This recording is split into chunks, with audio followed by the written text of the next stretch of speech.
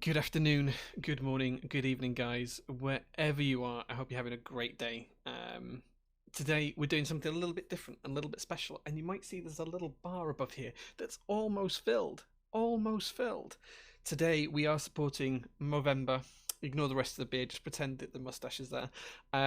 With Alex Otos and Max F. So they've been kind enough to start up this Movember movement this year within keyboards for Movember. We're almost at our goal. We're almost at the goal, and I want to see us smash that today. So, guys, dig deep and start to take a look at that. Let's catch up with chat, see what you guys are talking about. Hot Lemon Tea, Pog Iron 180 and F1 Race Waiting Room. Yeah, I've got the race on just over here. You can't see it, but the race is on just over there. There's like 4 laps left. So I'll be trying to watch that. Camera, focus, please. So I'll be trying to watch that and see what's going on at the same time.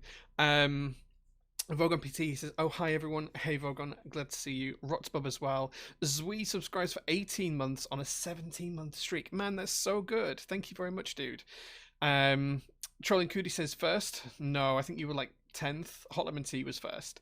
Catch is here as well. Priolio says hey. Bob GR says hey as well. Kajahata, Porcupine, Wave Depth, Zombie. Everyone's here. Good evening, guys. Good evening.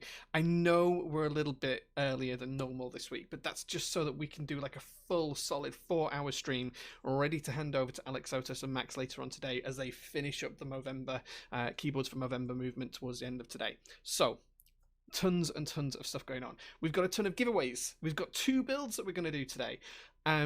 And yeah, I'm going to try and keep you entertained for 4 whole hours. So I hope you guys stick around because we will have giveaways dropped throughout of that. And we're giving away GMK sets, we're giving away keyboards, we're giving away desk mats, and we're giving away switches. So there's going to be a series of giveaways all the way through the stream today. The first giveaway will come when we hit that $3,000 mark. When we manage to make that $3,000 hit, that's when the first giveaway will come. Music is too loud. Oh, hold on. I can fix that. Okay, that should drop down a bit. Let me know if it's too quiet now. It's donate is the command. There you go, guys. That's the demand. You can also check out a little bit more about the Movember. How have I spelled that? There we go. There you go, guys. Let's see who else we've got here as well. So we've got Trolling Cootie and Wave Depth, Zombie, Iwanu, Socialite is here as well. Jeff, my man, good to see you, dude. Tim Tamale, Acidic Pure, AKB James, Aneos, Dodo. Oh, dude, that's a great name. I love that. Trolling Cootie says, how much to shave the beard? I don't want to shave it again. I could really, really, really don't. So I'm going to put a silly amount of $5,000 from one donation to shave the beard. So someone donates $5,000, I will shave the beard. So there you go. That's the trick. Coinstorm's here as well. Hey Coinstorm, glad to see you. Katsu as well. Limalicious. Jay's about to do 3 things at the same time. Yeah, well, I'm going to chat to you. I'm going to shill Movember. You guys should be donating to Movember already. Hopefully the banner will update live. When I was testing this yesterday, it was updating live. So hopefully that will continue to happen. And I can check out the donations on here as well. As well as that, I'm kind of watching the end of the F1. It looks like, oh no, it looks like Perez has just gone out. That's terrible. Oh, that's terrible. One donation of 5k, Trolling Cootie. One donation of 5k. Giveaway should be working. There you go. It must be on a cooldown.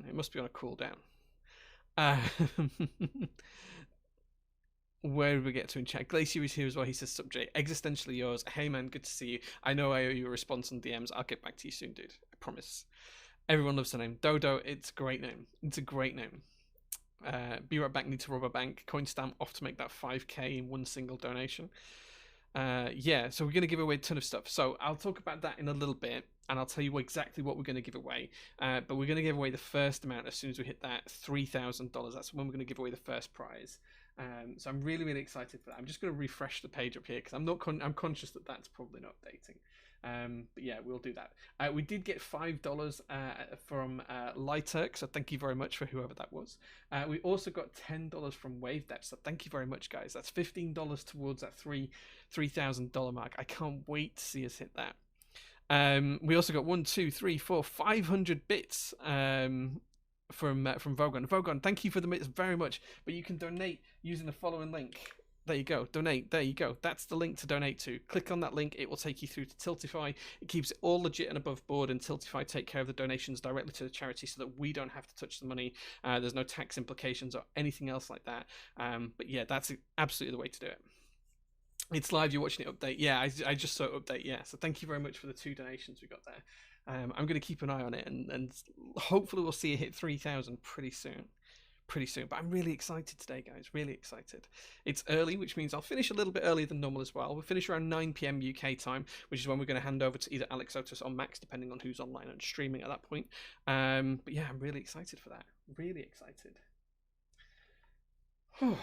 Okay, so let's talk about the builds today, because I'm doing 2 builds today. So the first build is actually going to be a macro pad, which is the S7 macro pad. That's the first thing we're going to build. The second thing we're going to build is going to be my Iron 180 prototype. Both of these happen to be in green, and they happen to have turned up at the same time, which was completely unplanned, I promise you. But in honor of that, I thought I'd wear my green hat with my green jumper today because everything's green. So trying to kind of give the whole green theme a bit of a go. Just realising there's now a safety car right at the last lap of the F1.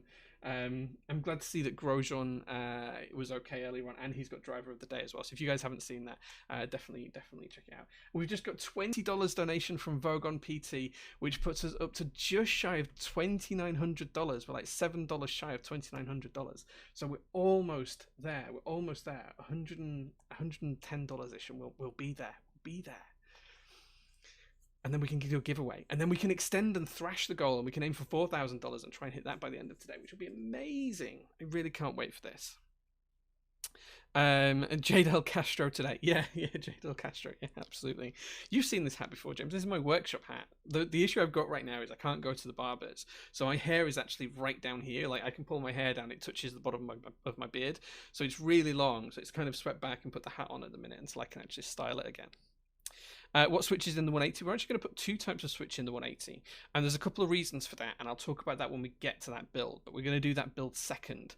We're going to build the macro pad first, the S7.7 first, and then we're going to look at the next build. Thank you very, very much to Anarchy for the $20 donation. Thank you, dude.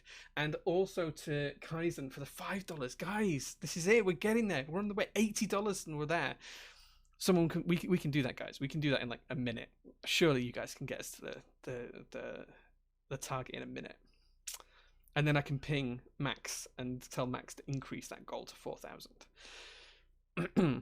Not if it reaches a limit, Guatemala. I will shave off the beard and keep the mustache if someone does $5,000 in one single donation. If someone does that, I will do it. I'm really trying to drive you guys. I happen to be in green. Yeah, they just happen to be in green, Porcupine. Who'd have thunk it? I'm trying to watch the F1. I'm sorry, guys. I'm sorry.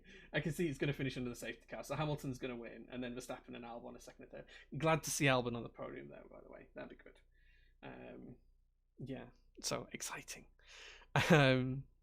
Top knot when? I could put a top knot in. My wife was toying with the idea of giving me a top knot the other day, but we decided not to. Anonymous, thank you very much, whoever that was, for another $20 donation. Thank you so much for that. Guys, we're almost there. We've gone up a huge amount in just a few minutes. $2 from Carbonese. He says, sorry for the low number. BRL is killing me. No worries, man. $2 is amazing. $2 is great. That will do so much, man. Thank you. It's not the amounts that matter. It's everyone doing things together. That's what matters. Katsu the dog says, how's things in the UK? Really good. Like busy, but really good. So yeah, I'm happy, man. I'm happy. You can't quite see it, but I have made a sign this week, and I've done all sorts of stuff out in the workshop. It's been great. Been a good week. Okay, what is this? St. Paddy's Day? It could be. We're just gonna go green. I didn't have a green t-shirt to spare, so I'm wearing a red one. But hey, it's fine. It's a cool look, Jay. The beard is, yeah. The long hair, not so much, because it's like really, really long, and it goes curly as well. As you can see, it goes really curly. So it's not a great look. Alex Otos, love the cause for sure. He does, absolutely. I'm not sure why the giveaway's not working, dude. It should be. It would help if I spelt it right. There we go. So we're going to do 4 giveaways, Zapri. We're going to do 4 giveaways. The first one is going to come when we hit that $3,000 mark for Movember, and then we're going to go from there. How does one donate? You can do that on the donate link. There you go. You kind of look like an art student. I'm the furthest thing from an art student ever. Furthest thing from an art student. I can't really do much art at all. So let's just check. Okay, we're getting close, guys. We're so close. We're so close. We're really, really close. Stash is here as well. Stash, hey man, good to see you, my dude. I'm surprised you're not involved in this with Max and Alex Sotos and I and trying to get Movember going, dude. I thought this would be right up your street. Okay. So anyway, guys, we're almost there. I don't want to flick away until the other camera setup until we hit that first 3,000. I can do the first giveaway because that's just going to be amazing to do the first giveaway. But let's talk about the stuff that we're giving away. So today on stream, I will give away 4 different prizes. Prize number 1 will be 100 marshmallow switches. They will be completely stock, they will be brand new, they will be unused, but 100 marshmallow switches. That is prize number 1. No payment of shipping or anything like that. That's all taken care of. It will be delivered straight to your door. You just need to reach out to me afterwards. That's prize number 1. Prize number 2 is an archetype desk mat. So we're going to give away one of the Dark Summit desk mats. That's going to be prize number 2.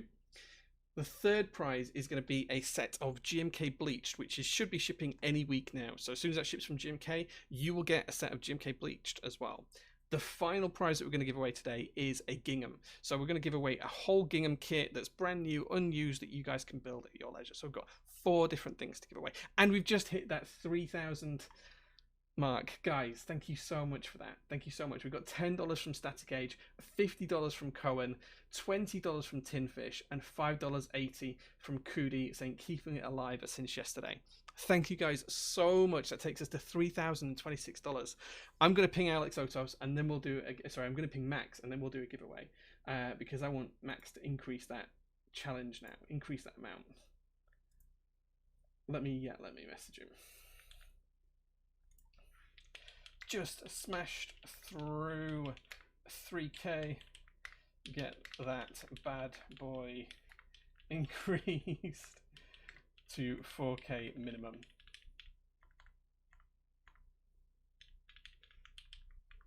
There we go. Hopefully he's going to update that. He's here. Max is here. There you are. There you go, Max. Thank you so much. We've just hit the 3K. Get it up. Get it updated to 4K because I think we can reach 4K today. I think we can push that for 4K. So yeah, so Pokebone, I'm glad you ordered Bleach for me. Thank you very much for that. It will be coming soon. I'm waiting for an update from GMK on that. It should be here soon. I don't have any news on it or anything else like that. Trolling Cootie says, what about the cents? $5.80. Sorry, apologies, Trolling Cootie. Those 80 cents make all the difference. Okay, let's do the first giveaway for the Archetype Desk Mat. So this is going to just be to Twitch chat. We're going to give it away. All you have to do is be active. So we'll set it going. Hold on. Let me get this ready. And I'm going to give you a phrase to type in, and as long as you type that phrase in, you will be entered into it. Okay, so the phrase is Movember. Anyone can enter. All you need to type in is Movember, and as long as you type in Movember, you'll be entered. So just type in Movember. Got loads and loads of people already in. Just type in Movember, you'll be in for this desk mat, and I'll ship it out first thing tomorrow morning. It will go to you. Tim Tomato says, I haven't been very active because of COVID. Yeah, man, COVID is rough all the way around. Jabril is asking, is this the gaff pad? Yes, it is. You'll see it a bit closer up when we do the first build.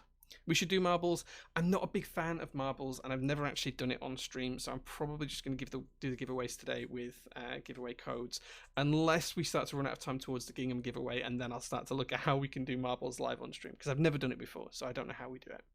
We do Nightbot. Yeah, we're just sticking with Nightbot for this one. Yeah. All you need to do is type in Movember, and then you'll be in there, and then we'll do a giveaway. I'm not sure why the giveaway command isn't working, actually. I'll check that out in a few seconds. But we've got a load of prizes. We've got the Archetype Desk Mat, which we're giving away now. Once we've done that, we're going to then give away 100 marshmallows next. And then we're going to give away a set of GMK Bleached. And then finally, we're going to do a Gingham kit towards the end of the stream. But we've got 4 hours of streaming, so we need to get close to that 4K to be able to do all of those giveaways. Okay. I think most people are eligible now. We've got about 60% of people eligible. Yeah, GMK Bleached. It should ship from GMK soon, is the latest I have, but I'm waiting for an update from them. So at some point soon it should arrive. We'll see. Okay. So Where's the button? Where's the button to roll it? Okay, I'm gonna roll it now. Let's see who wins the first giveaway, which is a Dark Summit Archetype desk mat. You can go Google it. You'll find a picture of it. It's a really nice desk mat. Whoever wins this is going to get one. All you need to do is DM me on Discord. You can reach Discord just on the links down below. Just DM me on Discord and tell me you're the winner. We'll verify that, and then I will ship it out to you tomorrow morning. So let's take a look. Let's roll it. Guatemala, there you go. Thank you very much. You are the winner. You've won that nice Dark Summit Archetype desk mat. So there we go. There we go. That's really cool. If Bleach is shipping, that means Hen Embassy must be soon. Bleach is not shipping, Lighter. Let me get this clear. Bleach is not shipping. The update I have from GMK is that it will be soon. Now, what that means in GMK world could mean anything. So, yeah. There we go. So Guatemala, just DM me and we'll sort out after the stream. We'll sort your prize out. So thank you very much for that, guys. Let me have a look at this command and see why the giveaway one isn't working.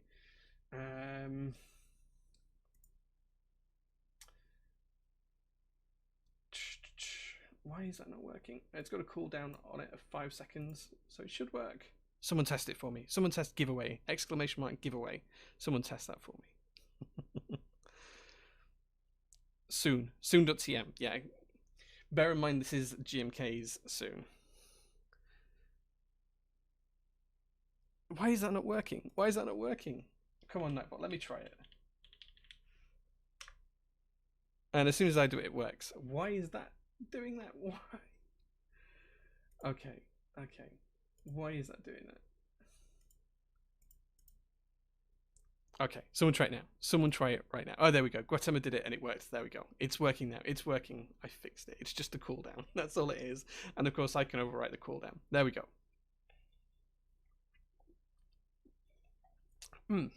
Huey says, how soon is now? Well, now's already gone because now is a fleeting moment that happens like any moment does, just fleetingly. So now is already gone. Dracula soon. Yeah, hopefully Dracula will be soon. Yeah, time is relative. That is the truth. And yeah, we always live in the past. All our memories are in the past. Yes.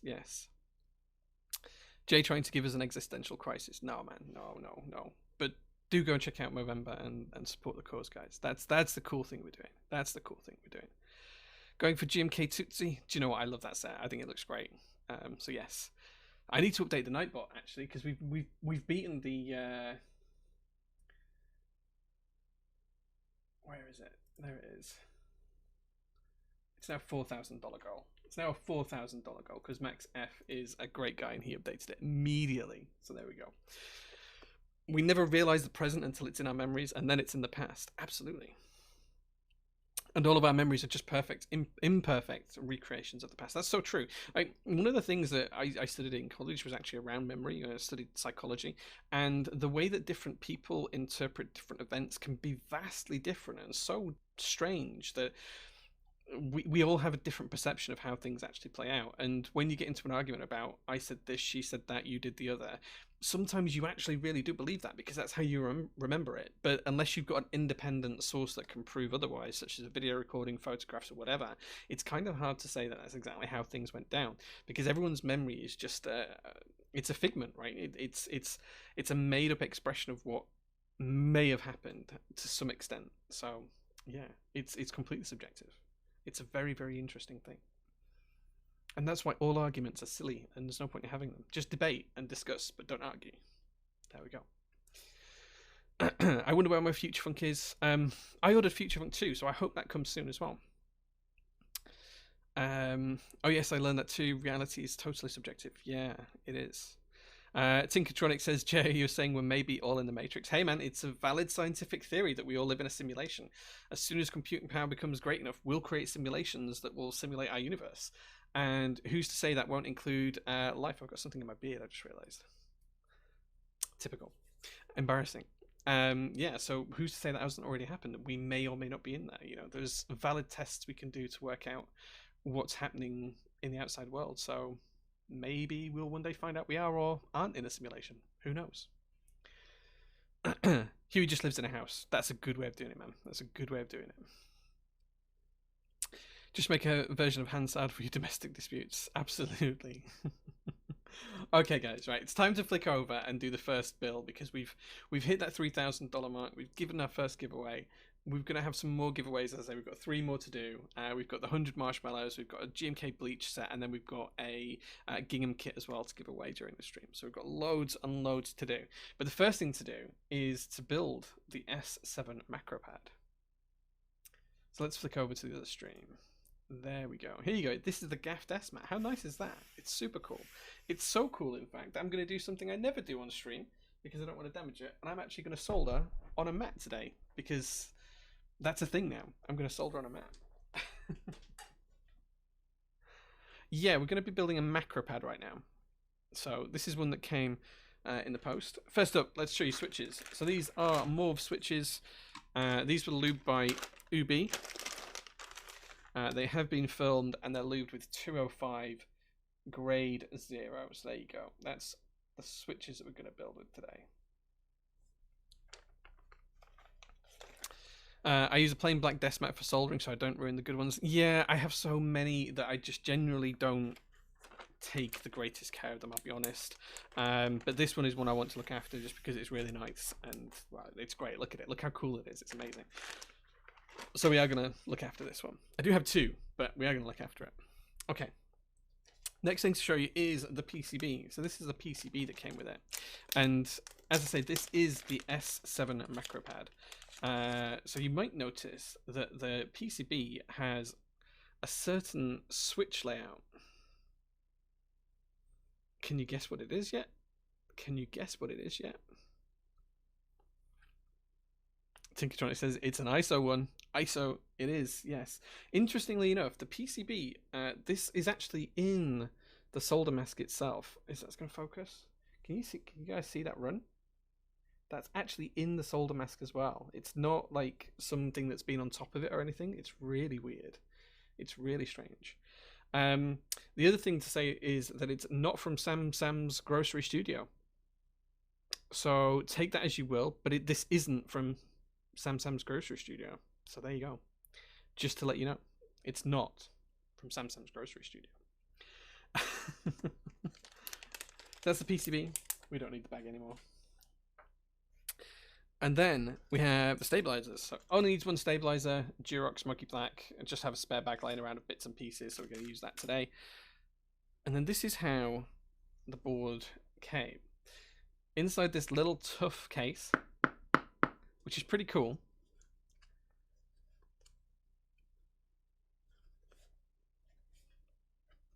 This is what we got.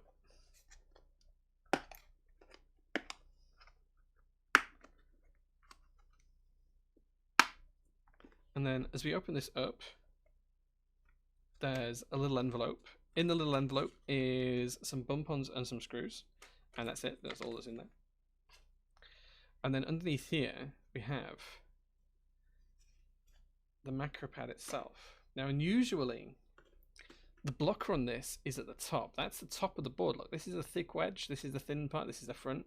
The blocker is at the top. But how nice is that? Now, interestingly enough, I do have another one of these coming. I've got another one in a different colorway coming as well. But yeah, I'm really excited to put this together and build it and see what it comes out like.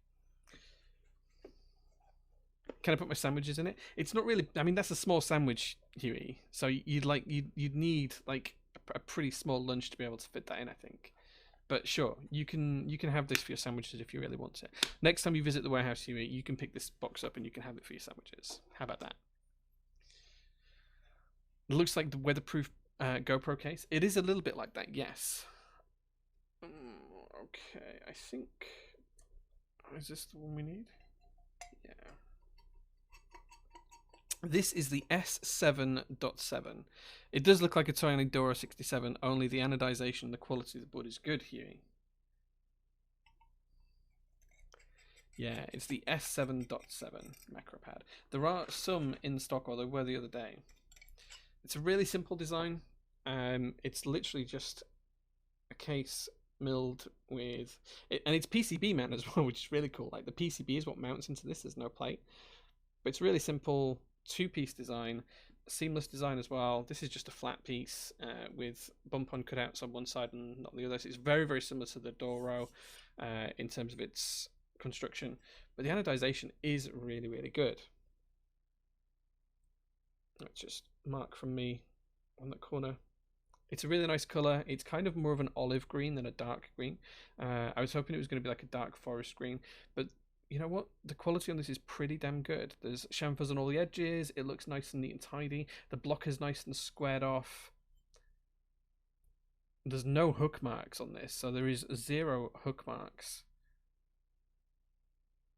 In fact, I think I've just found it. So in terms of the hook mark, it's inside, and I don't even know if I'll be able to show you guys this. Let's see if we can zoom right in. Right, so can you guys see just there? That's the hook mark. That's where it was held when it was anodized. Just one single dot right in a corner, tucked away. You have to really, really look for that. But the machining on this is really damn good. It's really damn good. Just white left in stock, but like 10 plus if you're interested. Nice. Thank you for the link. Thank you. So yeah, so that looks really good. Really happy to be putting this together. First thing we're going to do is we're going to pop the bump-ons on. I got mine too bad. Nice. Yes, I do have another one coming. I think the other one I got was purple. I'm not quite sure why it didn't come with this one, but it didn't. So hopefully the other one will turn up at some point soon.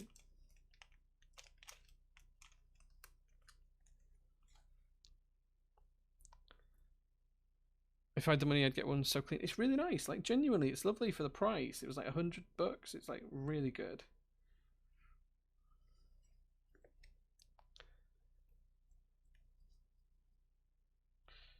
Okay.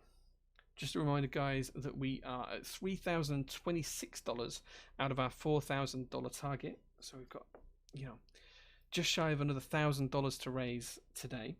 We don't have to do that during my stream, but I want to make sure that we hit that today. Like, 100% want to make sure that we hit that today. No Brian in Movember. I'm not sure what Brian's doing. But this is Clack as a whole supporting Max F and Alex Otos. My stream build time just happened to coincide with part of their stuff, so it worked out nicely for me to pick up the mantle and do the stream today. But yeah, it's Clack as a whole, not just me that's involved. Okay, so that's the bump-ons put on. You can see on the inside there is the hook mark as well for anodizing this piece. So there's nothing on the outside, but there is just there. There's a hook mark just there. So that's where they probably fused a stick to it and then dipped it into the tank and then clipped that off and flush cut it off. I suspect that's how they anodized it. Everything looks pretty much okay. This edge here is quite sharp. It'd be nice if it had a tiny little chamfer on it just to take the edge off. Piece is straight as well. Like sometimes when you get aluminium this thin, like 5mm, it can warp quite easily, but this is pretty straight. So yeah, interesting, exciting, something new.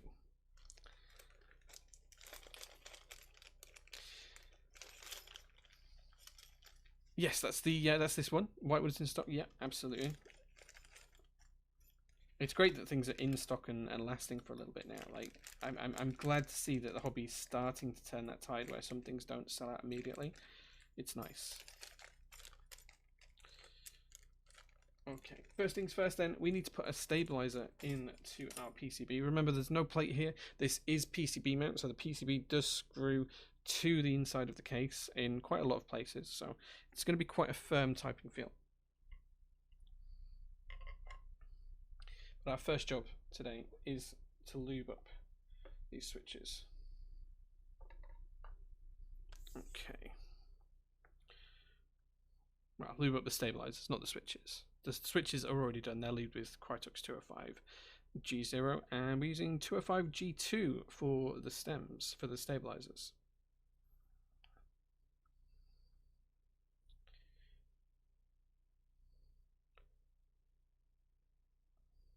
Okay, just going to put some nice amounts of lube here on the stabilizer. Get it relatively thick, but not overly thick. Oops.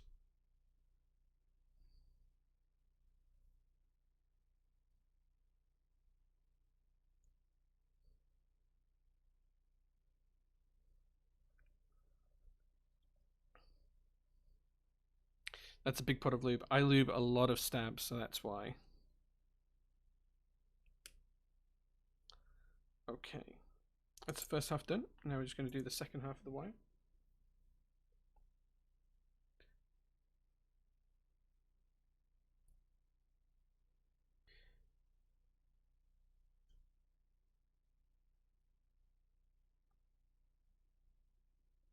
Sometimes this guy sells 500-gram packages on eBay for around $100. So I bought this direct from Miller Stevenson, who is the UK rep for Krytox lubes.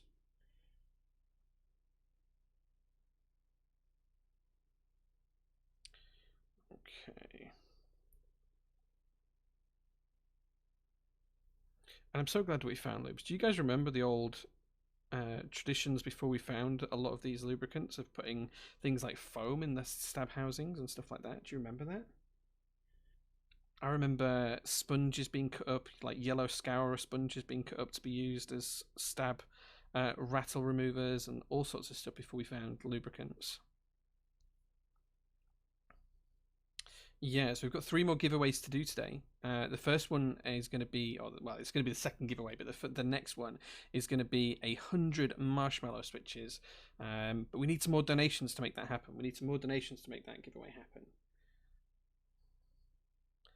So we've hit $3,026.69, and we now aiming for $4,000. So I don't know. I need to see more donations before we can do the next giveaway. Like, that's got to happen. More donations. We've got to raise more money for charity.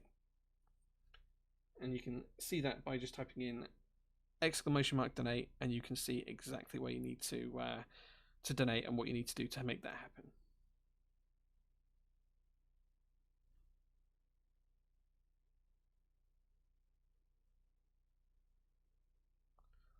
Okay, there we go. We have lubed a stabilizer. And now we can put that away until we get into the Iron 180 build in a little bit of time.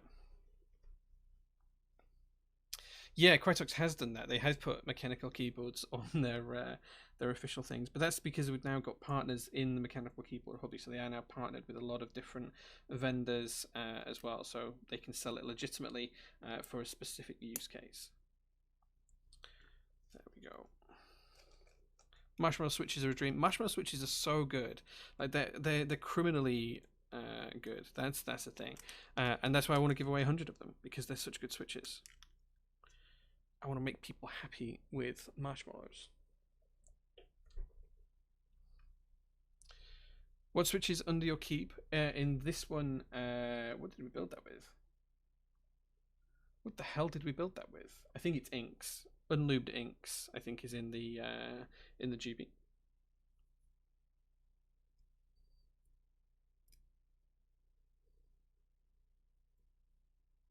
Wonder what the Keep community share is of the total of Krytox used. Very little, like 1 or 2%, if that. Just remember, guys, whenever you're screwing in stabilizers like this, you're not trying to go too tight. All you want to do is just make sure it's gripping onto the PCB, and then do like a quarter turn afterwards. You don't want to go too tight and risk damaging the PCB or risk damaging the stabilizer or anything else. You're not trying to murder it or wring it out. You're just trying to hold it in place. That's all you're trying to do. Whoops. So just go gentle with this. Okay, this one does not want to screw in.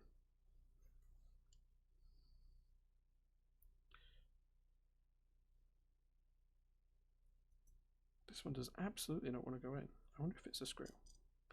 Let's try a different screw.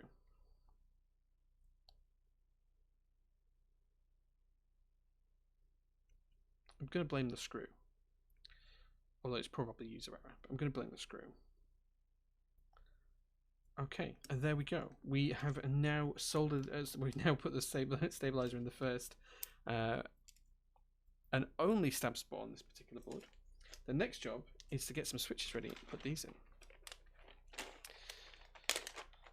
Yeah, we've got some really nice giveaways. We've given away a desk mat already, and for the rest of the stream, we're going to give away a gingham. We're going to give away a set of GMK bleached whenever the group buy ships. We're also going to give away... oh man, that's a really badly damaged switch. We're also going to give away a gingham, and then we've got 100 marshmallow switches as well. So the next giveaway is going to be for 100 marshmallow switches. And I've just seen that we've had another donation. Where's that come from? Hold on. There's another donation there. $20. Thank you very much for Sean DePaul say one. Thank you very, very much, dude. Thank you, man. Another $20. We're on the way, guys. We're on the way. We're getting up to that $4,000 today. We are gonna hit it, guaranteed. It is Moves. Yes, you're right. It is Mobs in the Juby. I was looking at the i180 as well. It's unlubed inks in the i180. There we go. That's the difference. Yes, you're absolutely right, Huey. Thank you for correcting me. So many boards, so many switches. I lose track.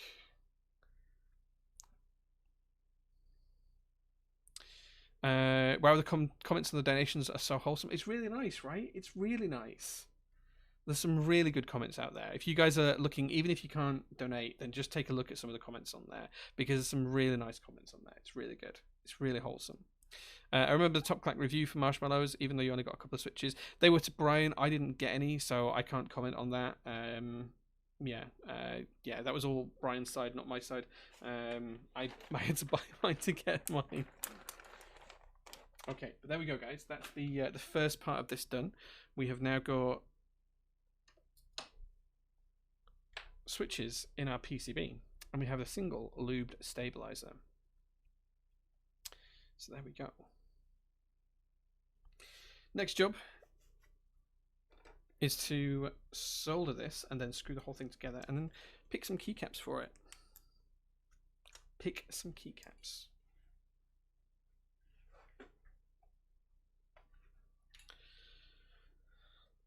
Okay, now I did say I was going to put down my solder mat today, which I don't usually do, but I think I am going to do today because I just don't want to damage this desk pad because it's so cool. So let's get this ready. So this is what I use in the workshop whenever I'm doing any soldering out in the workshop, which is pretty much daily at the minute. So this mat does see a fair amount of use.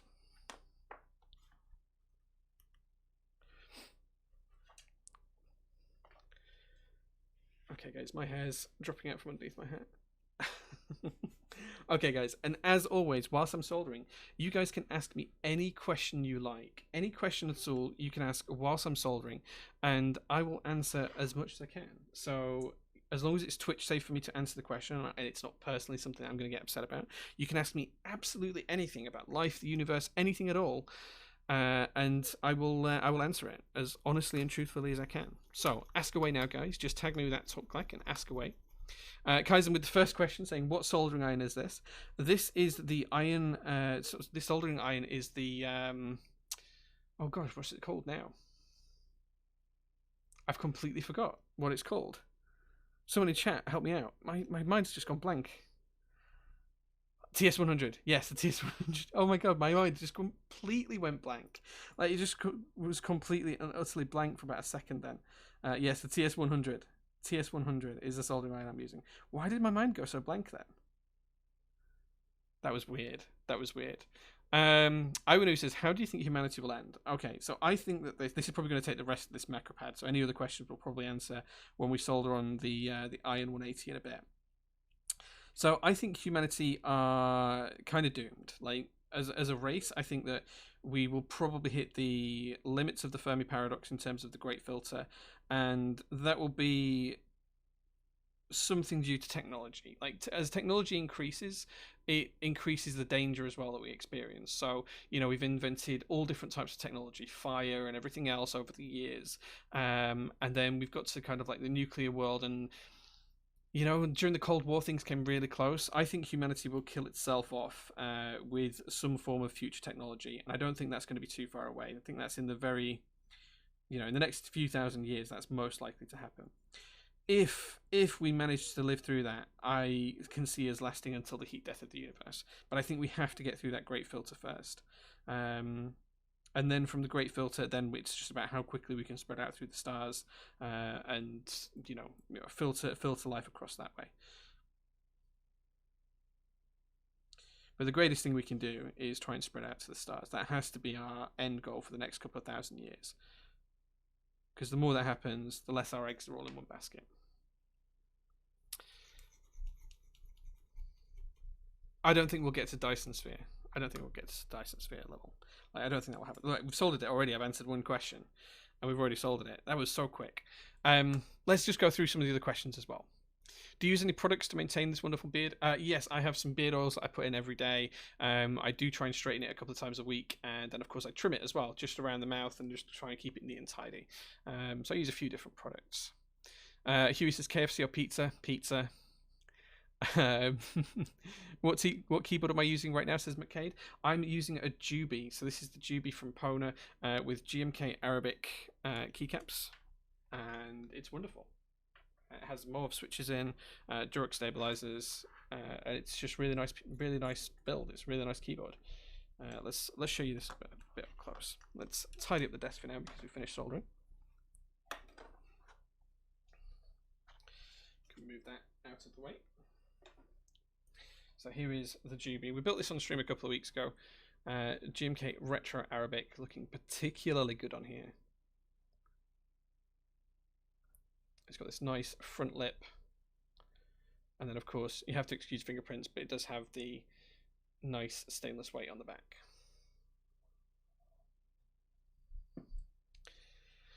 Okay. We talked about products. Have you been eating too much leaded solder? I only ever use leaded solder, so that's why. I don't use a fan while soldering. No, this is an industrial workshop, so we've got vents and stuff in the ceiling. This is just a small office space in my wider workshop, so don't need to worry about that here. We're quite good. Maybe once humanity gets a Dyson Sphere, then we'll have that problem. I don't think we'll get to a Dyson Sphere civilization. I just can't see it. I can see us using some sort of technology that will just wipe us out at some point without us realizing the ramifications, or it will severely detract our progress and set us back a couple of thousand years. I think that'll happen.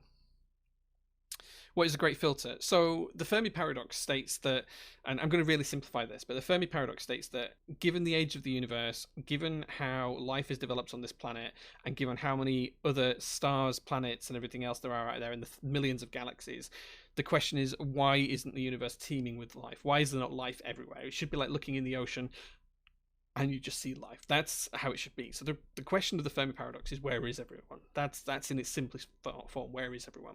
And there's been a number of solutions kind of proposed to talk about why we don't see other people or other beings or other races when we look up to the skies. And the most common one of those, the one that most scientists seem to back, is that life seems to hit what they call the Great Filter. And the Great Filter, we don't know what it is. It's just kind of like a step in progress that just stops beings and life getting to becoming a spacefaring civilization. So there's some kind of filter that most civilizations hit, if indeed they exist, that just stops them becoming a spacefaring kind of culture.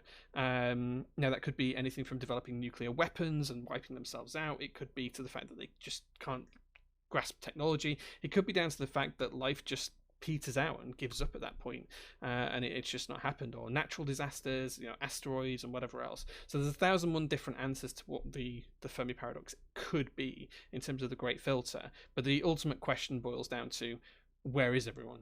That's the real question of the Fermi Paradox. Okay. J Big Brain? Nah, not at all. How much does a good keyboard cost to build? It depends on how much we want to spend. You can get a reasonably nice keyboard for a couple $100, or you can spend a couple of $1,000 and have something at the top end. It all depends on what your budget is, but there's something for everyone's budget. Have I won a gaffle before? No, I do have some gaff caps, but I've never won a gaffle. Katsu the dog says, using the power of the internet, anyone know a restaurant in the UK which sells chicken food similar to Nando's Peri Chicken? I just can't recall it. There is a lot of different versions of Nando's chickens, but I don't think there's another national chain. I think there's just loads of individual shops. Okay, Danny Typing's checking out what we can do about giving away and donating. So we've got 3 more giveaways to do today, and we're going to do that as we get through the donations. We have had some more donations, because we're now at $3,069.69. Guys, I see where you're going with this. I wonder if we can make that $6,969.69. I wonder if we can do that. But we've got $10 from Kaney. Says, gotta love the Cube community for this. Thank you ever so much for that $10. And also $13 from Kudi, who says, nice. Thank you very much, guys. Thank you. Thank you. Okay. Scrolling down, let's see. No one wants to talk to us. Hey, refrigerated toilet paper, what's wrong? Who doesn't want to talk to you? Sean DePaul says, I think there's a lot of life. It's just too far away to see with our current tech. So I think you're probably right. I think microbial life in the universe probably exists on a vast scale. The question is, where's all the intelligent life? And that's what the Fermi Paradox sets out to kind of like understand. So I agree that I think microbial life, bacteria, things like that, they probably exist in billions of different places, and we'll probably find them in a lot of the moons around Saturn and Jupiter. There's a couple of missions that are coming up that are probably going to find those. You've got Titan, Europa, places like that. I think absolutely we'll find microbial life within our lifetimes, if not within the next 10 years. Everything else in terms of it could just be the Great Filter. The Great Filter is just a theory. Yes, Jonathan, it is just a theory, but it's the leading theory and it's the best answer we've got right now. This Keep Stream is getting deep. Hey man, I like to talk about stuff, like anything, like questions. You guys can talk about anything. I'll try and have an opinion or a thought on it. Imagine if we were the only ones that passed the Great Filter and it had already happened. Well, the great thing about that is if we are the only civilization to pass the Great Filter and we do spread out to the rest of the universe and we start to make Dyson spheres or whatever, and we start to expand in the next 10,000 years, we'll be able to find those other kind of communities and civilizations that are just on the cusp of the Great Filter, and we'll be able to help them past it. So if we are lonely, it shouldn't be lonely for long. Let's put it that way. I don't think that humanity has passed the Great Filter. No, I think we absolutely haven't passed it yet. I suspect my personal take on the Great Filter is it's not nuclear power. It's not the kind of using of fossil fuels. It's not kind of asteroid impact. My personal feel is that it's to do with the singularity. So there is another theory that suggests that over time humans will merge with machines and become what's part of the singularity, which is where we become, I don't want to say words like immortal and everlasting and ever living and stuff like that, but basically we will merge ourselves with technology that it will come to such a point that we will begin ourselves as artificial intelligence. And this is kind of what the actual story behind Battlestar Galactica was, if you've ever watched that, around the Cylons and the humans and everything else. So it kind of can go as deep as that. But I suspect that as we start to merge with technology and we hit the singularity, and you can Google that and look it up, that probably is too deep to talk about on a keyboard stream, but that's where you're going to start to hit the Great Filter. That's in my opinion. Are NK blueberries any good? They're okay. I'm not really a big fan of tactile switches anymore, but if I was going to go for a tactile switch, I'd probably pick a Zelio V2. People are free to disagree or agree with me on that, but I'm not as keen on blueberries as I am on creams, which are the linear version. The other half of life in the universe, they don't want to talk to us. Maybe that's what it is. Maybe that they're waiting for us to pass the Great Filter. Who knows? I thought they already found evidence for microbes on Venus recently. So what they found was potential proof of microbes, or potential evidence of microbes. It's not been proven conclusively as yet. So yeah. Etele Pino says, hi, I love them rain desk mats. Thank you, man. I'm glad you got yours. Thank you. The Great Filter is the vacuum decay. Okay, so I don't think that that's the case, because vacuum decay is something completely different. Like, that would just wipe out the universe, right? So that's just gonna. And where have you been reading about vacuum decay? This is like quite a high-level scientific thing, but there is a theory that vacuum decay would spread at light speed across the universe and just wipe out everything in its path, and you would not be aware of it coming because it's traveling at light speed. You can't see it happening before it gets to you. It's not like something that's emitting light that you will see at light speed and something's traveling slower than light speed behind it. It's actually traveling at light speed, and it would just destroy everything. So you wouldn't even have any notice. It would just be gone. Like 8 minutes the sun would disappear, and then 8 minutes later we would disappear, because that's how long it takes light to get from the sun to us. But you wouldn't even see the sun go out in the sky, because once it had been disintegrated, that wave would travel at light speed to us before it happened to us. So vacuum decay is something very different. I don't think that's a Great Filter. The great filter is moving away from MX Blues. Maybe. Maybe. Did you find the key? I did find the key. The key is here. The lost key. This one is the lost key. There you go. That's the lost key. It was found. It was on my Insta stories yesterday. I found it. Yeah. How did I propose for marriage? So me and the wife, we went to a place called Chester in the UK, which is a really nice old village. We stayed at this lovely hotel. We had some nice massages. We had a nice walk.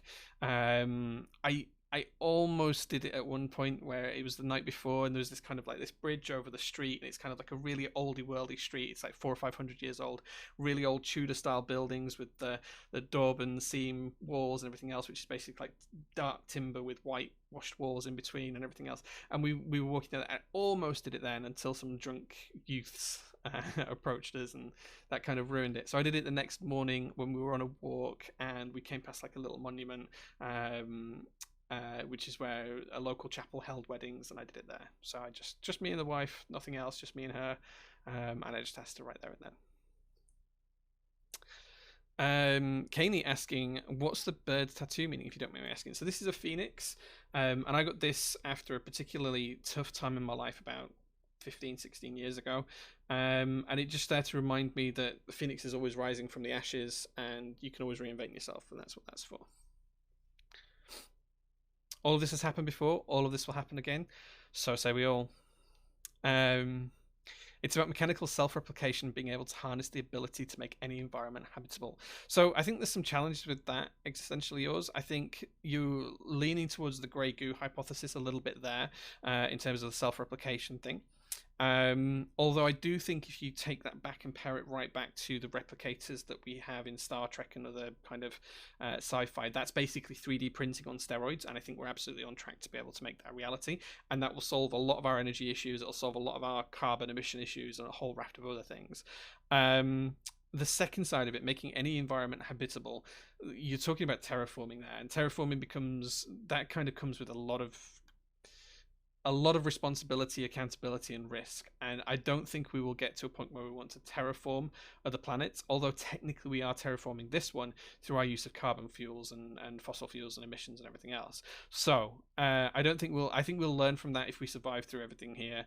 And I don't think we'll ever then change other worlds to make them habitable. I think we'll just find worlds that are naturally habitable, and we will inhabit those.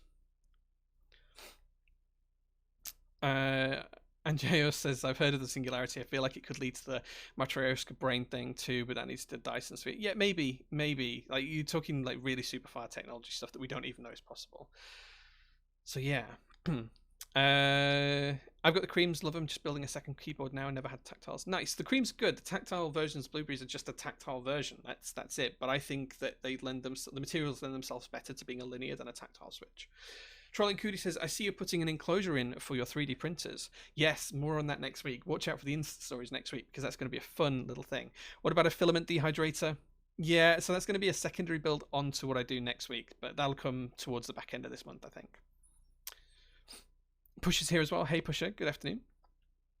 In a nutshell, a great video on the great filter. I'm not going to click on the link, but I'll watch it later on. If we survive the vacuum decay, then we're really good.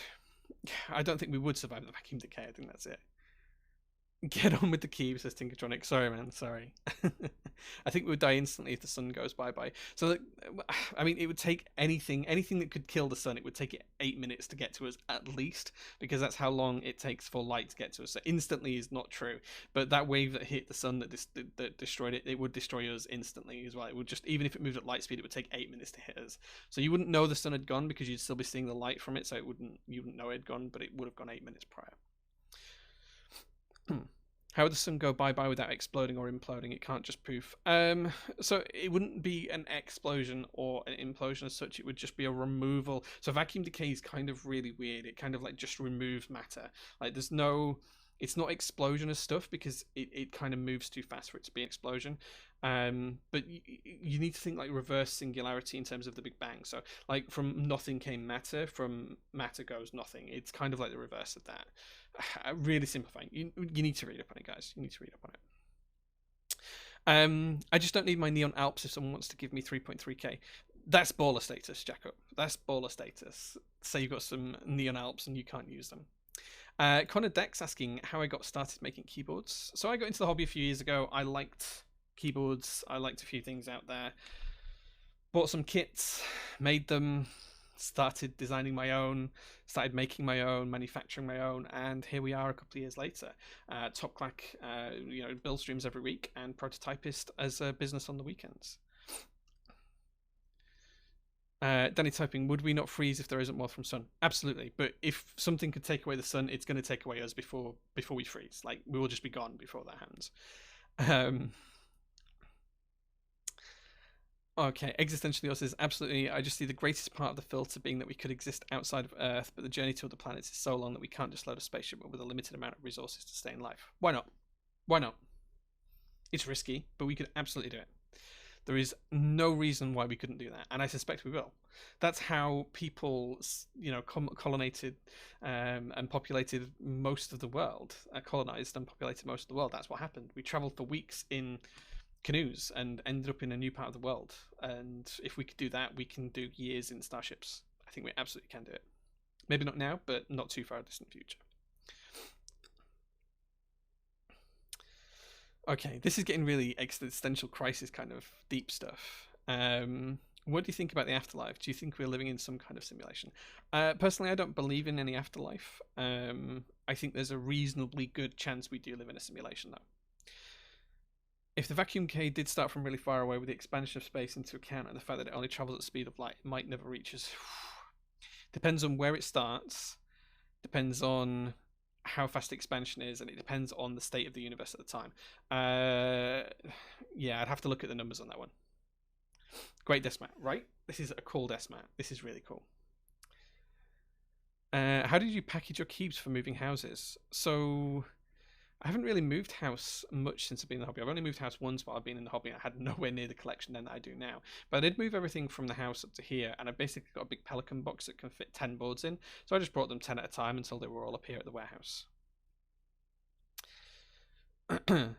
Yeah, I just had yeah. Where did I get my desk? This is just from IKEA. This is an IKEA desk. Plain and simple. Nice. Nice. It's not an exclusivo desk mat. No, I think loads of people managed to get these in group buy. So yeah, I just picked up 2, and I think loads of other people did as well.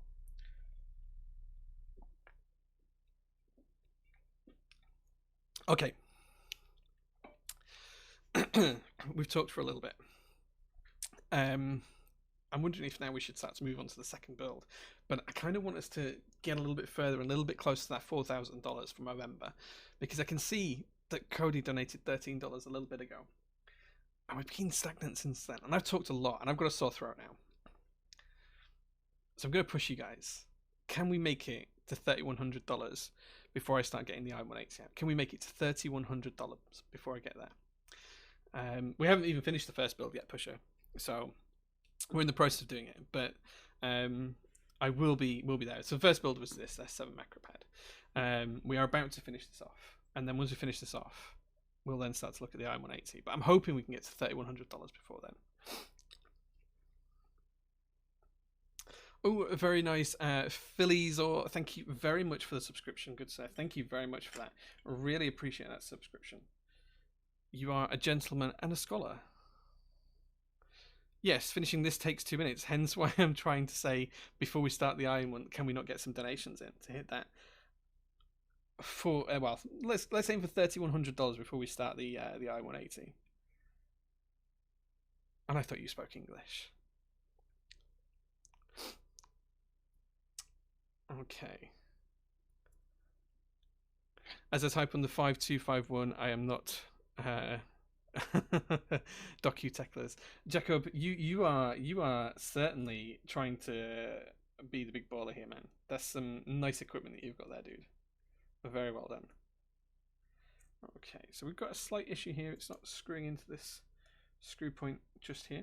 Let's see if we can rectify that. I think it's just that the screws are quite short. No, okay, interesting. Interesting. So having the screw in this left side means that the screw in the right side won't go in. So let's try again with the screw on the right side first and see if we cannot.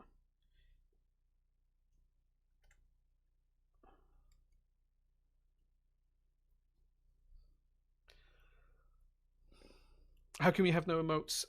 Blame Brian, who is my top Clack co-host. There we go. Putting them both in at the same time helps. There we go. Excellent. He takes charge of all of that, and he hasn't sorted it out yet. So, yeah, we will get some emotes at some point, but we don't have any right now. But we've been streaming for 4 years. Top Clack is 4 years old now. I mean, if it was $80 to buy and over 3K to sell, yeah, they're expensive. Gatoron says that desk mat. Thank you, man. It's so cool. As this desk mat, like I'm really happy with it. It's just genuinely cool. Yeah, so Earth, we've got 3 more giveaways to give away today. The next prize that we're going to give away is 100 marshmallow switches, and then from there we're going to give away a set of GMK bleach, which you'll get when the group buy ships, and then the final prize today is we're going to give away a gingham kit, a full gingham kit ready to build up. Hands up. There we go.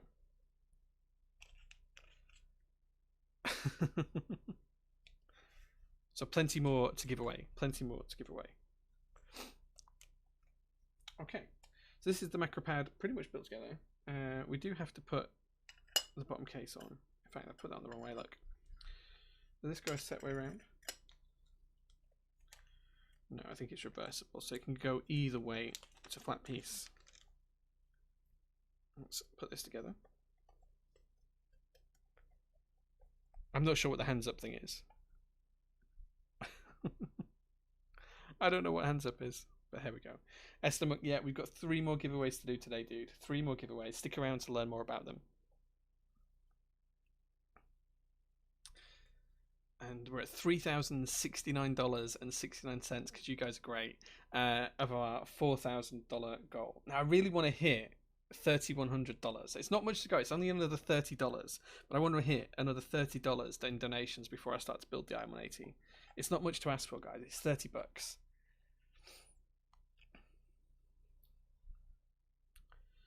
Okay, there you go. I've been doing some decluttering this weekend. Man, the keep stuff has claimed a lot of space. Not great for minimalism. Dude, I know the feeling. I have so much stuff lying around, and it's so difficult to sort out.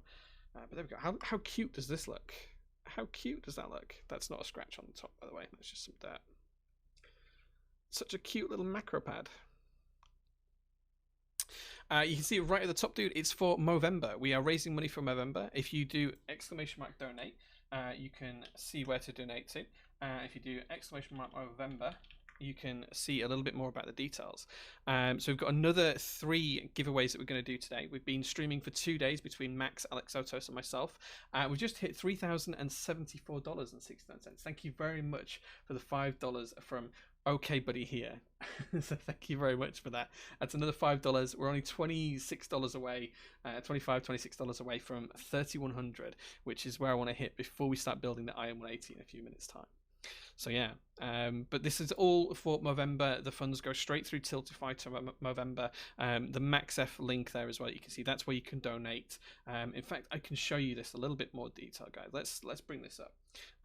So you can see this is the website. So this is where we're at. We're at $3,074.69 of our $4,000 goal. You can donate. You can use PayPal. You can use all of that kind of stuff. You can reach out to Max and the rest of the team, Alex Otis and myself, through that button if you want to.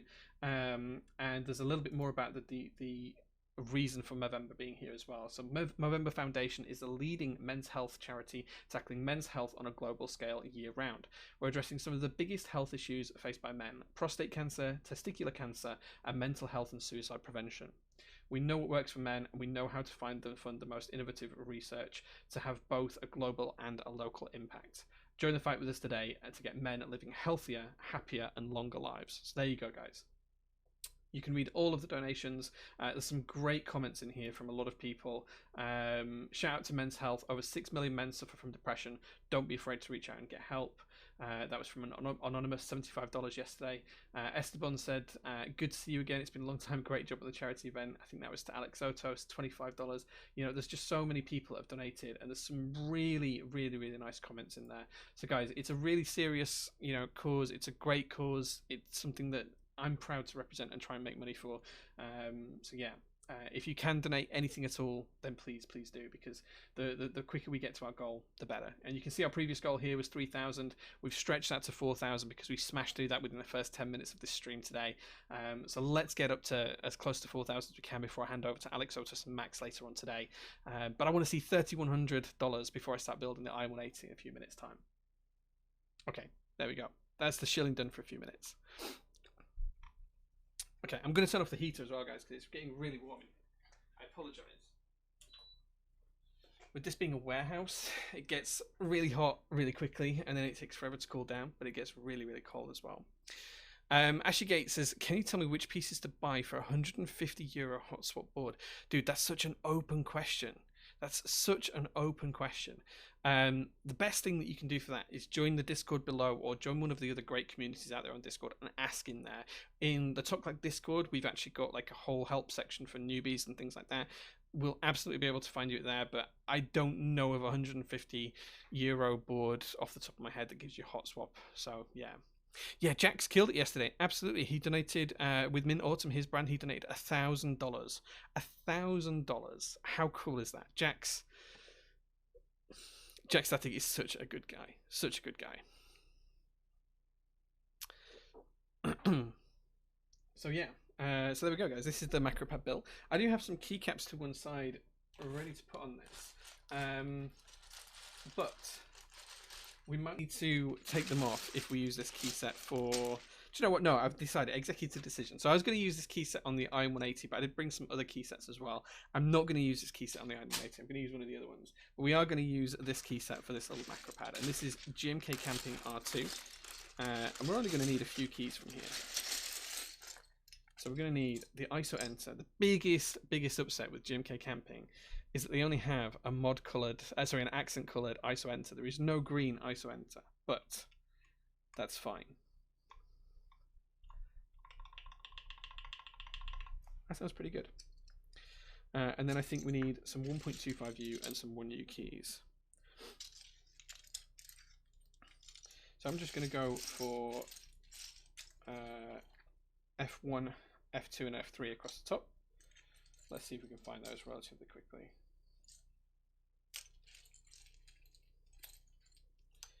I still don't know what I'm actually going to use this particular macro pad for. But it's cute, and it's cool, and it's fun, so I'm glad we've got it. There's F2. Let's see if we can find F3 just as quickly as that. A lot of keycaps here.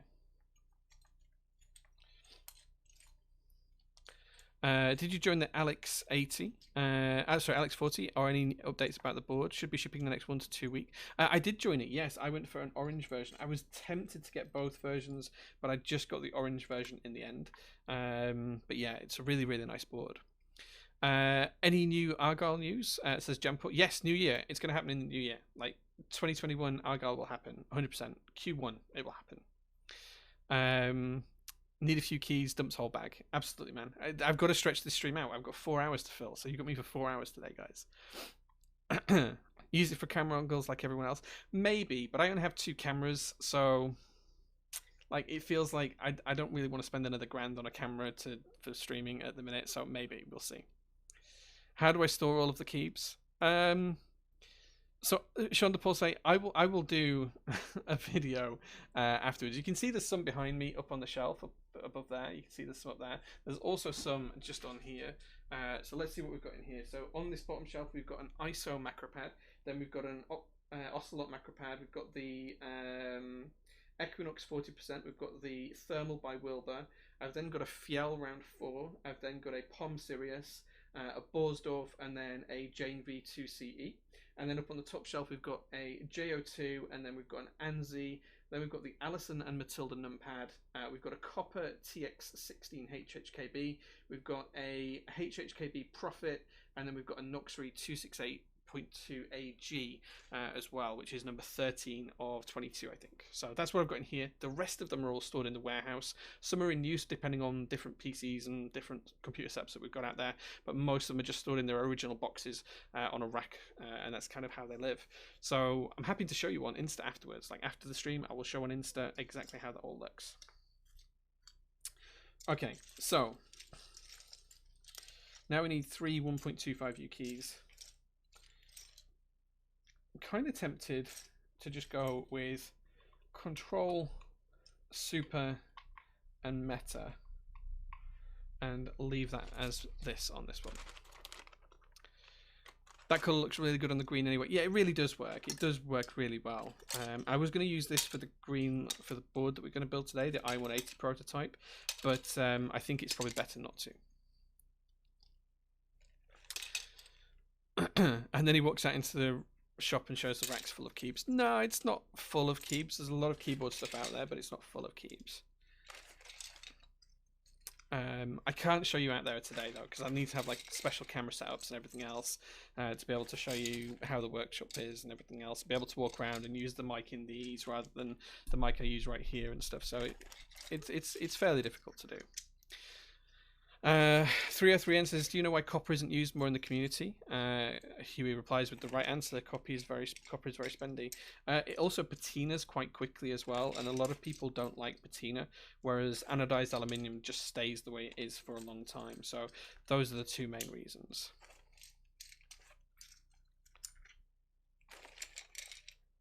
I think Trolling Cootie meant the colours look solid, and he's right about that. It looks really good. I'll show you guys up close in a second. We'll put these away. So yeah, we still haven't hit this $3,100, guys. We're at $3,074 and hey, 69 cents. But I'm pretty sure we can make $3,100 before I start doing the iron build stream in about 10 minutes time. Yeah, like copper does patina really quickly, like, especially if it's uncoated or untreated. I use copper for the limited edition JL1. I've got my IM180 limited edition here, which has got copper parts on it. And if you don't protect it, it will patina really quickly. Like, that's just the thing. It's part of how it works.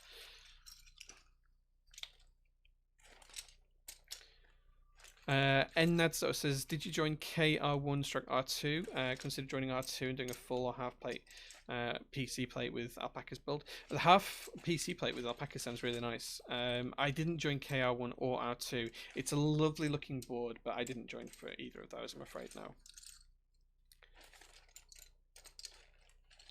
No, it's not weird to like patina. I like it too. What plate did you get for the i180? The forged carbon looks amazing. So I got a brass plate made for it because I've got the brass based version of the i180. So it's just to match that. Forged carbon looks great, but I've found in sound tests personally when I've had it produced that it doesn't sound as nice as weaved carbon fiber. So I tend not to use it and tend not to order it. I've had maybe 10 or 12 plates done in forged carbon fiber in the past. But there's more resin content in a forged carbon fiber plate than there is in a weaved carbon fiber plate. So basically how you make a carbon fiber plate is you lay down layers in different orientations of the weave and you basically put a resin together and then you press it flat, right? A forged carbon fiber is a little bit different. You will put it into a mold for a flat sheet. You will then lay bits and pieces in there like you would fiberglass, and then you pour resin over it. But it has a higher resin content because of that. And I tend not to be a fan of the sound from that because it's slightly inconsistent. It depends on how much carbon is there or not. So it can make a difference around certain keys and certain areas on the board. So personally, I'm not a fan of the forged carbon, even though it looks really good. But yeah, this is just one of the things I found.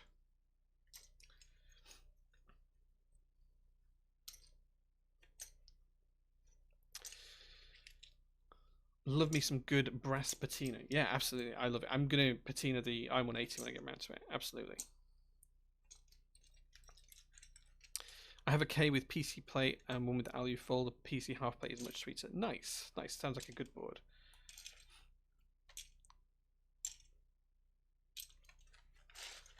Okay, there we go. Keys all put away.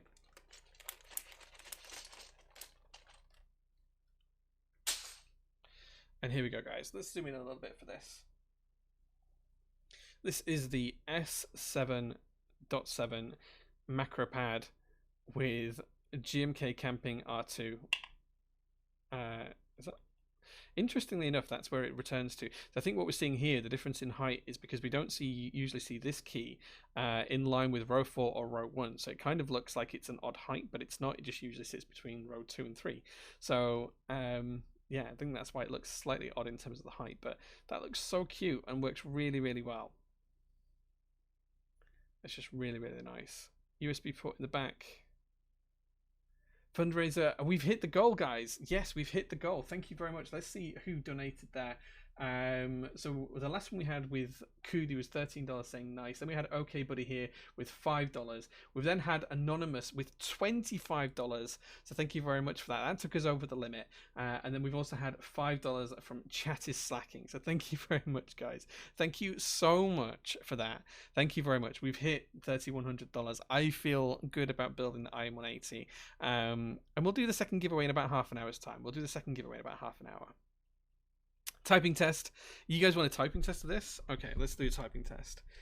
I don't think I need to turn the music off for this one.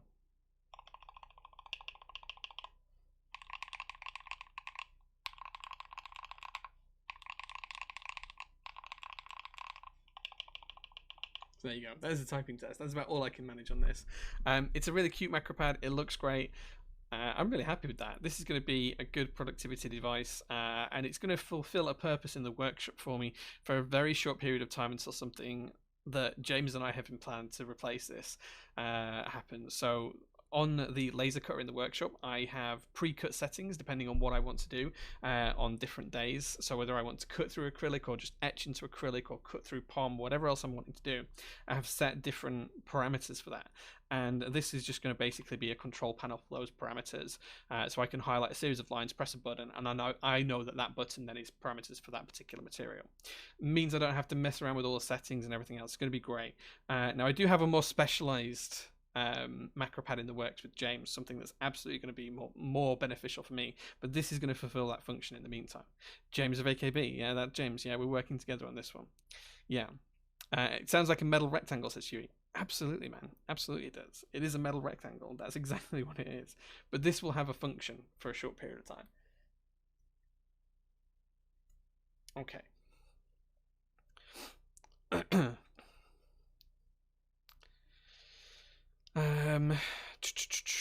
Where are we at? Yeah, so James and I work together quite well. I don't know if James is still watching. He was watching earlier on, so I hope he's still watching. If he is, hey James, good to see you, man. Yeah, watch out the Insta stories next week because you probably see the first steps of that MacroPad project come to life, and then the rest of it will come to life over the next few months. But there's a certain project that's happening next week on it.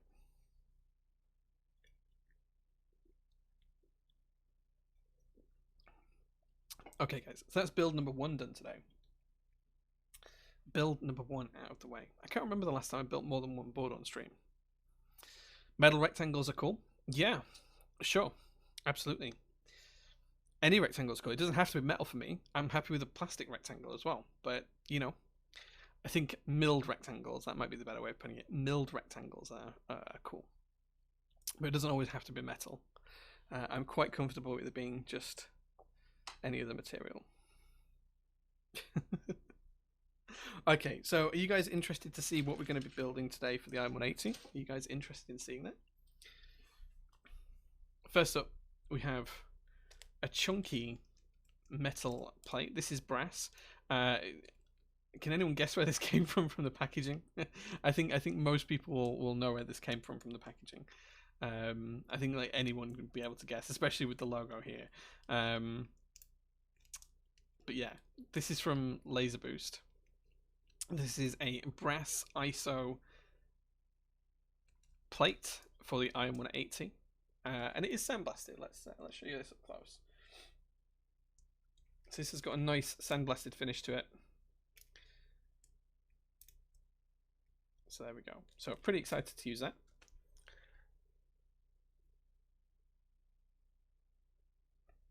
Injection molded one's okay. It's not necessarily always for me, but injection molded is fine. What is your favorite plastic milled rectangle? Probably my TMO50.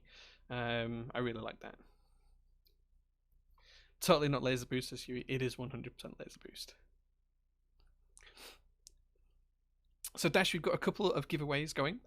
So today we are going to give away 4 different things. We've already given away 1, which was an archetype desk mat. We're going to give away 100 marshmallow switches soon. Then we're going to give away a GMK bleach set, which will ship when the group buy ships.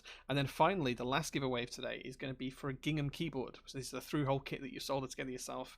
So we're going to give away all of those prizes today. You appreciate your zooms, thank you. I do. I should change that for a macro so I can zoom in or out on a macro pad. That would be useful. I'll have to have a look at that. Switch Doctor AU says, "Good morning, Jay. Good morning, man. Wherever you are. Yeah, I assume you're in Australia. So there we go. Okay.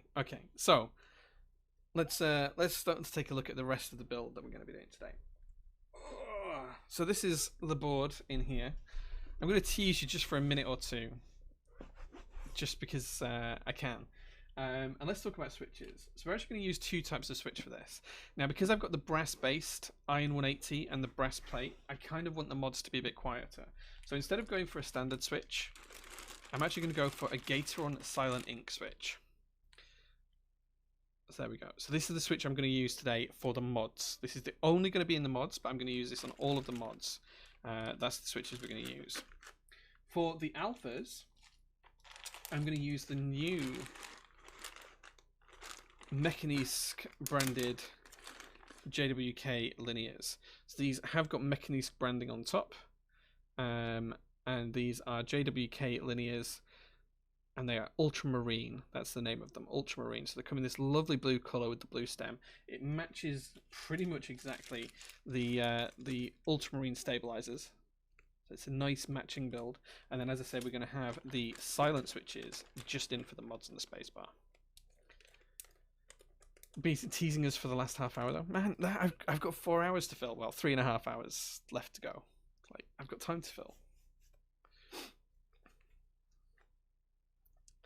A very cool color. Like, these switches are really nice. They're genuinely lovely. Like, they're so nice. And they're pre-lubed. They feel really smooth as well. So these are pre-lubed factory. So I figured they were going to be like the NK Silks, but they're not. They're kind of, they feel a little bit more even. I'm interested to see how that feels when it comes to doing the whole build. But yeah, I'm really, really looking forward to seeing that. But they feel good. Yeah, so we've done the S7 macro pad. We've built that today already. Now we're going to build the Iron 180. And we're going to raise some more money as well, guys. We're at $3,104.69. And I'm hoping we can get close to that $4,000 goal by the end of today. Iranimax says, "Hi Jay, did you have a chance to try out the new Cherry Hyperglides? Any thoughts on them if you did?" I haven't tried them out as yet, no. So I do want to try them out. I'll probably buy some at some point soon. I will check them out, but I haven't done as yet. From what I've heard, they're not the greatest. But yeah, you know, I don't like to reserve. I like to reserve judgment until I try things myself. So I'm not basing anything on that. But that's what I've heard, is that they're not particularly great. Shonda Paul one says, "Does your wife ever watch your streams?" Sometimes she's sat just so. What you guys can't see is that I do have like a whole TV and couch set up just at the side here. You can see the F1's still on in the background. So sometimes she's actually sat here streaming, because this is my office. You can see the shutters down at the minute because it's dark outside. But yeah, she's sometimes sat just around there watching TV with the dog curled up whilst I'm streaming. Today she isn't. She's at home. But yeah, she's often here. So yeah. Just realised my hair is sticking out from underneath my hat all over the place today. My hair is such a long mess at the minute. It's so long and so messy. But hey, it is what it is. There we go. So yeah, sometimes she does. Sometimes she's actually in the background of the streams. I don't think she ever goes back and actually watches my streams actively, because she doesn't really follow the keyboard hobby. She doesn't understand why I've got a couple of hundred lumps of aluminium that are keyboards in a warehouse. She kind of doesn't get that, but that's fine. I don't get her hobbies. I don't understand why she wants to spend €1,000 on a handbag, but that's fine. I still love her for it. So Hyperglides are basically like pretty good retools. Interesting. So the reports I've had is that they just feel like cherry switches, which, okay, you know, fine. But yeah, good retools have not been around for a while. 2017, I think, was the last time I had good retools.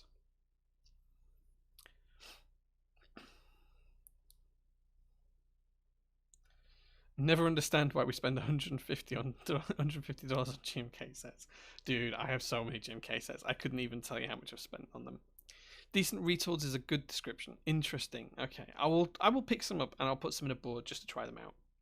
Mushier says, I have a question. What do you think of the Keychron K6 hot swap? Is it a good budget keyboard? I think it's okay. I haven't tried one out personally, but from the reviews I've seen of it, I think it's okay. I don't think they're terrible.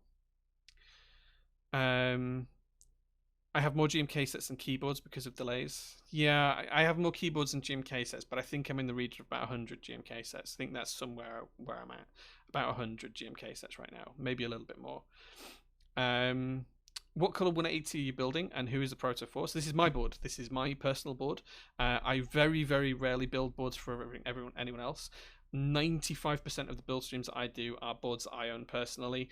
This one is for me, and it's green. So you'll get to see it shortly. Or it's the grayan color. So yeah. Do I think the Ramakara will really ship in Q1 2021? I think they've produced a load already. I think it just needs to go through QC from what I understand, from how I interpreted it. I could be wrong, but Rama's pretty good with that. You know, if he's not sure when it's going to ship, he doesn't give a date. He just lets the project happen naturally. If he's given a date, I'm pretty confident he'll make it. Yeah. Does that have an impact on your home insurance policy? So no. So this is the Prototypist Warehouse. So for those of you who don't know, I own a brand called Prototypist. You can see just there on the wall is actually the sign Prototypist, which means that behind me, and outside of this room that I'm in, is basically a full-fledged warehouse, and we've got all of the key sets, keyboards, kits, everything else that I sell, desk mats, you name it, all out in the warehouse, as well as all the tools and everything else I use, so laser cutters and 3D printers and everything else that I use to make the products that we sell and give away. So my home insurance, I think I have like 4 keyboards at home. Everything else is here. So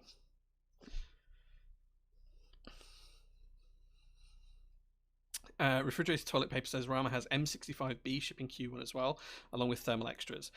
Yeah, well, thermal's already gone through, right? I built my thermal a month or so ago, so yeah, I think that's all shipped now. If the MX switch format went away, what would you use? Alps? I'm interested to see what comes next, though. What comes after MX style switches? What's the future there? What's the future? We have, so we've got to think about what comes next. Like, there's got to be something next. We can't stick on 50-year-old technology forever. I know we're talking about things like analog switches and, you know, light-based switches that don't really have leaves and all of that kind of stuff, but optical switches can only go so far, and they still follow the MX footprint, and they're still the same sort of size switch and everything else. So yeah, what's next is a really good question. I don't know. But try Alps, so if you're getting bored, Huey, try Alps. I'm excited for Thermal 65. I use my Thermal every day for a month after I built it, and that not usually happened. Like, as soon as I build a new board, I swap power. The Juby has not left my desk since I built it a couple of weeks ago, and the Thermal was on my desk for a long time after I built it as well. So, yeah, Thermal's great. Thermal 65, maybe. I don't know if I'll buy that or not. We'll see. Chock switches, yeah, I'm not convinced that they're going to be the future. Not convinced. Optical is still, sadly, an MX footprint, though. For most optical switches, they're still MX footprint. So we need to move away from the MX footprint, I think. That's got to be the next big step. I'm also excited when someone tries to reinvent switches. So Harta's trying to reinvent a load of different switches. Like, he's doing some really good things with Hall effect switches in modern housings.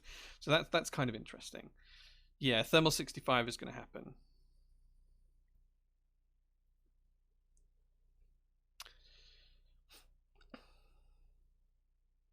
We'll have fins on the forehead. Nice. Topra is the future. Topra is going to make a comeback.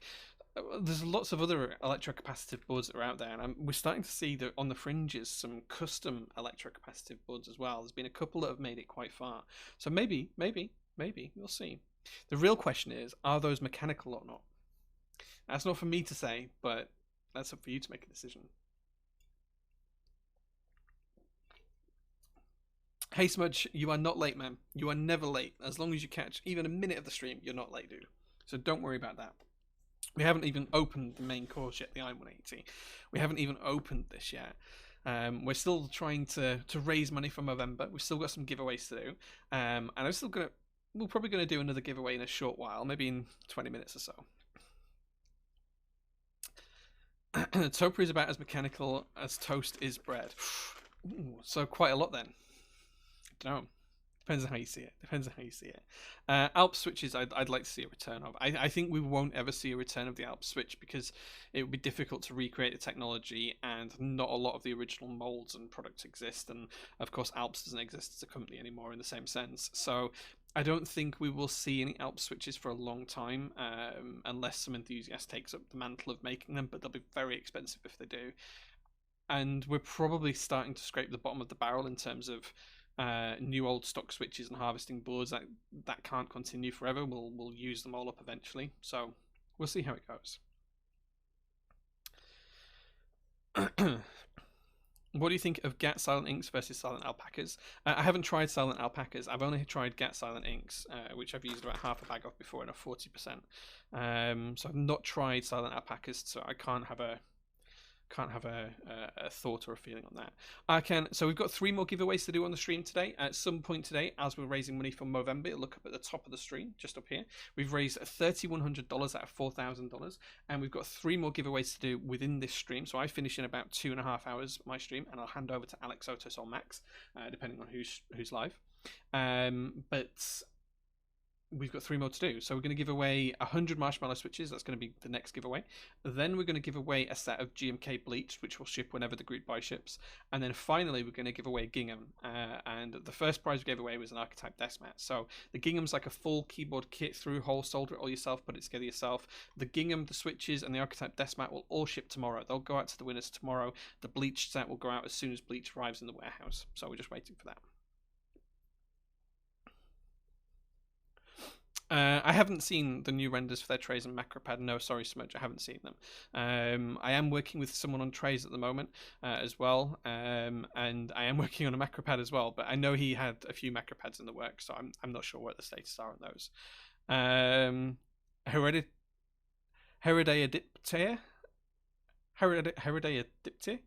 Am I late? You're never late. I'm sorry if I butchered your username, but you're not late, and you don't have to worry about being late. Like, we're just doing this chill, nice, easy stream for charity. It's probably time to show you guys the keyboard, right? We did hit the $3,100 that I recommended we hit before I started building i180. I want us to hit $3,200 by the time I finish building this. So we need to raise another $95 by the time I finish building this. That's the trick.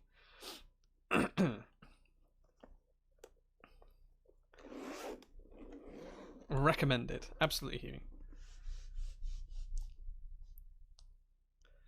Nice. Waiting for Moto 2. Nice. Congratulations, man. I hope you're enjoying your build, dude. Okay, so this is the Iron 180. We've seen the plate. This is the board in here. Are you guys ready?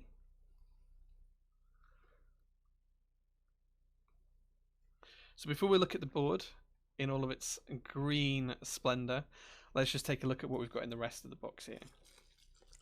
The first thing we have is gaskets galore. These are individually cut and layered gaskets. We've also got a PCB. As well as that, we've got a JST cable, some spare screws, and a daughter board. I think we've also got another gasket in there that I just missed before.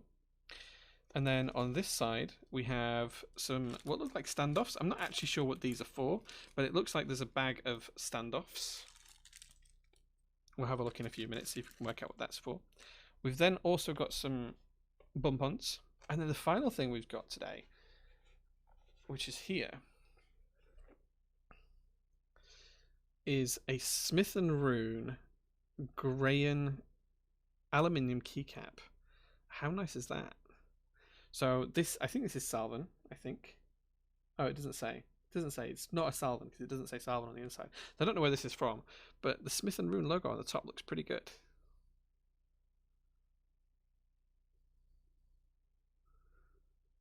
So there we go. Let's take a look at the rest of things. We may put that on the board, we might not.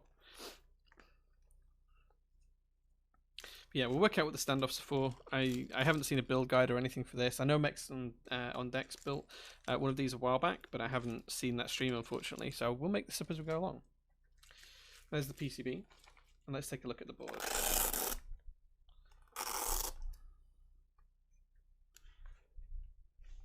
Gosh, it's heavy.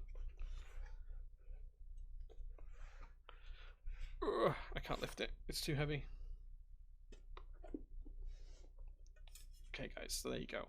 This is the Grayan Iron 180. Look at that colour. Look how nice that is. With the brass base, this thing is so heavy. And then on the bottom, we've got the wonderful Smith & Rune logo, which is machined and then inlaid in, I think, what's stainless steel. So it's a mirror effect. There you go. You can see just how mirrored that is there.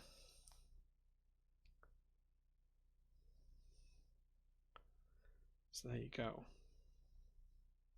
Green and gold works really, really well together. Or green and brass, should I say. This is, it's just so nice. It's just such a nice, deep, dark green. I'm really excited to put this together and really excited to see how it sounds. Final thing we have is the PCB, which I haven't opened as yet.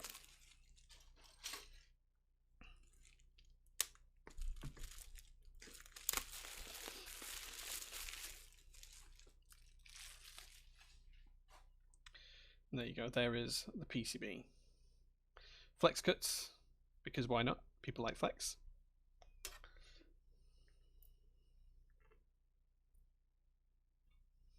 Looks pretty smart. And then of course we've got the brass plate that's going to go with that, and that's going to sit in the board just like so. Okay. Let's put the board to one side though for now. Ugh, that's so heavy. Let's get on with the build. Whoops. Where did I drop? Flush cutters. Knock the flush cutters on the floor. There we go. Glad I chose a brass bottom. Yeah, the brass bottom looks great. It looks fantastic. The standoffs go on before the screws that hold the top and bottom together to achieve a flush finish when screwed together. Excellent. Thank you very much for that. Thank you. Homunculus says Sup J. That brass booty. Right, the brass looks great. All brass everything. Nice PCB, never saw it. Did you design this, Gondo? Did you design the PCB? Is this a Gondo original PCB? It is. It's a Gondo PCB. Gondo and Smith & Rune. There we go. Gondo PCB. So first jobs first, guys. It's time to lube some more stabilizers. Now, for those that you don't know, I am building this in ISO, which means we'll need a stabilizer for full backspace and a stabilizer for ISO enter. We're also going to use one for full left shift, and then we also need one for the 7U spacebar. We don't need one for left shift because we've got a split left shift for ISO layout, and then we're going to go stepped caps. And that's the layout we're going to use today. So first things first, let's get the stabilizers ready and then pop them into the board. Gondo in chat. Gondo is such a nice guy. Like, for real, he's such a nice guy. It's been ages, actually, Gondo, since we've got in voice chat and just had a natter. We need to do that at some point. So, we need a 7U spacebar. We need a 2U backspace. We need a 2U ISO enter. And we also need a 2U shift. So those are the stabilizers we need out of this pack, which means we can put that one and that one away. We need 2 housings for that, 2 housings for the backspace, 2 housings for the ISO enter, 2 housings for the shift, and then we need the same in terms of the inserts, which means that those can go back in the bag.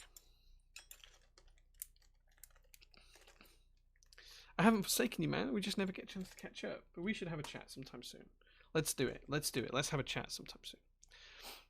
I mean, you're more than welcome to join the stream, Gondo, and have a chat with chat if you'd like. The correct layout feels okay, man. Thanks, man.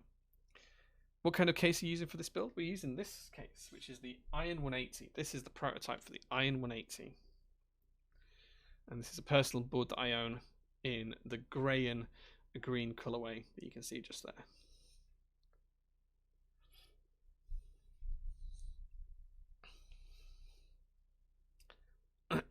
I need to make lunch, but I can't miss the marshmallow giveaway. Well, we're going to give the marshmallows away soon. Not too soon, but soon.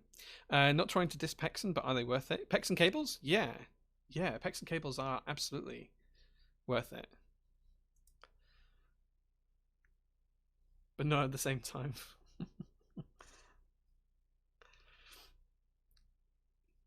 Gondo is a Brazilian legend. Okay, let's prep these insets and housings, and then we can start lubing the stabilizers and getting ready for putting these together. Where can you buy this? You can't buy this. So this is a prototype for the board. The group buy has already happened, but hasn't shipped yet. The group buy will ship at some point next year. I imagine towards the middle of next year. But this is a prototype for the board. So if you've seen the glamour shots for the IM180 where it's in the grey and colourway, that's this board. Okay. Smudge saying any story behind that tattoo on your wrist. All of my tattoos have story. I think I've got 17 tattoos right now. All of them have a story. This is a phoenix rising from the ashes. I know it's upside down, guys, but it's a phoenix rising from the ashes, and it's there to remind me that you can always reform, change, and you can always become a better person. And just because things feel like the crap don't mean to say they are. So that's had a lot of meanings to me. It's been there for a long time, last 15, 20 years. The playlist Katsu is just what is it actually? It is Harris Heller's Stream Beats. That's the playlist that we're listening to today. Harris Heller Stream Beats.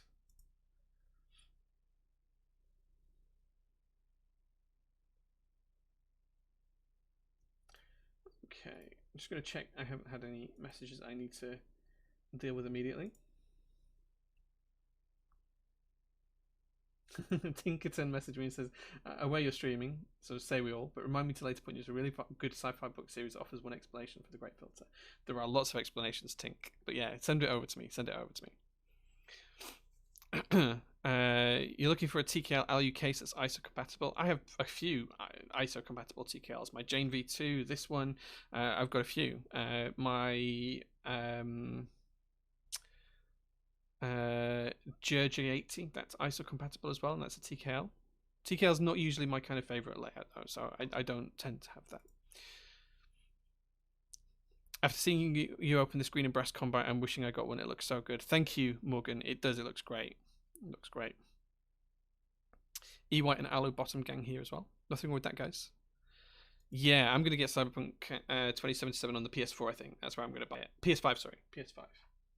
That's where I'm going to buy it. Right, time to lube these wires up and then put these stabilizers together.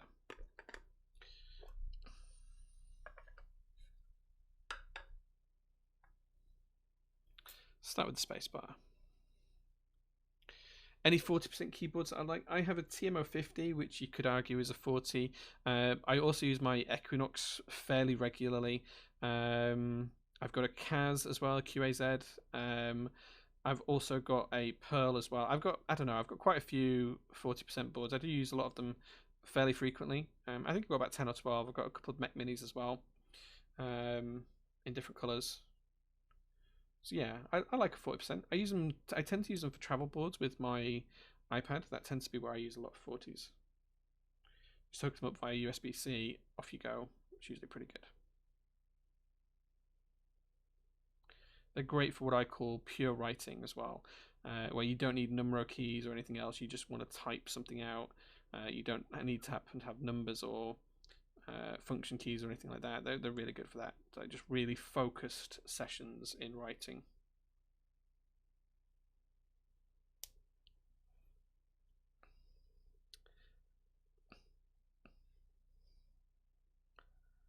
I hope the JO2 production goes well so you don't have to ruin another oven making rustic plates. The wife's forgiven me for that now. I'm actually going to buy an oven here for up at the workshop, Morgan, just so I can do stuff like that without it being too much of an issue. That's absolutely a plan. It's just going to be a question of when I can get around to it. But yeah, that's absolutely going to be a plan.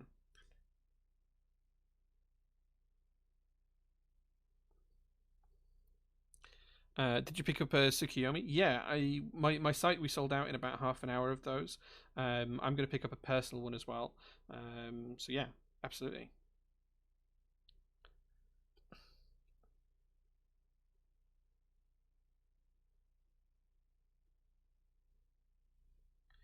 My wife's a trooper. She puts up with a lot of crap from me, I'll be honest.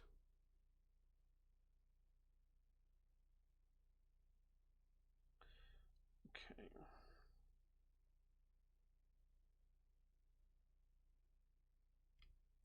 Okay, that's a space bar done. I'm going to pop that on the board. Then we're going to move on to our backspace. I-180, yes, King Nesty. It's an I-180. I hear I'll be building something from yourself in the next week or so as well. The tease for next week's stream, I think. Assuming it arrives in time, of course. But that's something that we will be giving away. I'm not giving the I-180 away, though.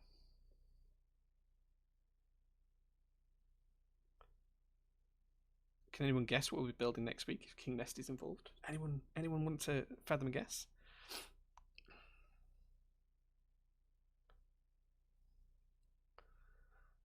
King Nesty with the laughing face. What's that fiber stuff we're putting on? So this isn't fiber, this is lube. This is just a thick lube. This is Krytox 205 G2. It's basically to reduce rattle, and make the stabilizers smoother to depress. So this is just a lubricant.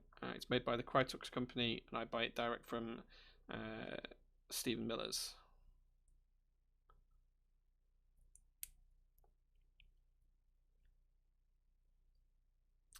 What camera do I use? It depends on the stream. So I have a Brio 4K for the face cam. So hello, this is the Brio 4K. The main camera that we're using today, which I tend to use for most streams, is the Sony Alpha A6300. I do have an A7 as well, but I tend not to use that for streaming because it overheats too quickly. So I tend to only use that really for stuff that we do in the workshop.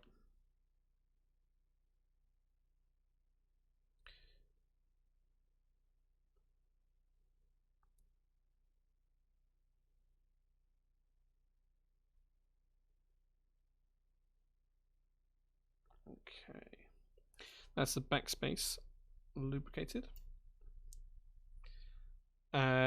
Why use G2 and not super lube or silicone grease stuff? I prefer G2. Dielectric grease is fine. I just really like G2. It's nice, thick lube. It's relatively inexpensive. It works really well, and I find that with dielectric grease, you have to reapply it a lot more frequently than you do with G2. So that's why I prefer it. Super lube, I think, is a little bit too thin for me. And it runs out of the board, especially if you use it in a warm climate or a warm area. It tends to run away.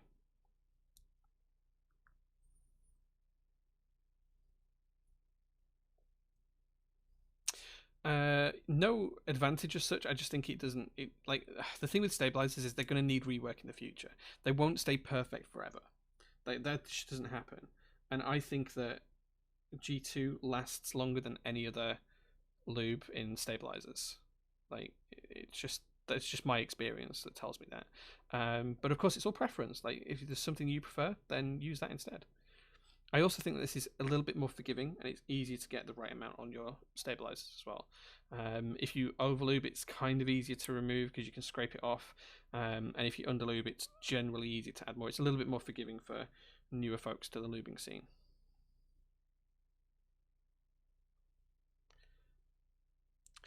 A lot of dielectric grease is G2. You're right, yes. A lot of it is. Or it's very similar.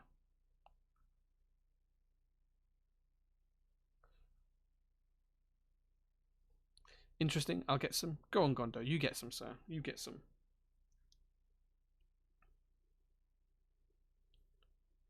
I used to be a diehard dielectric grease user, but I've gradually moved over to this, and now I don't use anything else. I mean, it helps that I've got like a kilo tub of it. I mean, that helps keep me using it, but hey.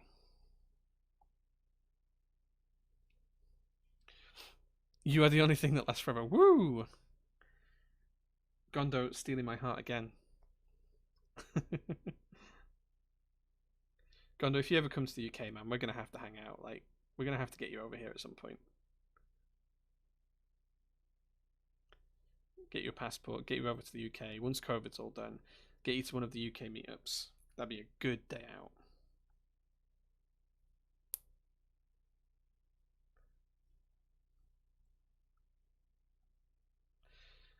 This is a personal build. 90% of the builds I do are personal builds, Marcel. I like, well, probably even more, 95%. It's rare I do customer builds on stream. I do a lot of customer builds off stream, but it's very rare I build them on stream. Mainly because my backlog of personal builds to do is so long. I've got a lot of boards I need to build personally in my personal collection. So, yeah. And of course, we occasionally do sponsored build streams. Like next week, we are building a board from King Nesty that he's sending over, and we'll be giving it away. Not during the stream, but we'll give it away at some point. And that will be the Skog reboot. So we're going to be building that next week.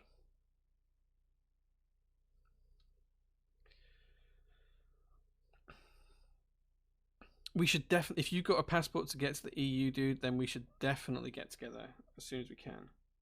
As soon as COVID's over, we'll arrange something.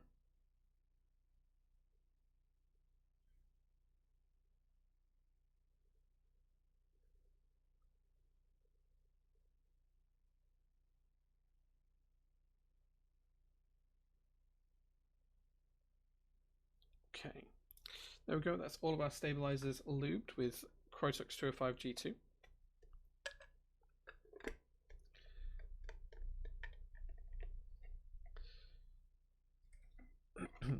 Which is your most treasured keyboard in your collection? Probably my original personal JO1, the first one I had that worked, the first prototype. That's probably my favorite keyboard.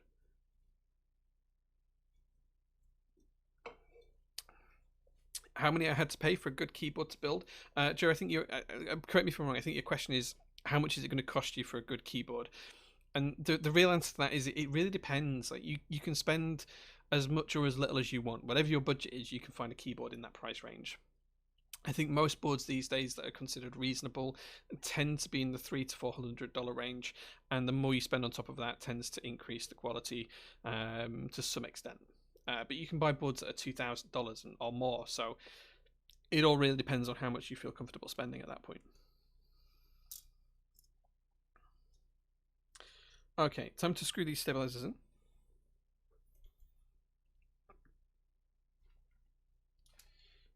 Where did I put the screws? There they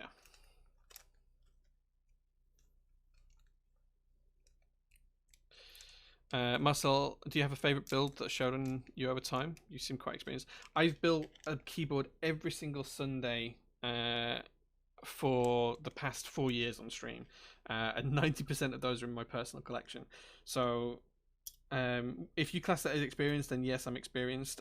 Some people wouldn't, so I'm not going to say whether I think that's experience or not, but you can make up your own mind from there. I've got 25 bucks and a stick of gum. Can you get me a key call? That's not what I said. You're misinterpreting my words.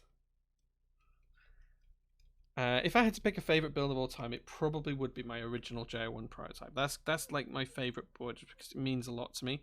Although it does need a rebuild. It does need a rebuild. But that's in use at home right now. That's with my home PC.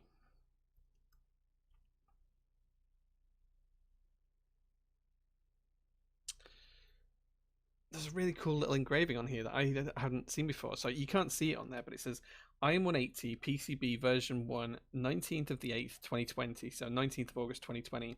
Designed by Gondolindrim for Smith & Rune. I'm an engineer. I don't care for aesthetics. Gonda, that's a great quote. That's a great quote. Yes, I still have the prototype of the JO1.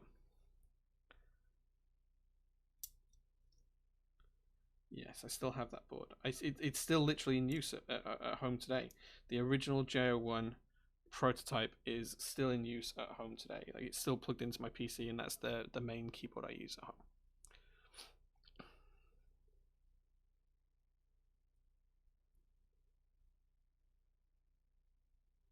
Remember, guys, when you're screwing stabs in like this, you're not trying to murder them. You just want to go until they're finger tight.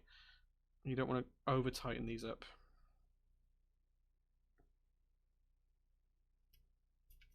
Oops.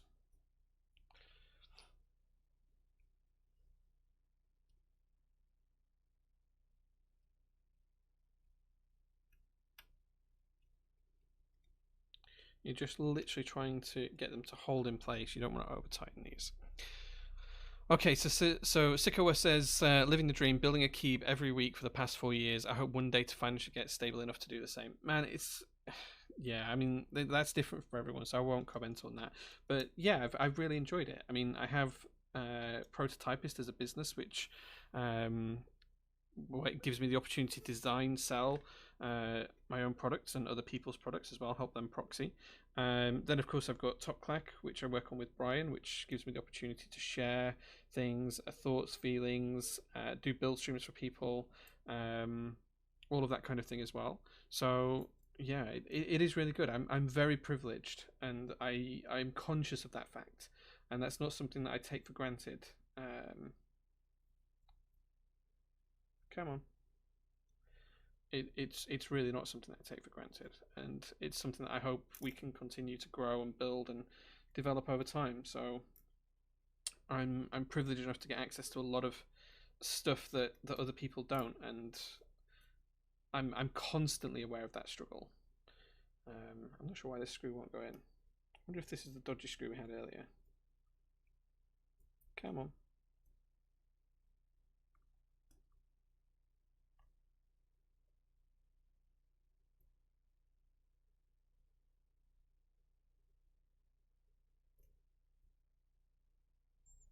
This screw just does not want to go in. Let's try a different screw.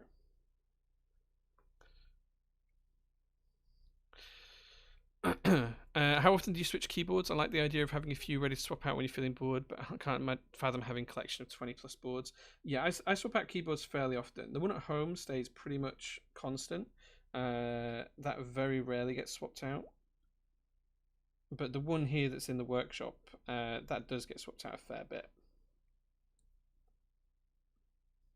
So depends on what I'm doing, but the i180 will take place on this desk. It'll replace the GB for at least a short period of time, and we'll see how that goes over time. But yeah, I just switch to whatever board I feel like using. The labels are golden, made not to be clearly shown in stream. It's a way to get that wow factor from people to see the PCB in person. I'm sorry I read it out then, Gondo. I'm sorry I read it out. You genuinely, I can't show that off on stream. Like, it's very difficult for me to get the light right for you to be able to read it. But yeah, it's a cool detail. I like it a lot. I like it a lot. Okay, so that's all in place. Now we're going to put the right shift stabilizer in place.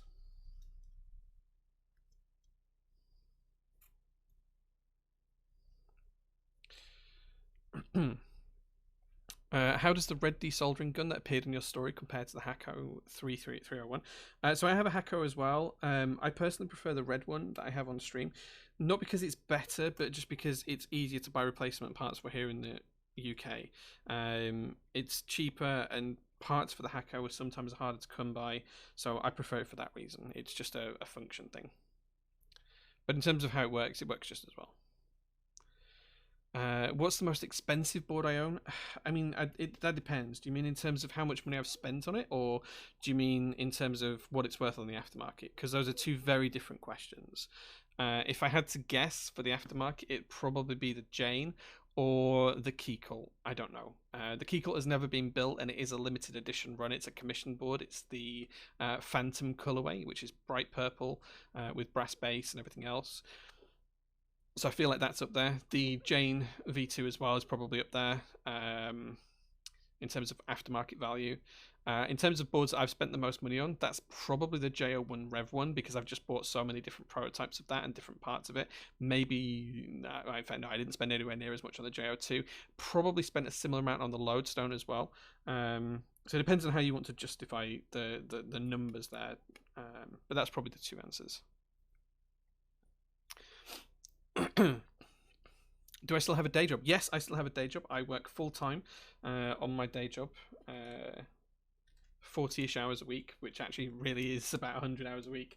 But yeah, I still have a day job. Don't intend to leave that anytime soon. But yeah.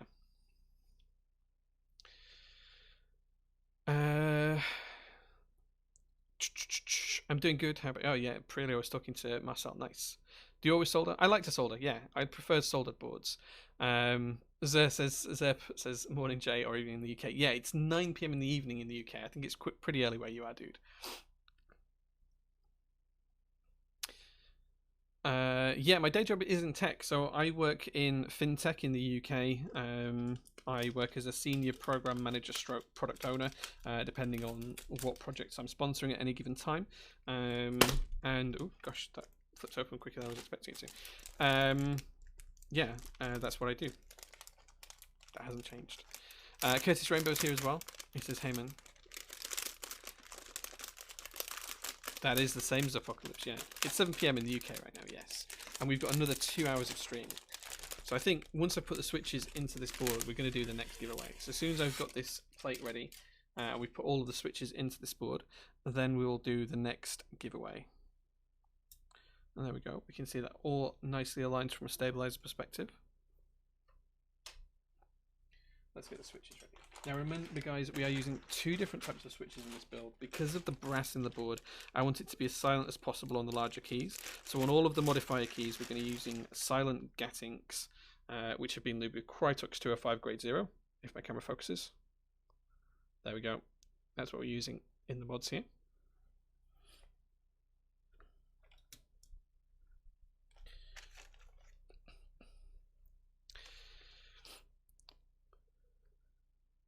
Most people who design stuff in this hobby have a day job. Apparently there are people who don't believe that. Yeah, I get told all the time that I must not have a day job anymore and I must just do this full time. But that couldn't be further from the truth. I do have a day job, and I do that every day, Monday to Friday. So,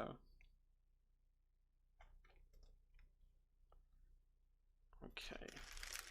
So as I say, we're just going to use these switches on all of the mod keys. Remember, this is a wing keyless build, so we're going to miss out these ones here. Pretty sure I just bent that pin. Let's take this out. Come on. Yeah, bent pin on that switch, so we just replace that switch.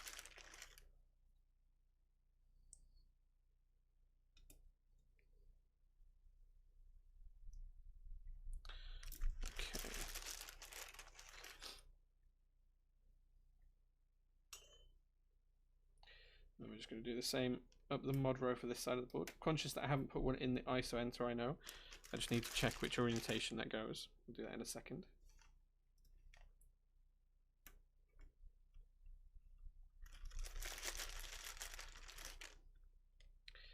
And as I say, we're just using silent switches on all of the mods because I'm conscious that the board is made of brass, the plate's brass, it's going to be quite loud.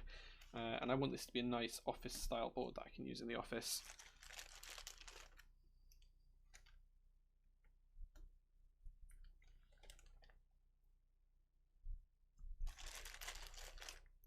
Okay.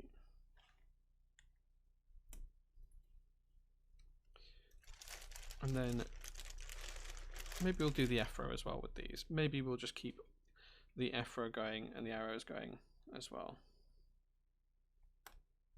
There we go. So the enter key is turned that way in terms of the switch. No, so we're going to do the arrows the same as the alphas, and we're just going to do the modifier keys in these switches. Hey She, thanks very much for saying hi. Thank you, dude. So we've got these switches in here, guys. We'll do the next giveaway, which is for 100 marshmallow switches.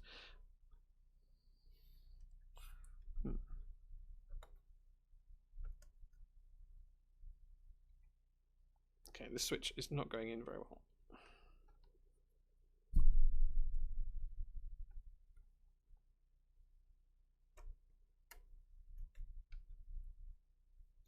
There we go. Okay, there we go.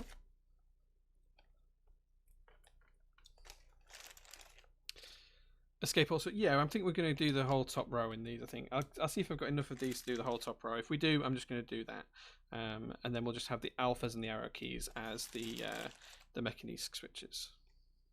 Because why not? Let's try doing something a little bit different today.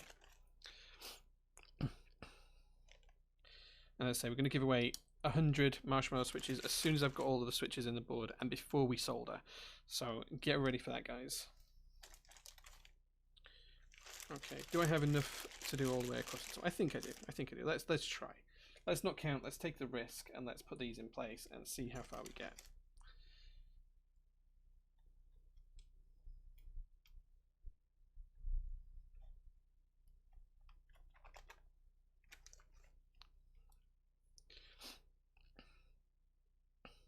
After looking at renders for months and months, I'm sure it is. Happy for you.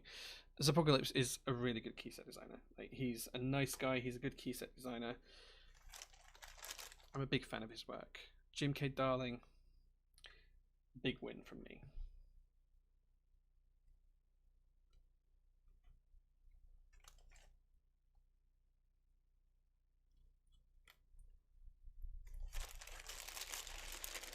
Okay.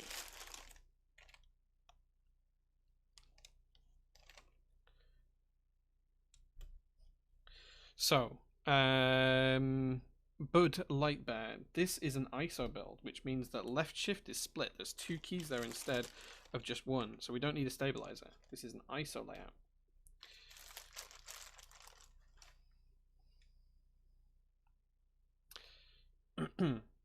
So the MX Master 3 is USB-C. This is USB-C. So the only problem I have with the MX Master 3 is I bought the grey one, which means it's got these marks on top from my palm that don't clean off. So I would go for the dark one, don't go for the light one. As nice as the light one looks, I'd go for the dark one because it just doesn't clean. But it's basically the 2 pads on my palm that have made the 2 marks. I have had it about for a year. That is a GMK Retro Arabic as a key set. So it does have Arabic sub-legends on there, yes. The dark one gets the marks too. Oh, I'm sorry, man. I'm sorry. I haven't tried the dark one. I do have a V2 with the dark one, and that's fine.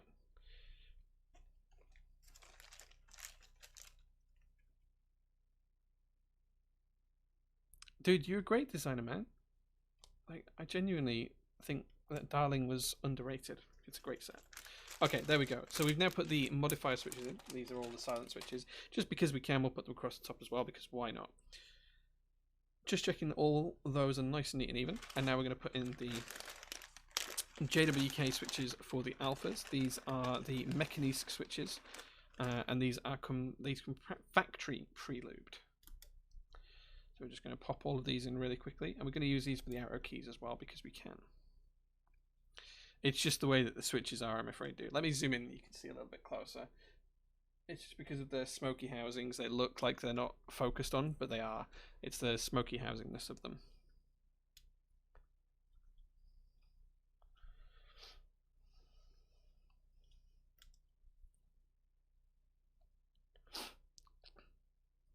I'm not sure if the Master Trackball is micro USB or not, but the MX Master 3 is absolutely USB-C.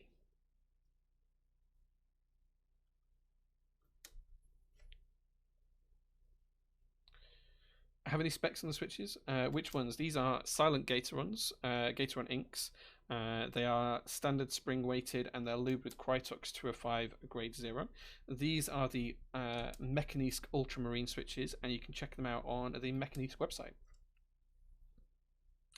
And as soon as we've got these switches put in place, we're going to do the next giveaway, which is going to be for 100 marshmallow switches that I will post out to the winner on Monday, tomorrow. Purple PCBs are just nice to look at. Absolutely, man. Absolutely.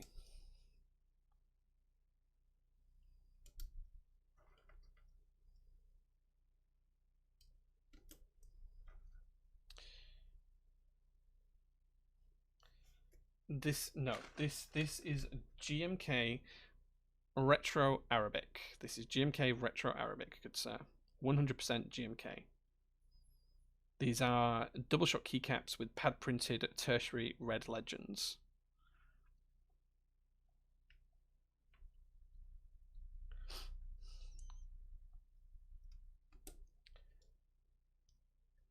I'm thinking about getting a trackball because my iPad and 1800 keyboard on my desk for note taking doesn't leave me with much mouse space. That makes sense. That's a great idea.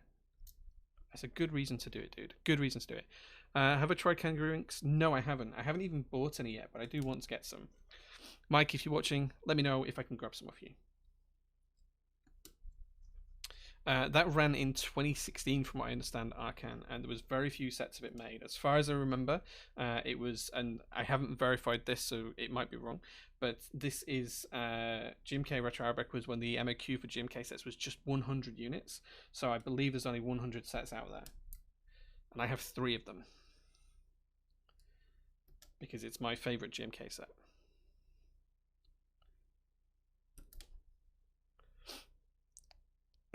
Where and when? As soon as you send me money, Huey, that's when the 1800 happens. You know this. You know this. Have you any experience with JTK triple shots? Yeah, I have a set. They're good. They're good quality. Yeah, they're nice. They're not as nice in terms of the way the shot works as GMK, in my opinion, but they're pretty good for the price. Like, there's no one else out there doing triple shot, so there's nothing really else to compare them to. Hot Lemon Tea says, how's the PS5? It's good, man. It's good. I've been playing a fair bit of it. It's actually got the Sky app running at the side of me here. So I've got 2 PS5s. One is the disc console edition and one is the digital. I've got the digital one here at the workshop. And it's actually playing the Formula 1 replay of the race at the minute in the corner. But yeah, it's great. It's great.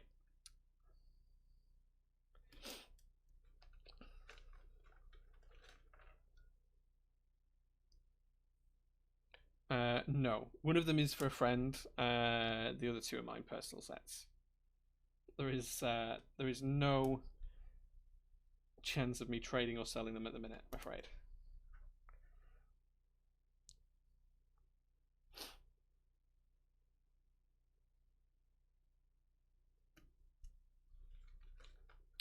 No, we're going to do the second giveaway as soon as I finish putting the switches in, dude. As soon as I finish putting the switches in a minute or so, we're going to do the second giveaway, which will be for 100 marshmallow switches.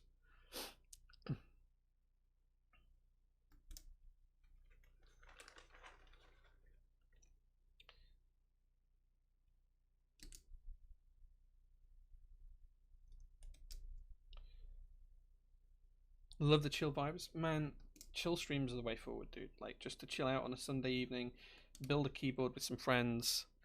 It's a good time. We've hit the $3,100, I remember, a bit ago, but I'm hoping we'll get a little bit further on with donations today. Like, you know, we're doing this for charity. The last one was for $5 from Chat Slacking. I'm hoping we can get to $3,200 by the time I finish building this board. $95 more in donations by the time I finish building this board. We're going to do the next giveaway now. But yeah, I'd like to see at least another $95 in donations before I finish building the board.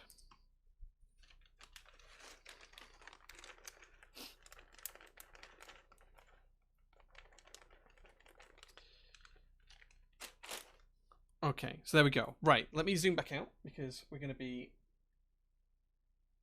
soldering this next. And 2 things are going to happen, guys. When I solder this board together, you'll be able to ask me questions about anything. You can tag me using @TopClack and ask me a question about anything. So get those questions lined up. But before we do that, we are going to do the next giveaway. And we're going to give away 100 marshmallows. In fact, I'm going to grab them and show them to you.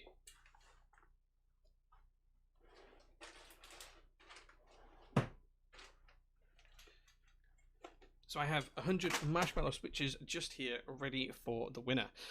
These are brand new, unlubed, unused, and these are going to go to whoever wins this. So I'll leave those there so you can see them for just a minute or 2. I'm going to send that exact packet to whoever wins this. Let's get the giveaway running. So we're going to do it through a keyword. That keyword is going to be Movember. And all you need to do to be entered into the prize to win this, and again, no shipping, no worries, no anything. All you have to do is type in Movember in chat. That's all you have to do. Just type in Movember. Think about considering donating to Movember. Whilst you guys are doing that and you're entering it, I'm just going to show you the Tiltify screen. So this is where we are tracking everything. So this is the site where Max is running the whole charity donation thing from. We're at $3,104.69 out of a goal of $4,000. Guys, we can make it to that $4,000 goal today. I know we can, but you need to support us. You need to donate. You need to get other people to donate. You need to share the link wherever you can and get people to donate, because Movember Foundation is doing some really good things for men's health. You know, really, really good things, and it's a worthwhile charity supporting. So I think we can get to $3,200 by the time I finish building this board. And then maybe we'll play some marbles for the last 2 giveaways as well. So consider giving some donations, guys. Go check out the site. You can get there by doing !donate in chat, and that will give you the link. There's no cooldown on it, so you can use it as often as you need. But !donate, and that will give you the chat. Okay. So at the minute we've got about 99 eligible users, but we've got about 250 people watching. So I think we're going to give it a little bit longer for people to enter. All you need to do is put in the word Movember, and then we'll run the giveaway in a minute or so. But remember to go and donate. Thank you, Tim Tamale, for looking up the donate link. People do please help out the charity. We're here to raise money for it. So as much as I'd like to give away free stuff and send free stuff out to people and make their day, it is all about raising money for the charity as well. So do consider donating, guys. Even if it's a small amount, even as little as $1 can really make a difference and really help. So guys, please really consider that. Okay, enough shilling. You guys have got the message, I think. Let's turn that off. In fact, I can see some more donations rolling in. So thank you to Scott Water, who sent $69.69. Very nice numbers there. Thank you very much, Scott Water. Thanks for doing this. No, thank you, man. $69.69 is a great donation. So thank you very much for doing this. So Apocalypse has just sent $20. He said communities coming together to donate is a fantastic thing. He's absolutely right. He's 100% right. Communities doing this is a great thing, guys. A great thing. We're just shy of that $3,200 donation as well. So thank you very much, guys. Let's take Tiltify down. I've done the shilling. Thank you very much, guys. I'll call out any more donations that come in. But let's see who's going to win. We've got 110 people eligible. There's 240 of you in chat, give or take. So just enter Movember. You've got about 10 seconds left to get in there. Enter Movember into chat to enter yourself in there. And we're going to give it away in 5, 4, 3, 2, 1, and there we go. The winner is Hero-san. So thank you very much, dude. Hero-san is the winner. Those switches are going to be yours. Please join the Discord server below, or whisper to me on here, whichever's easier for you. I prefer the Discord server. Just join the Discord server. Look for my name in the top right-hand corner. Right-click, message me, send me your details, send me all of your other bits and pieces, and we'll get those switches shipped out to you tomorrow. That is absolutely what we will do. Just to call out a few more donations, thank you very much to Anonymous for sending $20 as well, and also to Hanjayos as well. He sent $5.31 just to keep the cents at 69. So thank you very much for that. We're now at $3,219.69, and Hiro-san, just reach out to me on Discord, and I will make sure that these switches get posted out to you tomorrow. It doesn't matter where you are in the world, I will get these posted out to you. 100 marshmallow switches. These are yours, good sir, and I'll get them shipped out to you tomorrow. So thank you very much, guys. Okay, awesome. Whew, yeah. Everyone congratulate him. He's done really well there. He's looked out on that one. Stash with a Movember. Thank you very much, dude. Okay, guys. Right, it's time to crack on with the build. Again, we've got to that point where it's time to start soldering. So I'm going to protect this desk mat by getting out my solder mat. And remember, guys, whilst ever I'm soldering, that's your time to ask questions. You can ask any question you like, as long as it's Twitch safe for me to answer. I'll answer it in chat. So ask away, load up your questions, ask anything you'd like, whatever you'd like to know from me about life, the universe, anything at all, and I will answer the questions to the best of my ability. All you need to do is tag at TopClack. I'm just going to check, make sure I've got no bent pins in this board. I'm just going to go down each switch, make sure they're all pressed into the PCB correctly. And that we've got no bent pins, and then we're going to start soldering, and then I'm going to answer your questions. If I didn't answer your questions last time, now's the time to ask more questions. Anything at all goes, as long as it's Twitch safe and I can answer it without being barred and it's in line with terms of service, I will answer it. It can be personal, it can be about work, it can be about life, it can be about love, it can be about happiness, it can be about keyboards, cars, you name it, you ask it, I answer it. That's how this works, guys. I'm an open book.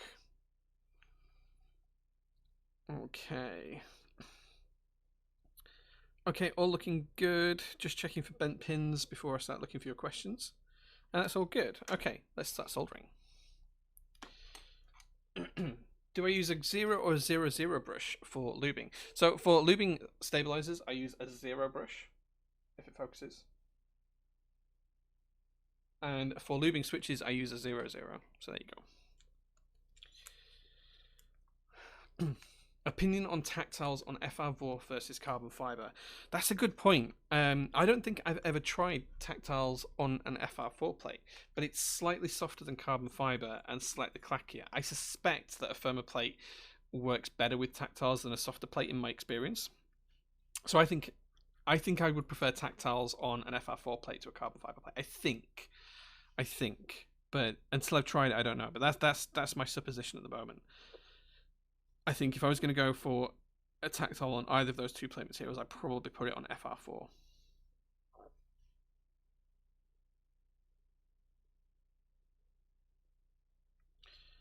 Okay. Next question. Could I get more info on the Arabic set you're working on? Yeah, so I'm working on doing an Arabic set. It is GMK based. It will be using tertiary pad printed sublegends. And that's about all I've got to share on it at the minute. But it's something that should come soon. I'm hoping to launch the IC towards the beginning of next year. Yeah, it's something that I'm actively working on. It's one of the few key sets I'm working on actively at the moment. But yeah, I want to run an Arabic key set in GMK.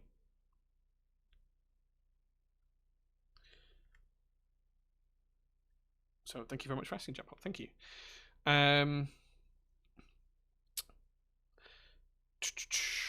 What is your favorite JWK recolor? Okay, that's an interesting question. What's my favorite JWK recolor? I think I really like alpacas. They're a really nice switch. I hope that the JWKs I'm using in this today, the Mechanistic switches, I'm hoping they're going to be good, because I think if I had to pick them based on color alone, it would be these ones. Like, I really like that whole ultramarine colorway and styling. I'm a big fan of that. So I'd like to think that this will be the colorway I would choose. But from the switches that I've used so far, I would probably pick alpacas. But like everyone says, there's a load of JWK recolors. Like, there's 4 or 5 that are really nice. Like, I really like the springs in H1s. I really like marshmallows for the looks. I really like the silk series because they're really dead easy. They're pre-lubed and they're pretty good. Like, they're usable for 90% of the people in the community straight out of the box. So yeah, it really depends. Like, there's a lot of JWK switches out there. Thoughts on using different grades of alu to influence sound? It's a thing, man. It is. So there's all sorts of different grades of aluminium you can use for both cases and plates and PCBs. You can use Cobelco, which is 5000 series aluminium, which gives a slightly different tone to, say, a 6061 or a 6063. It is there. It is noticeable. If you have the same board with the same build made, you can tell there is a slight sound difference from what I've experimented with. I think personally, in terms of the sound, 6063 is probably the sweet spot for most people. But yeah, absolutely, play around with different grades. There's some 7000 series boards out there as well. I think the original Luna board ran with 7000 series aluminium, and that does sound really high pitched because it's a different composition of aluminium. It's a different. Well, it's just got different components to it, like different mixtures give off different characteristics. What's your favorite ever colorway on a keyboard? In terms of the actual colors of the keyboard, I think it's got to be E-white and copper. Like, that is my jam. E-white and copper is just such a good color for a keyboard. Failing that, I'd probably just pick black, because black goes with everything. Like, you can fit most key sets with a black keyboard or like a dark grey keyboard. There's very little you can do wrong with those colors. So yeah, I think if I had to pick, it would be E-white and copper accents. But yeah, black is a good safety color, or a dark grey is a good safety color. But then again, I'm the type of person that buys boards in different colors just because I have too many boards of one color. So, for example, like this time I bought a green board and I bought purple boards in the past and yellow boards. I kind of sometimes I'll even leave it up to the designer and I'll say, look, like, you've designed this board, you give me the colorway that you think this board deserves rather than me pick one. I'm not that fussy when it comes to keyboard color.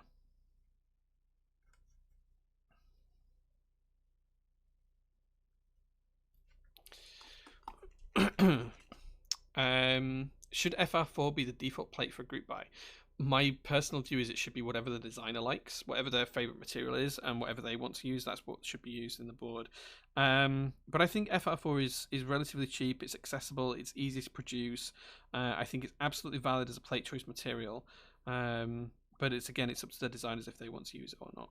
I think I prefer to not use metal plates generally these days. Speaking, this is the first metal plate that I've built in a personal build for a long time. So yeah, I think anything non-metal would get my vote usually. Have I been watching The Mandalorian? I've seen all of season 1 and none of season 2. That's just due to time. I've just not had time to sit down and watch it. I've actually restarted watching the whole of Battlestar Galactica from the beginning a couple of weeks ago, so I'm just into season 2 on that. So once I finish Battlestar Galactica, then I will be moving over to The Mandalorian and watching that. But I have watched all of season 1. I have watched none of season 2 yet.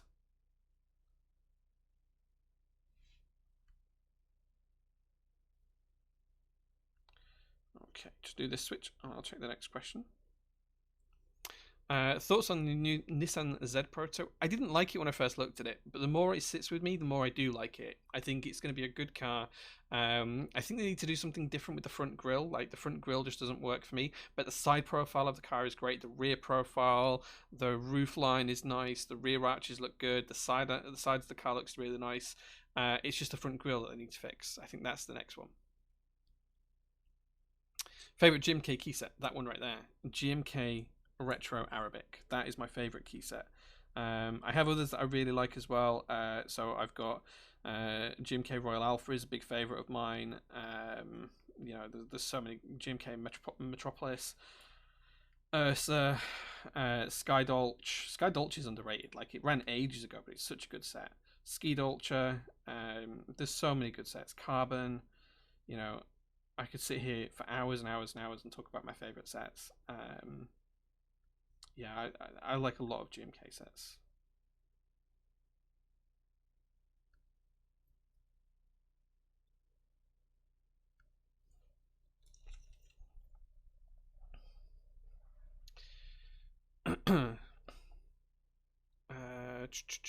Catch up with chat. What do I consider the worst plate?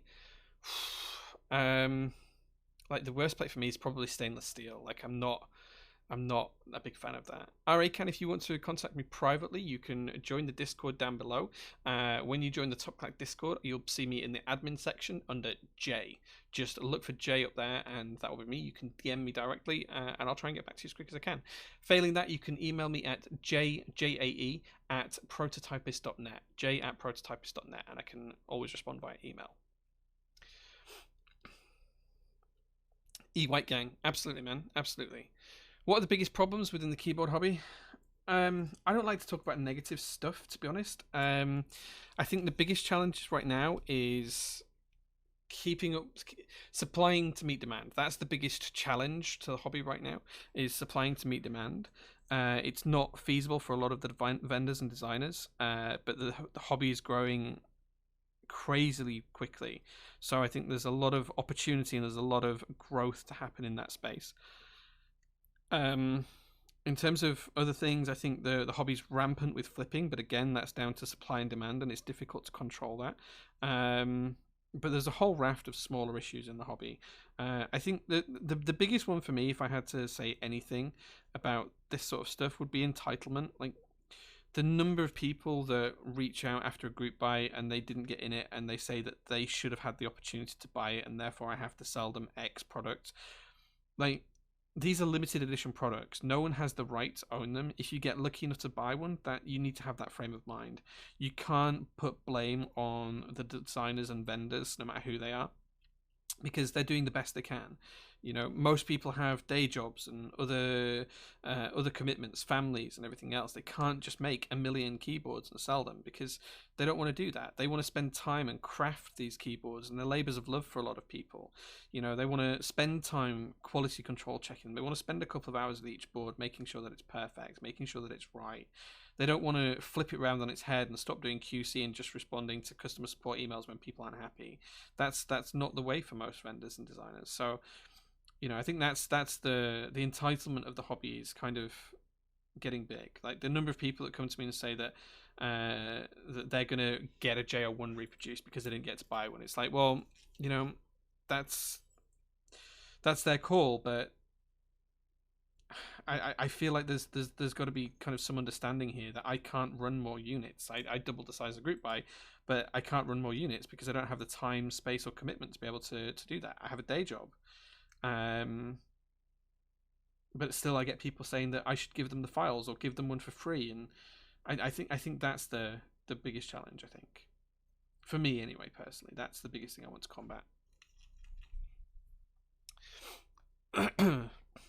Okay, any more questions, guys? Any more questions? You've got plenty of time to ask questions whilst I solder. It's not like I'm going to finish soldering anytime soon, so you've got plenty of time to ask questions away. I'll answer anything you want. We got quite deep earlier on when we were soldering the macro pad, talking about vacuum decay and space and time continuums and all sorts of other bits and pieces. So you can ask anything you like, and I will try and respond. Just tag me with @TopClack, and I'll answer any question I can. I think the Z Proto is nice and modern retro, but I do agree about the extremely rectangular front grille. Benji asks, favorite artisan. So my favorite artisan I own is, I've got two, and they're both actually Brocaps ones. I'll see if I can find them here.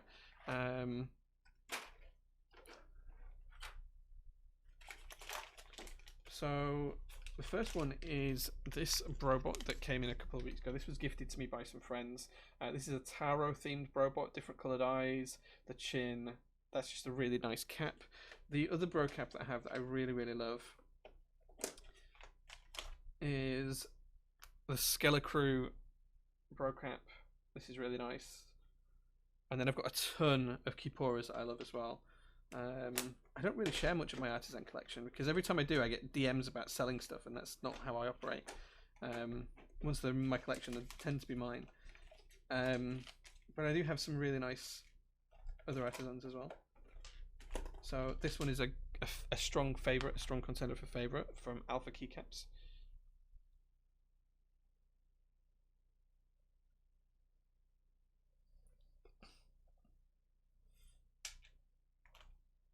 But yeah, lots of different keycaps, lots of different artisans. Those are just some of my favourites. I have loads more. How did I miss that switch?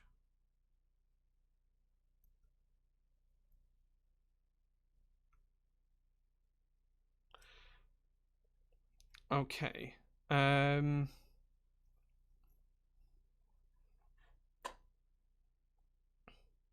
Zabamon's here saying Gondo is underrated. I fully agree, Zabamon. Gondo is definitely underrated. Why am I not using a fan while soldering? I don't need to. I just generally don't need to. Like, I'm in an office space that has like a full-on filtration system above me, so everything's going up and it gets into that. I don't need to use a fan. Not in here. This isn't like a home office. This is very much a workshop, so it's fine. Zambon is underrated. I love Zam. Huey disagrees. I'm as overrated as TSLA stocks. Nice. Have you ever wondered about quitting the hobby? Not really. No, I've never thought about quitting the hobby. Like, that's never something that's come to me. Like, things have happened and made me question why I'm here, but it's never occurred to me that I'd want to quit the hobby.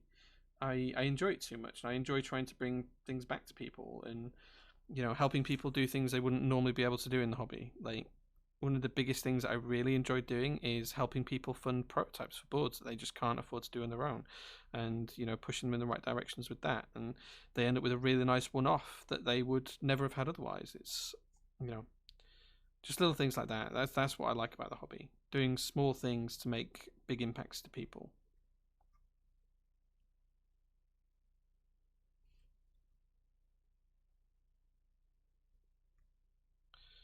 Okay. Let's catch up on questions. Where can I see new drops about the keyboard? It depends on which keyboard you mean, Joe. If you're interested in new drops about anything that I run, you can check out the TopClack Discord and the Prototypist Discord. You can check that out on prototypist.net. Inflectra says, "Hey dude, I'm really liking the stream. What do you think of the ID80 from Idabao? For the price, it looks like it's a reasonable keyboard. It's not something that I would probably want to buy personally, but I can see why people would be interested in it. It's good price for the budget, and I think Tay Keyboards did a review of it on YouTube a while back, so that's probably a good place to start if you're interested in more of it. Check out Tay Keyboards on YouTube because he's really good." pretty sure he did an ID80. How long does it take to make a keyboard from scratch? Depends on what you mean by make. If you mean from starting a CAD design from an idea through to having it machined in aluminium and then soldering it, a few months, depending. Right, you can do it faster, but a few months on average. If you mean just soldering a keyboard and putting it together, a couple of hours. Like, I'll spend 20 minutes lubing stabilizers and 20 minutes soldering the keyboard and maybe a couple of hours pre-stream lubing switches. So, yeah, a few hours.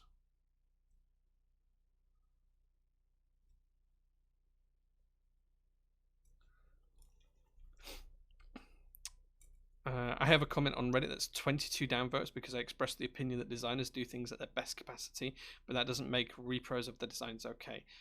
Dude, that's sad. I'm sorry like that. Brocap. Yeah, I've got a few brocaps. Like, I don't know, I've got a few hundred artisans. I like to just keep them for me, though. I rarely even put them on boards, to be honest. I just like to have them because they're nice things.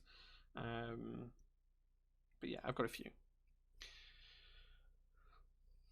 If you, Angelo says, if one were to consider including an aluminium keycap similar to the I-180 with their design, how difficult would it be? It's not that difficult. You just need to come up with a design, speak to one of the manufacturers of said keycaps. So you speak to Salvan or Rama, for example, and then have it manufactured. It would be absolutely doable. I'm not sure who's making the new Iron 180 ones. They may have just had it made from the same manufacturer that they got the boards done with. I don't know.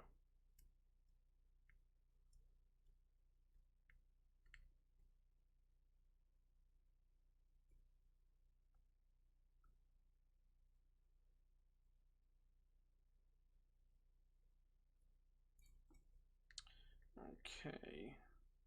Just all of these arrow keys, and then we'll take a look at the next question. What is your favorite medium for selling keyboards? I have some 2DZ60 builds with random aftermarket case I want to get rid of for more space for other customs. I rarely sell anything from my personal collection. Normally, if I do, I'll advertise it on Discord just because that's easier. Very occasionally these days, I will post on Mech Market, but to be honest, it's so rare I sell anything on the aftermarket that I very rarely list stuff. Like, it's so rare these days. I've probably listed maybe 5 things all year, if that, from my personal collection. So, yeah. But I would recommend trying out Discord. I think that's usually the easiest place to communicate and share. Phantom is very nice. Yeah, it's good. Texanaxa says, have you ever considered selling files for stupid prices, though, so nobody bothers? Obviously, distribution of the copies would be illegal. So one of the interesting things on that is... sorry, I'm miles behind on chat. So one of the interesting things on that is that I have released files for renders for a lot of my boards, JO1, JO2. I did get approached about 4 or 5 months ago, somewhere in the middle of the year, by someone who'd taken the render files and had the factory produce those, had a factory produce those as actual parts, and then they complained at me when they couldn't put the keyboard together, and I had to explain to them that the render files were not open source, they were for use in renders only and not for actual production, but they, due to the way the files are, you can't physically actually put it together. So yeah, that happened.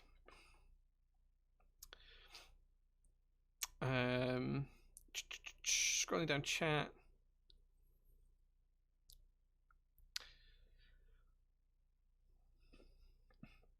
I think he's in a bit too deep to quit. True, Huey, true. Designing a keyboard may vary wildly between the concept and execution. Same as Plug, but Sagittarius took 2 years. Yeah, it really does take a while. Dinosaur says, any info on the J0.4? Maybe next year. It's kind of on the back burner right now, but maybe next year. J is the Kipura Hoarder. No, not really. I've got a few, but not that many. Gondo, you should have run that red Sagittarius. It looked so good. Picked up the white one, though. Yeah, the red one did look really good, especially in Mintley's pictures. Yeah, it looked really good.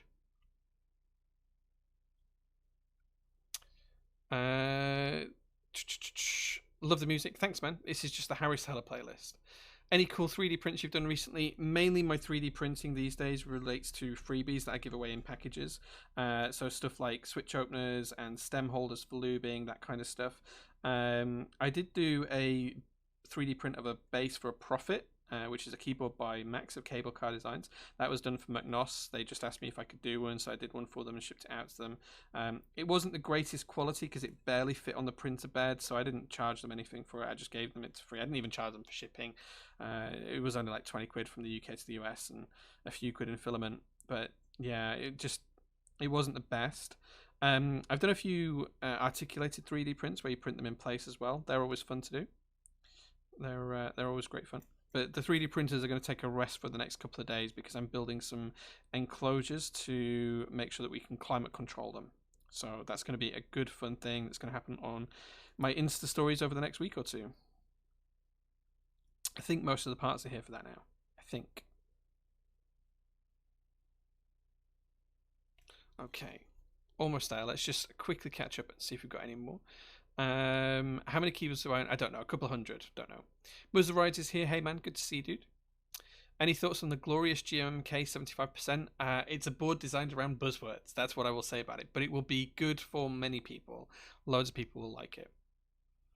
What do I think about the Gateron caps switches? I haven't tried them yet. I'm hoping to get a few in. Yeah.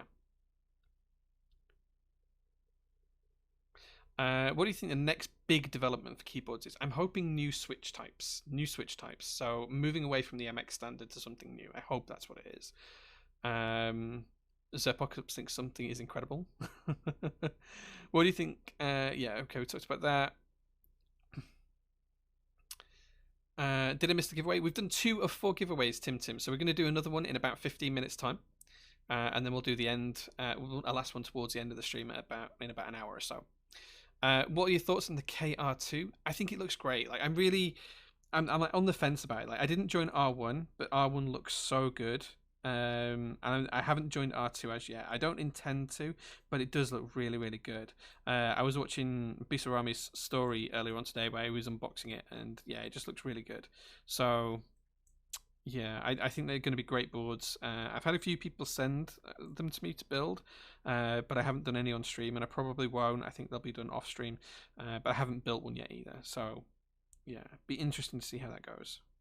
But yeah, fan of the board either way. The macro pad is so cool. Yeah, we built this earlier on. This is the S7 macro pad from Velocifier. It's really cute. That was the first thing we built on stream today. Next giveaway is a gate with Gondo. Nah, the next giveaway is nothing as cool as a date with Gondo. The next giveaway will be for a set of GMK bleached when the group buy ships. So this isn't something that's on hand. It's waiting for the group buy to ship, so it's not going to be an immediate shipping item. But that's the next giveaway. That's what we're going to give away next. A set of GMK bleached. Okay, we're almost there with the soldering. New stab types. Yes, I think we will get new stab types. I'm working with some people on a compliant mechanism type stabilizer, so there'll be no true moving parts, no separate parts, but there'll be a compliance in the mechanism. Oh, that was in reference to the dude who made a board from render files. Yeah, I was behind on chat, way behind. But yeah, he used the render files and then complained at me when they didn't work and said that I should fix it because it's my fault. That pad is super cool. Well, James, when that other pad that we're working on gets made, I will send you this one. James, you can have this one, this green one, or a purple one. You can take your pick, because I've got 2. I've got the green one and a purple one. I will send you one of them for free, James, because you've done an amazing amount of work for me recently. So when I get the other one made, I'll just send you one. Whichever you want, purple or green, you can pick at the time. But yeah, you can have one. That's fine.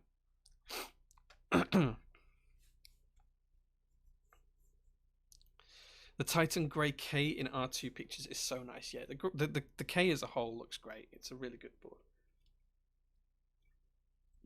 Yeah, I think there is like 3 or 4 of these left in stock if anyone wants a white one on the Velocifier website. I'll let chat choose if you're down. Sure. Okay, so chat, right? We're gonna do a bit of a decision making process here. Let's do it. Don't vote yet. Don't say which one you're gonna vote for yet. Let's do a poll. New poll. Macro pad for James. Should he get purple or should he get green?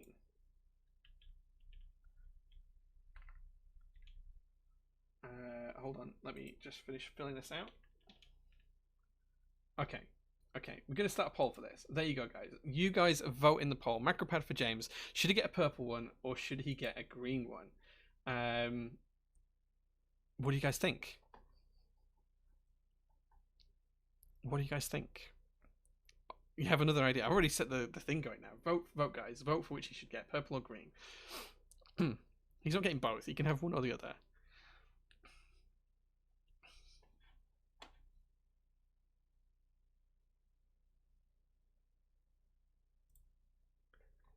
Let's see how it goes. Green, grey.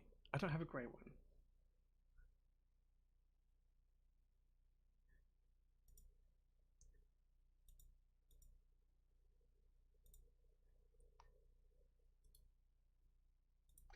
Okay. What if it's 50-50? If it's 50-50, I haven't cast a vote, so my vote will decide. I don't mind giving him either or, though. The minute purple's winning, we're about a minute in. We've got another couple of minutes. 69% saying purple, 69. Nice, gotta love it. Just while we're doing that as well, guys, I'm going to shill again. Okay, James has got a game to give away, so I'll give away a game in a couple of minutes. Yeah, James, post about the details and we'll give that game away after this poll's finished. Just while we're doing that and James is sorting out the game, I just want to shout out a couple of donations. So we've had Tim Tamale donating $20 with a love heart. So thank you very much, Tim Tamale. Thank you very much for that. We're now at $3,239.69. So thank you very, very much to everyone who's kept that going. And we're still on the 69 cents. Gotta love it. Gotta love it. Okay, back to the 67% to 33%. People really want James to have the purple one. I assume that's because you think that my green one looks so good on my desk because it's green and it matches everything else that's green, I guess. Awesome. So after this, we're going to do a giveaway for Hitman 2 for Steam. James has got a well played. James has got a giveaway code for Steam. So because he's winning a macro pad, he's going to give away a game. So once this vote's over, we'll give away the game. We'll pick a winner. Yeah, we'll do that in a few minutes. So we'll see how the vote comes out. I think James, though, you're going to get the purple one. I think you're going to get the purple one. Yeah. Also, donate, guys. We're at $3,200, $3,200. Sorry, $3,239.69. We're aiming to get to 4,000 by the end of the day. We've only got $750 give or take to go. So, guys, you can make it. You can make it. You can absolutely make it by donating and helping out. $1 is enough to donate. Just if I can get 700 people to donate $1, there's 238 of you viewing right now. If every one of you donates $1, well then we're almost there. If every one of you donates $3, we are there. So guys, please give to this really great cause. And thank you very much. Thank you. Okay, so James, the win of the vote is that you're getting the purple one, which I don't have yet. So when the purple one comes, I'll just ship it straight over so you do. So there you go, you get a purple one. Yeah, it'll go with your FLX Virgo. I think it's a bit of a brighter purple though, if I remember rightly. But yeah, excited for you to get that, dude. Excited for you. Cool. Yeah, the purple one was the one I bought in group buy. I bought this one as an extra and it turned up beforehand. Go figure.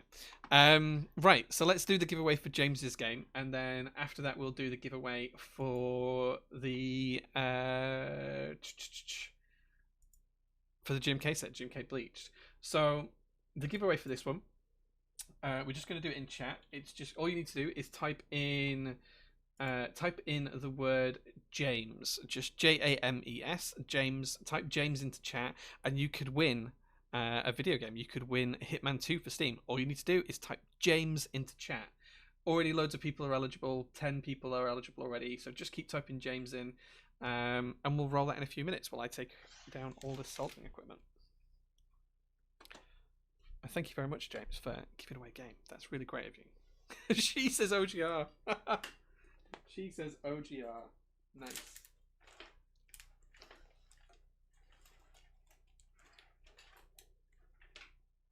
Okay, I've got my chair stuck now.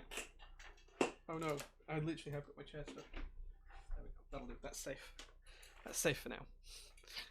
Zambomon says Alberto. Nice.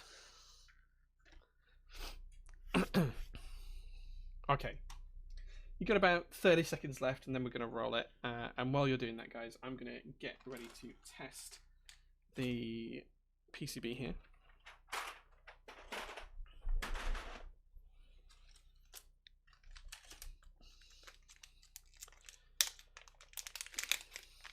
Okay.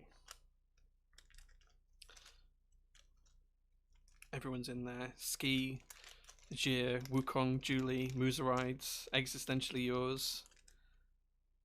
Nice. Okay. Let's roll it and see who wins it. James will reach out to the winner on this one and arrange with you directly to get you the game. But let's see who's going to win. The winner is Mr. Nekokun. There you go.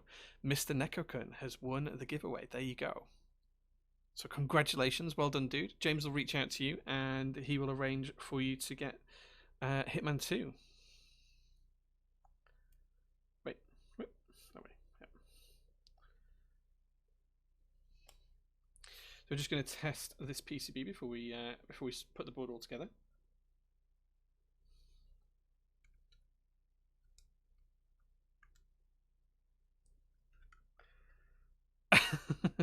James entered at the end. I saw that. James.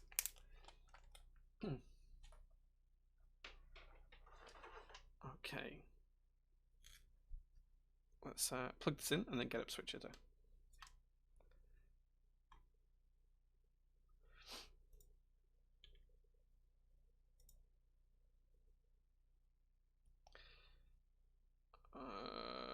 Wait, is this VIA compatible? Actually, I don't know if it is.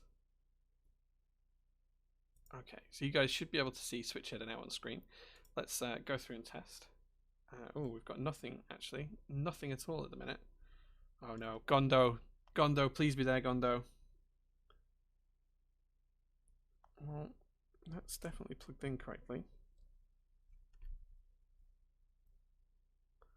Gondolindrim.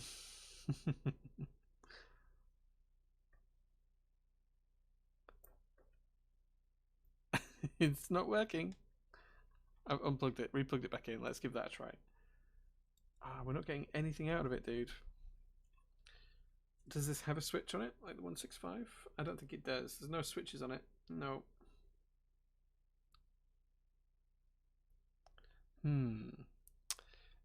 As far as I'm aware, it's flashed. I was told that it was ready to go, Gondo. Yes.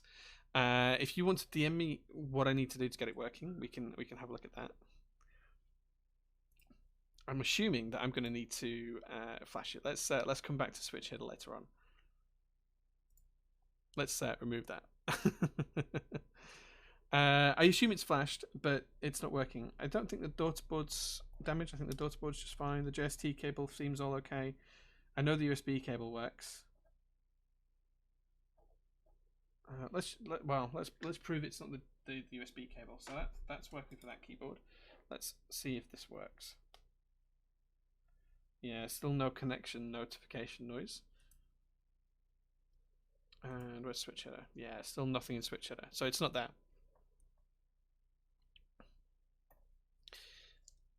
Check if it's recognized by the computer. There's no connection noise on connection, dude. So let's see if it shows up in device manager.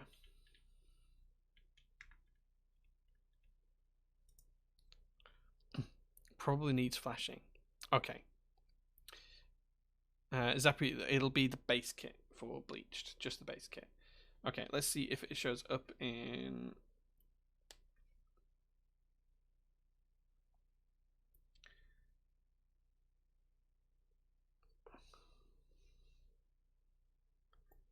No, I'm not getting anything in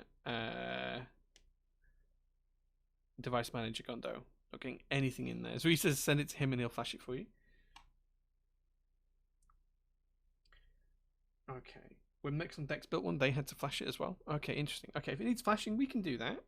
I just need to know the files that need to flash onto it. So that's simple enough once I just know where it's going to be flashed.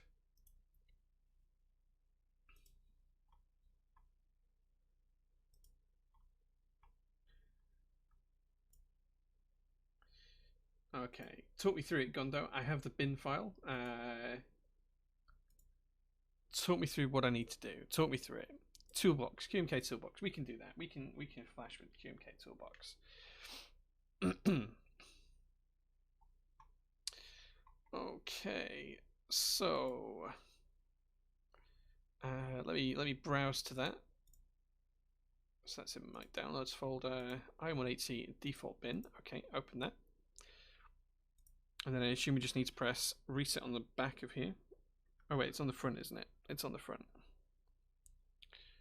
Press the reset button for at least 5 seconds, and it should show as a DFU device. Let's see. 3, 4, 5.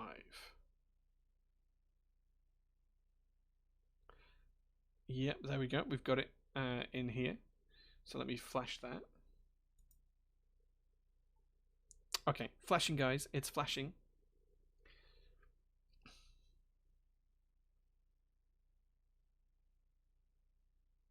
Setting up device, IM180, HID console connected. There we go. Okay, so now, thank you very much for that, Gondo. Thank you. That was very swift customer support. I'm very impressed by that.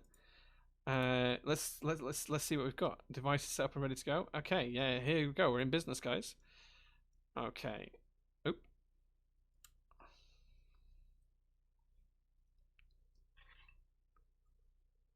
F13 is not showing up, but it is showing up that it's actually registered in the key press. It's just not mapped to anything. We've got pause, scroll lock, and print screen. Insert home, page up, delete, end, page down, go up, down, left, right. Okay, so everything's looking good here. Thank you very much, Gondo, for your support there. I very much appreciate that. That's really, really good. Yeah, ISO's fine. As long as it's in QMK, I can fix any ISO issues, because I know the ISO support, like this key might not work. It does. There we go. It works. And this key might not work. Yeah, it shows us the other one. Okay, so that's an easy fix. I can fix that later on. Gondo is POG. That's awesome. Thank you very much, Gondo. Shift's working, and then let's show the bottom row. Okay, control, that's not working. Did I just not solder those? Did I not solder the bottom row? Hold on. Okay, so I just didn't solder 3 keys. How did I miss that? Okay, so we can fix that. There we go. Let's disconnect that. Let's get the soldering iron back, which does mean that I'm going to have to stand up for a second, because I trapped the cable for the soldering iron in my chair. So it got caught in the wheel. So give me a second, guys, to fix this.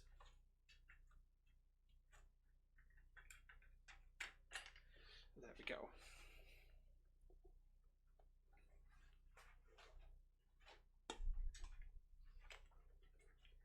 Okay. There we go. We're all back up and running. And then we're just going to solder these 3 switches. I can't believe I missed those. So we've definitely unplugged it. It works. It works. Clamped but clenched so hard right now. 250 watching my PCB almost failed. It didn't fail, dude. It worked perfectly. What failed was my soldering. I missed, in the excitement of talking and answering questions, I missed soldering these 3 keys. But we can fix that right now.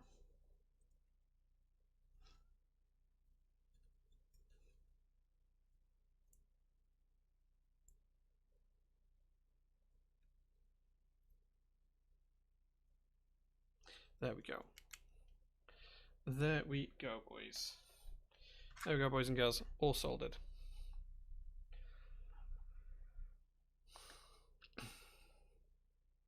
Someone's buying bears? Who's buying bears? Who changed it to bears?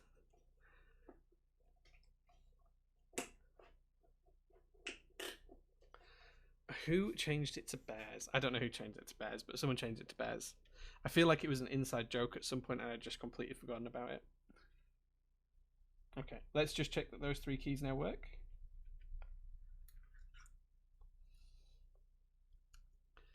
And spacebar as well. There we go. All now working. Excellent. So we can unplug that and we can unplug that, and then we can put the board together. Okay. So we'll leave the assembly up there. And we're going to need the gaskets because we've got the gasket installation to do now. And then as soon as we've got the board together, in fact, you know what? Let's give away GMK Bleach now. Bears on Amazon a couple of weeks ago. Yeah, I knew it was like that. I knew it was something like that. I kind of half remembered it. Okay, why has this gone into a different playlist? Why has it gone into a different playlist? I'm just going to restart this playlist. Wait, that's not it.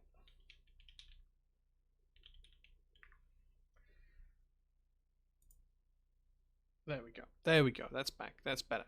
Cool. Okay, great. I'm not sure if purple is the final PCB color. I don't know is the honest answer to that.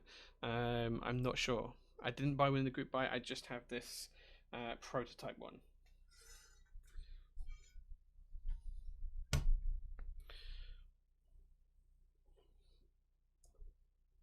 Okay, time to take out these screws. Now, I think there is one case screw missing, which isn't a problem for the build today. I'll just replace that later on. But I think there is one missing, I think.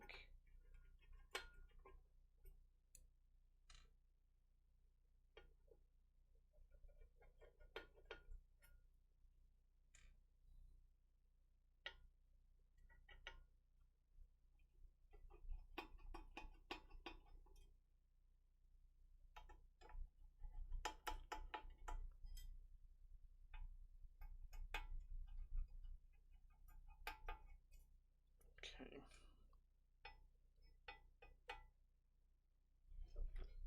Maybe I'm wrong. Maybe I'm wrong because there seems to be a screw in every hole here. Okay, let's just tip those out. There we go. And then we're just going to pivot this around. And then we take this off. And let's take a look at the inside of the top case. So there you go. This is the internals of the Iron 180. You can see here that there's grooves ready for the gaskets to sit in place. 3 on the top, 3 on the bottom. And then those are replicated here as well. So we've got 12 gaskets in total that we need to apply to this board. None on the sides this time. So the Iron 165, which is here, that did have gasket tabs on the side as well, but not on the 180. So it's just time to install these gaskets and then see where we get from there. Gran. Yes, that's the colour dash. It's Gran. Apologies for everyone's eardrums.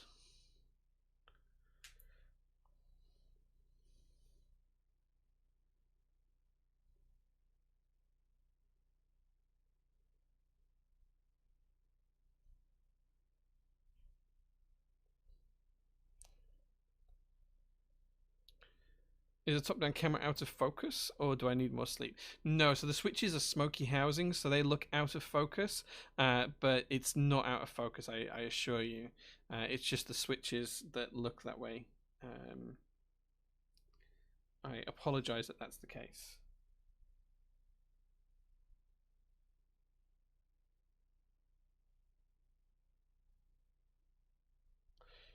Okay. Who doesn't need more sleep nowadays? That's the top gaskets I'm using on the bottom? What? The gaskets are all the same, right? The gaskets are all the same. Like, I have, like, a ton of these gaskets. These are all the same.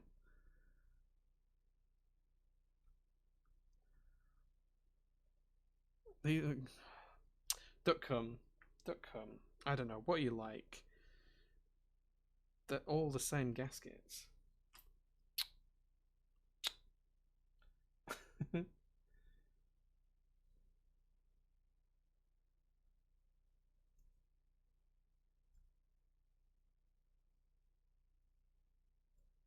to get this one quite aligned. There we go. Thank you for the bamboozle there. You got me for a second. Needs more gaskets plus foam. Says Protect. There is a lot of gaskets in this board. I don't think it needs any more.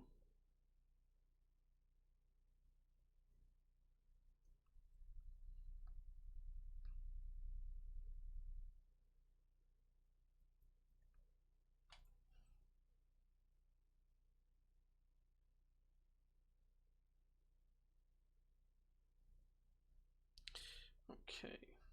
And then before we install the top one, I'm just going to install this daughter board. Now, where did I put the screws for this daughter board?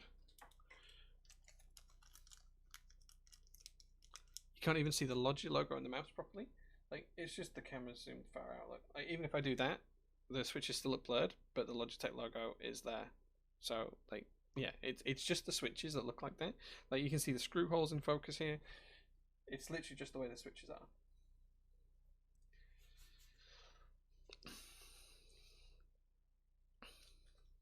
It's not fuzzy, it's just the switches. Look, they're my hands.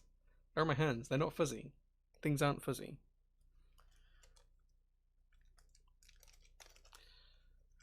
Okay.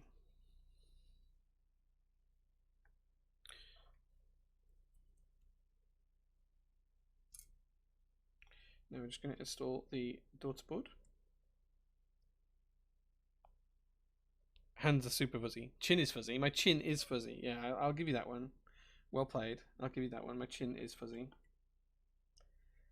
Don't want to tighten this down fully yet because I just want to make sure it's fully in place before we do. Can't trust this guy. Not at all, man. Not at all. Whoops.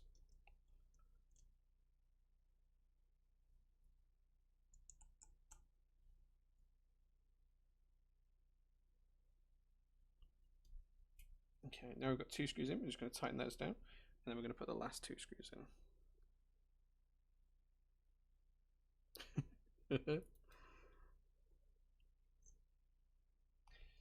Is Zabamon still around as well? I was going to ask him a question, actually. I was going to ask him about ISO support for GMK Striker R2, because I saw that that's coming up next year, which is kind of exciting. I'm hoping that I might be able to buy it this time.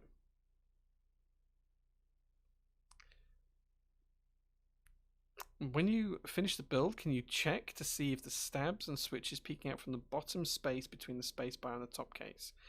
Yeah, of course I can, but it's a high-profile board, so it shouldn't be. Okay, now we've done that, I'm going to put in the last gasket on the base. And it's just J minted. You can just call me J. Not Mr. Top or anything like that. Just call me J. That's what everyone else calls me. There we go. Okay, and let's just pop the daughter board cable in place. Okay, now we've done the bottom case, we're going to move on to doing the top case. I'm just going to slide that out of the way. And then we're going to put the gaskets inside the top case as well. I don't think I need to cut it. No, you could cut it if you wanted, but I'm not going to bother. It's not going to interfere with anything, so there's no need to.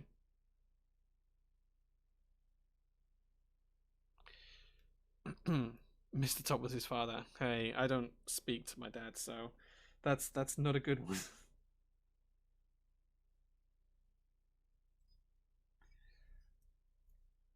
Okay. Mr. Top is his porn name. Sure. Is J short for something? So yeah, my full name is actually Jonathan Anthony Edward Flynn. So J is just the first 3 initials of those names. And it's what pretty much everyone calls me by in real life. So my wife calls me Jay, my mother and father-in-law call me Jay. Yeah, so all my friends call me Jay. So that is, all intents and purposes, my name. Just not legally.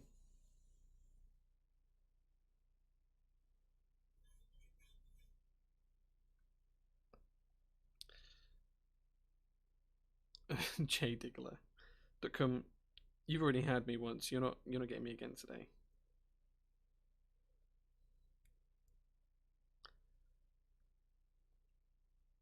Lionheart the Third to it. Nice. Yeah, like, I mean, my family's actually Irish, like originally, but a long time before I was even thought of as a family Irish. So, yeah. Yes, donate, guys, donate. Look at the donations page. Look at all the great comments that we've had, and help out by donating yourself. Because we've actually had a couple more donations. Looking at it, let's talk about those before I finish these gaskets. So we've already had Liturk as well, $3. I did my part absolutely, man, 100%. That's amazing. Thank you. Switch Doctor AU did $10. Thank you, dude. Thank you very much. And Forest Kokwai also did $20. So thank you so much, guys. Thank you so much for donating to the cause. It's so good to see that. We're almost at the 3,300. Yeah. Let's see if we can get 3,300 before I get the boards fully put together and screwed together. Let's see if we can get that. It's just another $28 or so. $28 in donations by the time I've finished putting the board together. Let's see if we can get that. Okay, so there we go. So someone said that I had to use these standoffs as well. Now I'm not quite sure where those standoffs go. They seem really tall. Like they can't be to. Right, that can't be right. Someone said that they step on here, but I'm not going to use them. Let's try without them. Let's try building it without them. Okay, let's see if we can get the case together now then. So the first thing I'm going to do is put the assembly in here. We're going to connect the daughter board together to the main board. Apologies if you can't quite see this, guys. I apologize. But we're just plugging in the cable just there. Then I'm going to tuck that cable underneath the PCB and plate assembly. I'm going to drop that in place.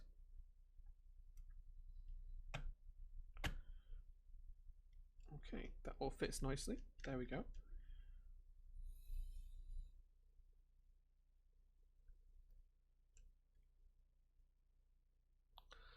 Okay. Have to head off to work. Enjoy the rest of the stream and hope we hit the goal for donations. Thank you, man. Thank you, Switch Doctor AU. Thank you for the donation, dude. And I'm sure we will get there. I'm sure we'll get there.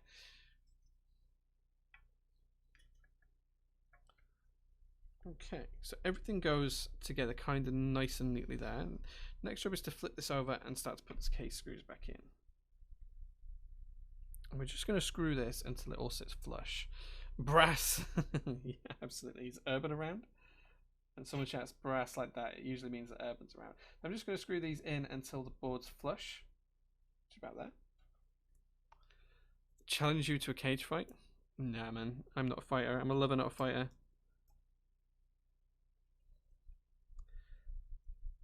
Okay, again, just going to go till it's flush. There we go. What's my opinion on Topa switches? Not for me, sadly. I'm not a big fan of Topa. Again, just let's flush, which is there. Okay, we're going diametrically opposed on these guys just to make sure that we're screwing it down, making sure that the pressure's even across the whole board. Again, just going to go till it's flush. There we go. And then we're going to get these last ones in.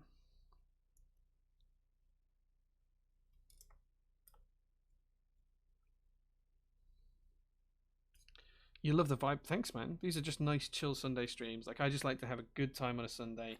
And today, of course, we're doing the giveaways and making sure everything's good for Movember. So we're almost at that $3,300 goal by the time I finish building the board. I haven't put caps on yet, so there's a few minutes left, but we're getting close, guys.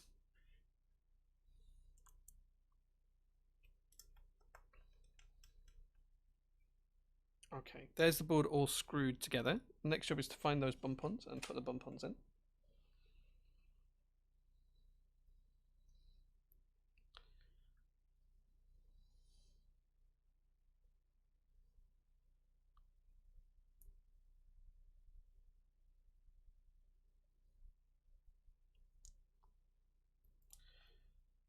You always screwing like that? Good to know, man. It just helps even stress. To be honest, it's overkill for keyboards, but my other hobby is restoring cars, and sometimes on an engine block you have to screw things to certain tolerances in a certain order, otherwise it just doesn't work. We're using two types of switches. We are using silent inks for the mod keys, and then we're using Mechanisk switches, the ultramarine switches for the alphas and the arrows. So there we go. Okay, I was going to let you guys decide on the key set that we're going to use today, but I've changed my mind, and I'm absolutely going to take creative decision on this. Weren't there screw spacers? Yeah, but I didn't I didn't use them, Kigan. I didn't feel like the need to use them was there. Like, the screw spacers in here, but it's fine. Like, it works just fine. Like, That's not going to short out or anything else. The board went together nicely. I'm not quite sure where I would put those, to be honest. It would feel like the board wouldn't go together properly if I used them, so I didn't. I will reach out to Smith & Rune, though, and just double check. But anyway, key set of today is something I'm picking. Meow Meow says Unicorn. Hello. Yes, Meow Meow. Dictatorship. Yeah.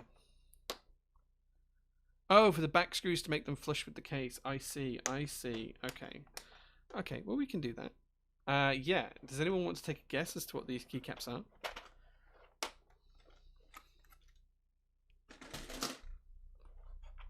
Anyone want to take a guess as to what those keycaps are? It's not 9009. It's not Yugo.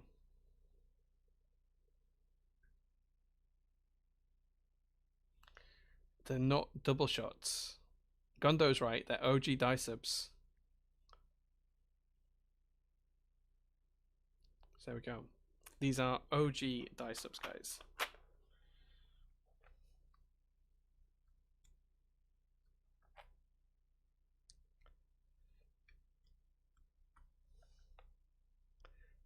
It's not Yugoslavian. Can you guys guess what language this is? Which keycaps these are? But these are, so just for proof, like these are cherry OG die sub keycaps. It's not Hebrew. It's not Hebrew, no. It's not French. Look again, guys. Look again. Look again at the legends. It's not French. Look again at the legends.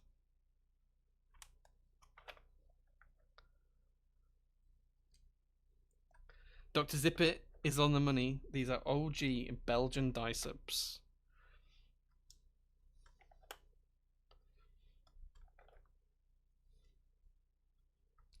Of course, we're going to use the Smith & Rune grey and cap just for the F13 there.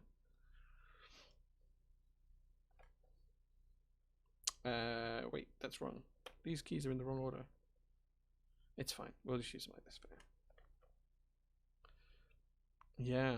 I actually have some Belgian double shots as well, which are quite rare. But I've got about 8 and 9 different countries' die subs these days.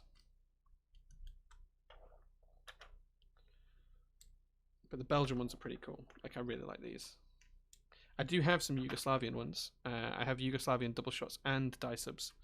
They're really nice.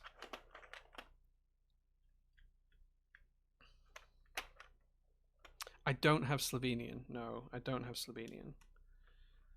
Because I have grain on this board here. So this board here has grain on it. And I don't want to take it off. Simple as that.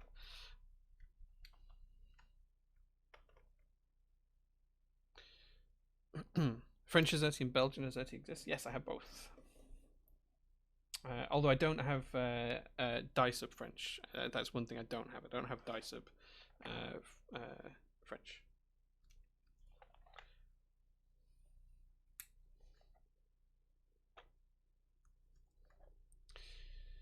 How many keycap sets do I have in my collection? I don't know. Like, over 100, but I don't know an exact number. Over 100 is probably the closest I can tell you right now. Wallonia had their own, did they? I didn't know that. Flemish does use Dutch layout, yes, so Flemish would be the same. I hope that these are in the right order. I remember checking what the right order for these to put them in was when I put them in the case, so I'm hoping that these are still in the right order, because there's some of the keys I just don't know if they are in the right order. How many Kippuras do I have? Oh gosh, I don't know, 100-ish? Maybe two? No, not 200. Maybe north of 100, I don't know. Like, just here next to me, I've probably got 60.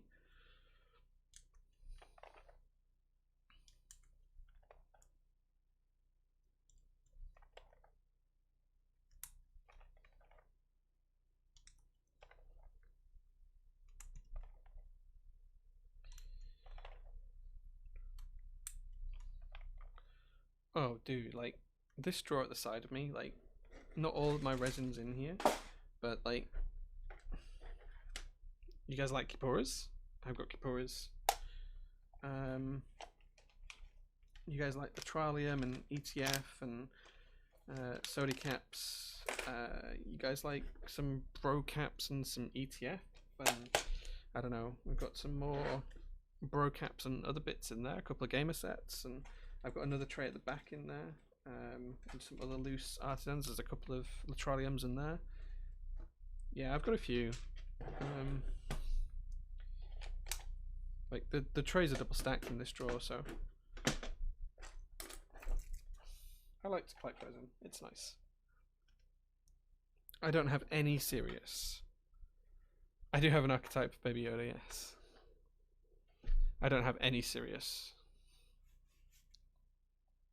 What is with that keycap layout? The layout itself is ISO. The keycaps are Belgian ISO die subs. OG cherry die subs in the Belgian ISO layout. Whoops. Yeah, serious fulfillment coming. Like that's something that I will be all over, because serious is something I just don't have. Your QWERTY is off. Yes, I'm aware. It's AZERTY, not QWERTY. This is the way they are laid out, guys. As soon as I finish putting keycaps on here, did we hit the... Oh, we've not quite hit the $3,300, guys. You've got like a minute or two to hit the $3,300, and then we can do the next giveaway. So come on, hit the $3,300.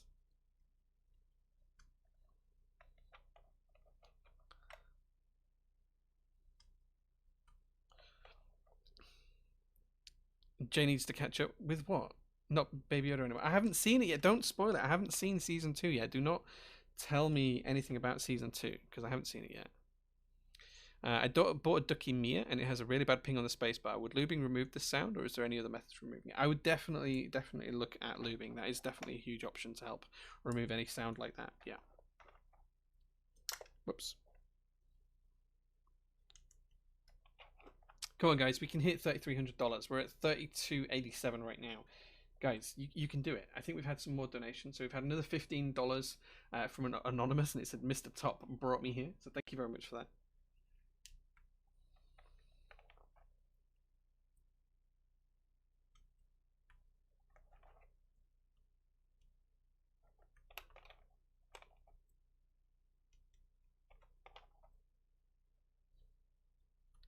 That layout scares me. Hey man, it's fine. You don't have to like it. It's now Baby Kofefe.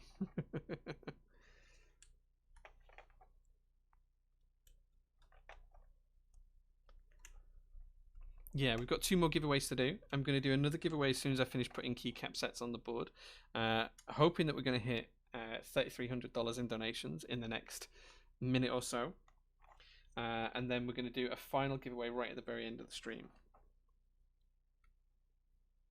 Come on, guys. I've almost finished. We've got 2 more keycaps left to do. Someone can donate that $13 to take us to $3,300 for the final... well, for the keycap set giveaway. Let me move this out before I put the spacebar on. Where did the lid go for this? On the floor. Okay, great. There we go. So after this, it's going to be over to Max F and Alex Otos to round out the rest of the day.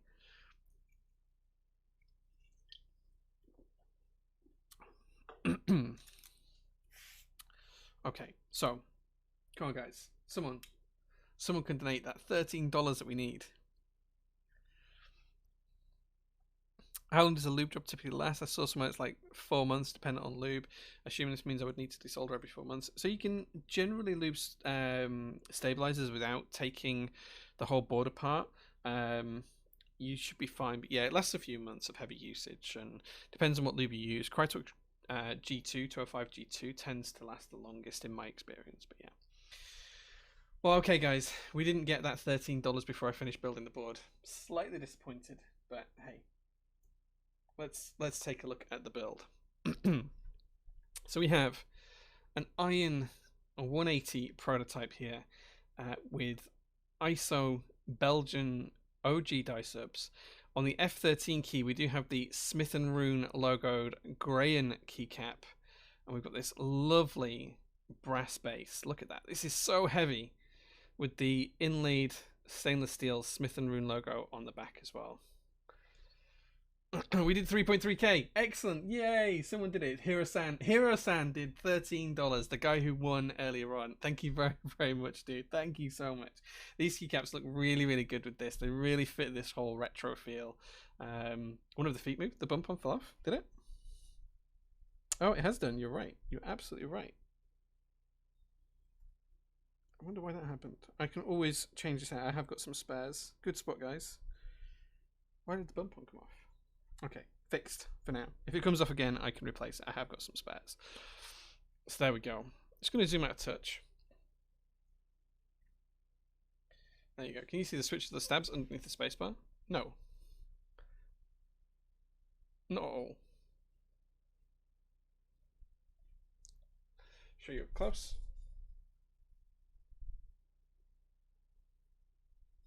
There you go.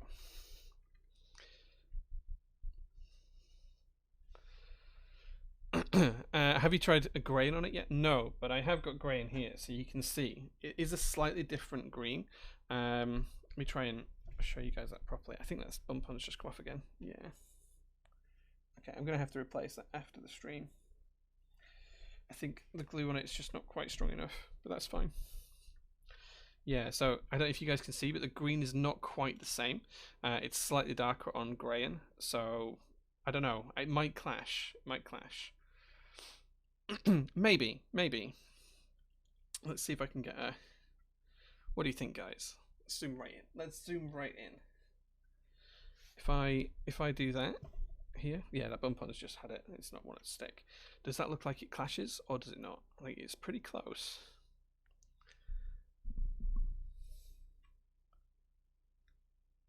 It's pretty close.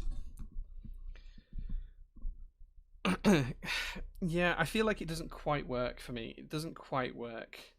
Like, I don't know if this will come off. Come on.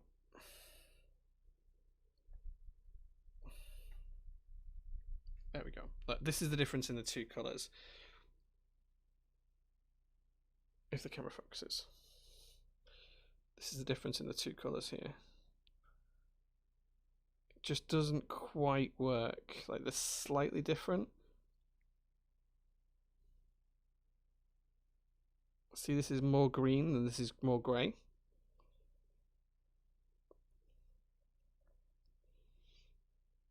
Doesn't quite work. Doesn't quite work. It's close, but no cigar. I definitely think an OG colorway works better on it.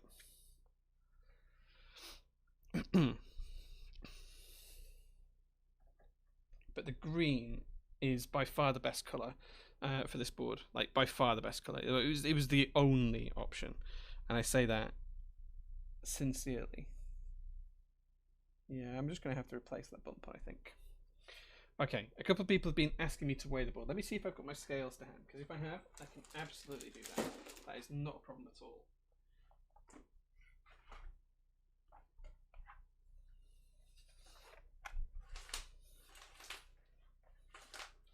Okay, let's get the scales so you can see them front and center.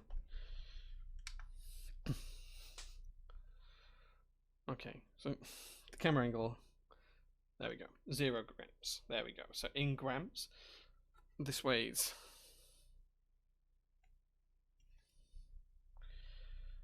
just shy of 5 kilograms, 4,885 grams. That's just shy of 5 kilograms. And if we change that over to pounds, that's 10 pounds 12 ounces. 10 pounds 12 ounces fully built. I told you it was heavy, but 10 pounds 12 ounces. So there you go.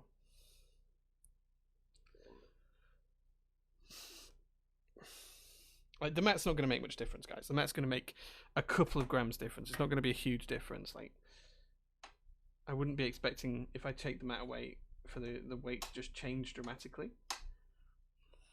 Let's see, 10 pounds 12 with the mat in place. Let's see what it is without the mat in place, but I think it's going to be pretty much the same.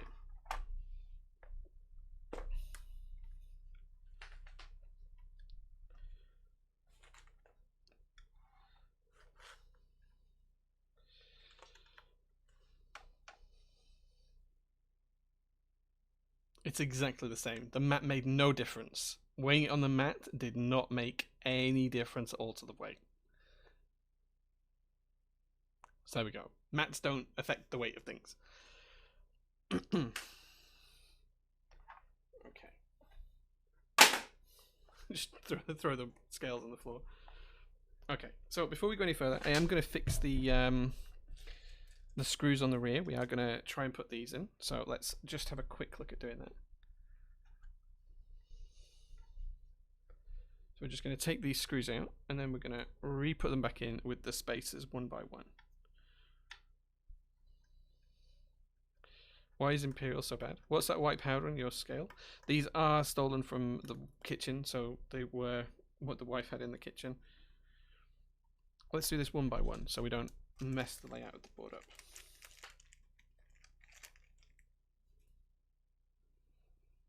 And then we just need the longer screws.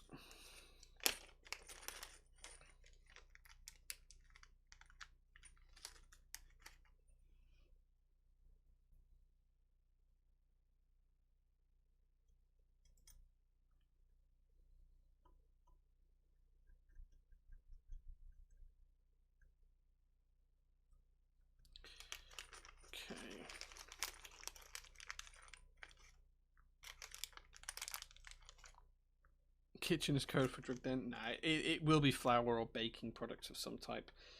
I did literally take them out of the wife's kitchen to bring them down here. In fact, I think that is a little bit of chocolate or something, which I'm going to have to get off now.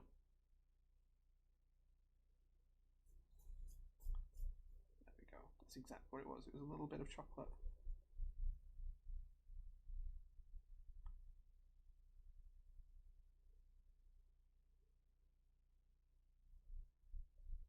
There we go. All clean and tidy now. Okay.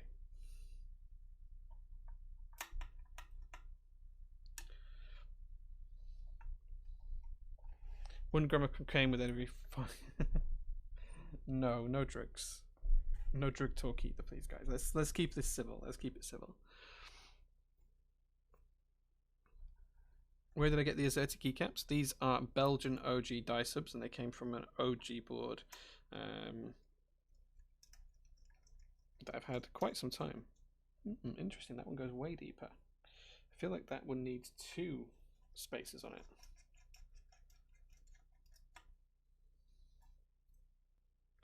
So let's put another one on and drop it back into the hole.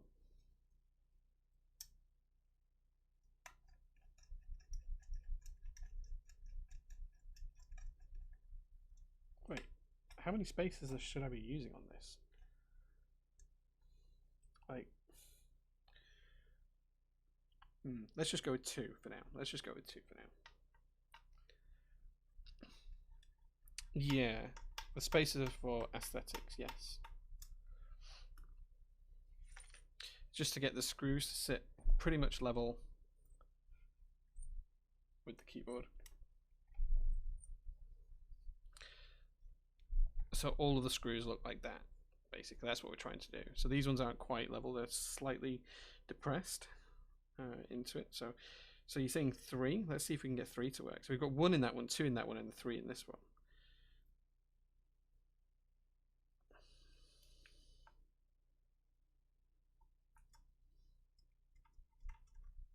Okay, yeah, that works well. Okay, 3 does work well.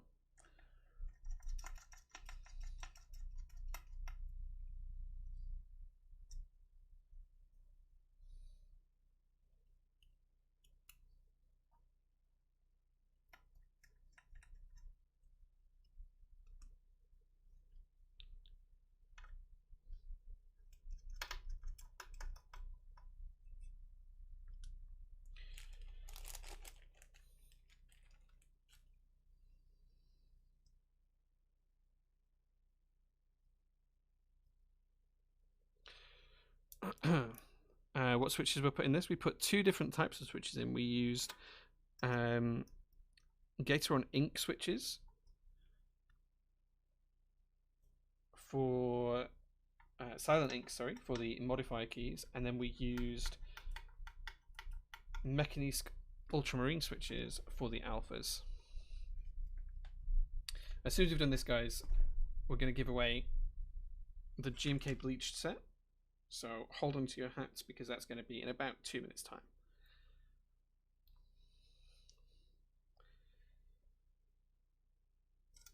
Okay.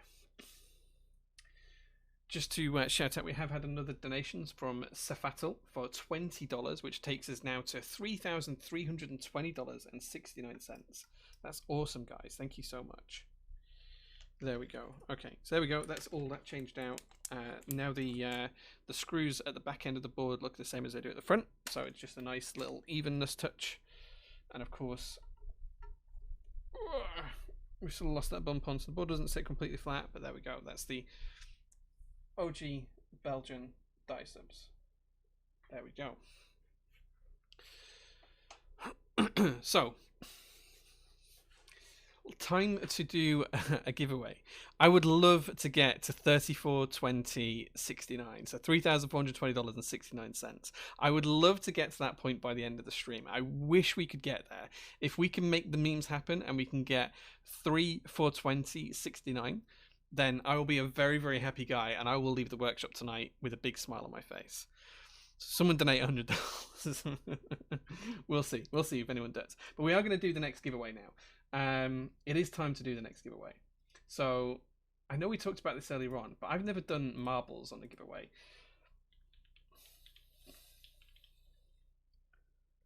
So let's see if we can work out how to do it, because I have got another 20 minutes of stream to do. It's on stream. Okay, it's on Twitch. Okay, I'm gonna have to look at this for next time I've done it. I need to do it on Steam and then we do it on stream. Okay, I see. Okay, so we're not going to do that today. We're not going to do marbles today because I need to work it out. The music's louder than my voice. It shouldn't be. I haven't changed it all stream. So that should be way quieter than me. We haven't had a type test yet. We're going to do that in just a second. But we're going to do a giveaway first. So I'm not going to do marbles because I don't have time to check it out and work out how we do that. So I'm just going to do a giveaway. And I'm just going to grab Nightbot and we're just going to do the next giveaway. So let's get that ready. So guys, the way to be involved in this giveaway, which is for a set of GMK bleached, so the winner will get a set of GMK bleached, not right away because the set hasn't been made yet, but as soon as the set ships, someone will get a set of GMK bleached, whoever wins this. All you need to do to enter is just enter the word Movember, Movember, into chat right now, and then for the next 10 minutes or so, we'll let that run, and then we'll draw the winner for it. And then the final thing we'll do is we'll do a type test. Then we're going to give away the gingham. And then we're going to hand over to Alex Otos or Max, whoever's live and streaming. So I'm going to find out. So guys, all you need to do is just put Movember into chat. And this will give you an opportunity to win the GMK Bleached.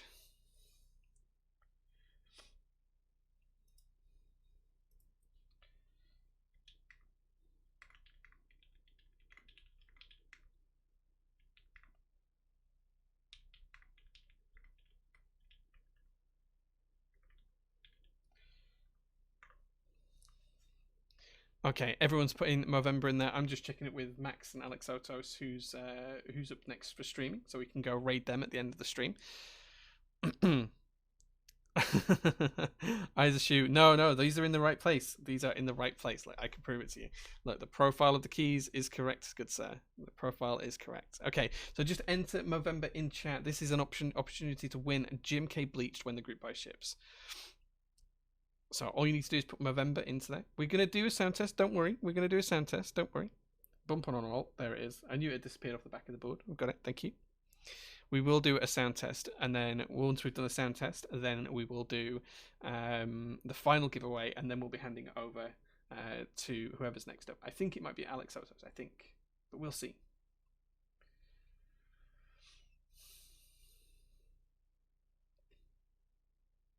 I also use bump onto my alt keys. Nice, good taste, man. Good taste. Okay, let's do a countdown. 10 seconds or so. We're going to pick the winner. So now is your chance to enter for the set of GMK Bleach. We've got about 260 people watching, but only 130 people are eligible for the win. They've only entered. All you need to do is put Movember into chat. Just type Movember in. That's all you need to do, and that will make you eligible.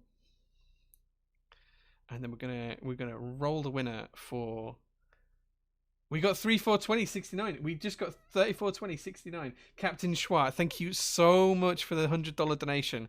Thank you very much, man. Okay, dude, that is so good of you. Thank you very much. 342069. That's a great total to finish on. Thank you so much, guys. Thank you so much.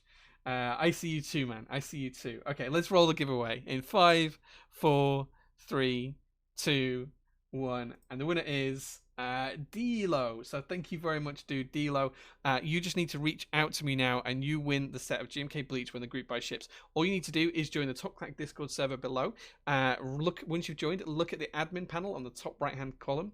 You'll see my name, Jay, right at the top there. Just right click, send me a message, and we'll sort out from there, Dilo. So thank you very much. But Dilo, you win the set of GMK Bleach. The whole base kit will be coming to you when the group buy ships in a few weeks time, or in a couple months time. Whenever it ships, it will come to you, dude. So thank you so much for that. Thank you.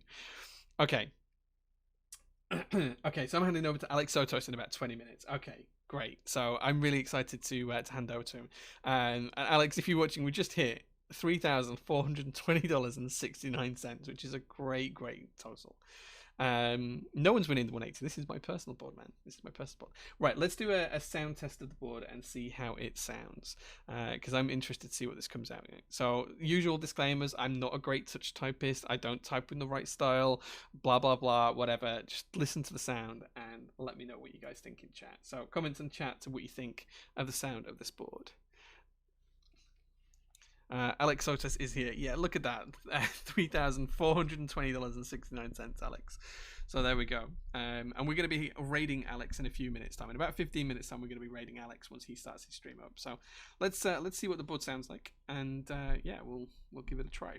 Well, don't forget, guys, we've got one more giveaway on this stream before we hand over to Alex as well. The last thing we're going to do is we're going to do a giveaway for a gingham and then hand over to Alex right at the very end. The switches in this are on the alphas. We've got Mechanisk Ultramarine switches, and then on the modifiers and FRO keys, we've got Silent inks, Gateron Silent inks, both lubed with 205 grade 0. This keycap set is some OG die subs in Belgian layouts. These are really rare, and the board is the Iron 180 in the Grey and Gran colorway, which is a really nice green with a brass plate and a brass base. So there you go. Let's have a listen and see how it sounds.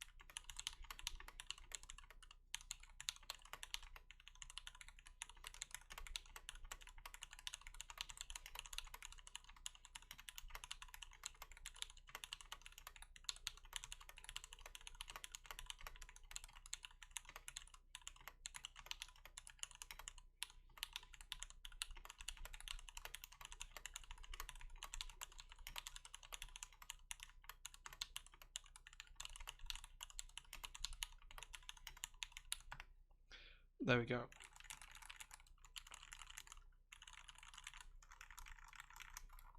It's not wireless, no. It just doesn't need to be plugged in for a sound test, that's all. But there we go. The switches are the ultra. Yeah, it's really clean. Like, the cool thing about this board is that because we've put the modifiers as silent switches, they're not loud, which is sometimes a problem on brass boards with brass plates. So these sound quite nice. The alphas sound quite clean and crisp. I'm pretty happy. It sounds like JWK. Yeah, I'm pretty happy with that. But no, it's not wireless. It's just not plugged in. It's just not plugged in. It doesn't need to be plugged in for a sound test. Yeah, I don't have proper typing technique. I know that, but yeah, I just type how it is. It feels really nice. So the switches are lubed. So I've lubed the modifiers with 205 grade 0, and they feel pretty nice. But they're silent inks, so they just feel like inks. In terms of the Mechanisk ones, they feel really smooth. They feel very similar to the Novelty Silks, but the weighting's slightly different and the sound's slightly different as well because of the polycarbonate housings or the nylon housings, whichever these are. I think I prefer these to the silks. I definitely prefer these to the silks.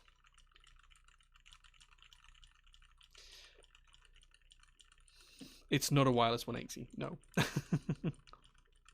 Just do the spacebar. Remember, these are PBT keycaps as well. These are PBT die sub keycaps, so they're not ABS, they are PBT. Yeah, it's really quiet. It's really quiet, but it's silent switches, so there we go. Okay, guys, it is time for the last giveaway before we hand over to Alex Otos. So I think he's going to ping me when he's ready. I think my keyboard have black inks in Europe. I think my keyboard have them. Alex Otos is going to be live in like 5 or 6 minutes time, so we're going to fill that time up by doing a giveaway for the final giveaway today, which is the gingham. So if you haven't seen a gingham before, it's basically a through hole kit that you can screw together and solder together, and you put all of the components in together yourself, including everything such as the diodes and everything else that you see on the PCB. So yeah, so that's what we're going to do. We're going to give that away. We're going to give it away the same as we've done everything else. Yeah, I'm really excited to see who wins this. It's a 60% keyboard. Let me find it. The gingham keyboard.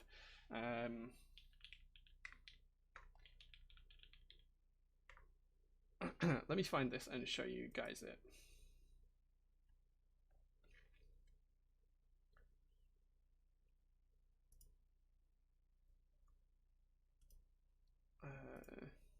Let me find some images, open them up in new tabs.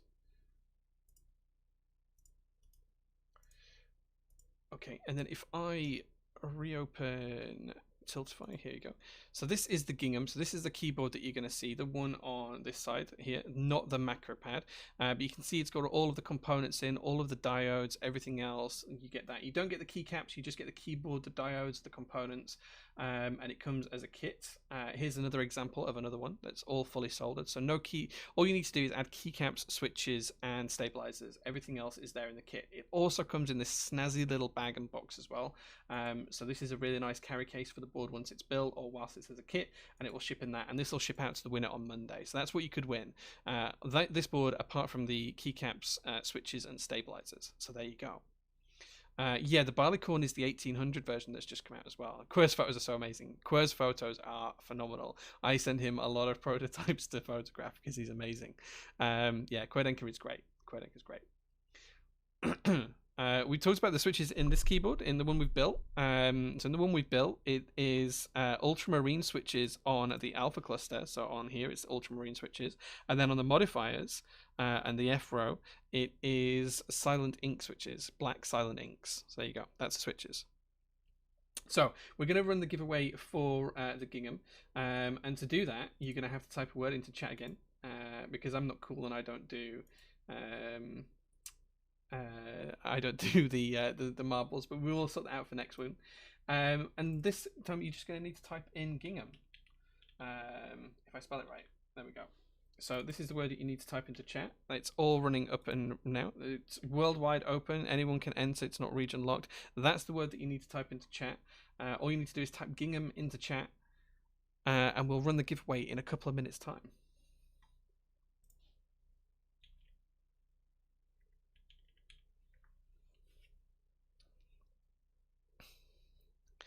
And the winner, all you'll have to do is join the Top Clack Discord, message me. As soon as you message me, you can leave. You just need this, just the easiest way to get you to me. Or you can email me at j@prototypist.net, whichever's easier for you. But yeah, reach out on Discord is probably the quickest way. And it'll ship on Monday. It'll ship out to you on Monday. So let's see who's in. So we've got Rain Dramas in, Dictator's in, Musa Ride's in, Zambamun's in. He's going for this one as well. Deadlock, Dematax, Jabitsu, AKB James. Everyone is getting in on this one. So come on, guys. 260 people watching. 105 of you are eligible right now to win. I want everyone to have a chance to win this. You know, today has been really, really good. We've raised $3,420.69 so far for charity. We're going to raise more today. We're going to hit that $4,000 goal, I am sure. And this is all for Movember as well, remember, guys. So this is benefiting men's health and everything else. They do so so much work for the community and so many things for different folks around the world. Captain Schwa just gave $100 donation to get us to that 420.69 ending, $3,420.69. So thank you very much for that. But guys, you can all donate. Even if everyone donates $1, then we can make it to $4,000 today. So shout out to Jack Static as well. Yeah, Jack Static is the current high bidder. He's bid $1,000. Sorry, donated. He's donated $1,000. You don't have to be subscribed to be eligible. Anyone can win this. It doesn't have to be anything else. It's not subs. It's anyone who's watching. Anyone who's in chat right now. Anyone who types in Gingham. All of the 260 people watching. You can win. Nick Click says, "Hi Jay. Hey man, we're just about to do a giveaway. We're just about to give away a Gingham kit. Anyone who's here, just type in Gingham and you'll be eligible to win. And we'll roll it in just a second. We'll give it another minute and then we'll roll. I just want to make sure that everyone possible who wants a chance at this board is entered. And then we'll go. We'll pull it out of the hat. If I win, I'm going to scream like a little girl. I'm just going to be happy that someone wins, man. That's the thing. Like, I'm going to be really happy that someone wins. Okay, we'll give it another 30 seconds, guys, for you to get in. All you need to do is type in Gingham. Dead simple. Capitalization doesn't matter. Just type it in however you want to. As long as it says Gingham, orders in that way, letters in that order, then there you go. So yeah, thoughts on the board. The I-180, it looks stunning. It is hefty as hell. I'm really proud to have this in my collection. I don't have many TKLs, but I'm really proud to have this. This is going to go and sit alongside next to the Jane and a few other TKLs I have in my possession right now. So yeah, TKLs aren't usually my thing, but I'm really, really glad I bought this. Okay, so we're going to draw it in 5, 4, 3, 2, 1. The winner of the Gingham is 99 star 100. So there we go, dude. 99 star 100. You have won the giveaway. All you need to do is just drop me a message on Discord or email me at j@prototypist.net as soon as you can, and then I'll arrange for this to be shipped out to you tomorrow. It doesn't matter where you are in the world, I'll make sure it gets to you. Same for all of the other winners. Make sure you've reached out to me. I might not have replied while we're on stream, but I will make sure that you win. So all you need to do is reach out to me and I will get it out, get the prize over to you. That's all you need to do. Just reach out to me. Discord below. Join the Top Clack Discord. Then in the top right hand corner, you'll be able to see the admins. You'll be able to grab me from just there. It's Jay. Once you've done that, you don't have to stay in the Top Clack server if you don't want to. Other than that, you can also drop me a line at j@prototypist.net. That goes for any of the winners today. Get the iron ready.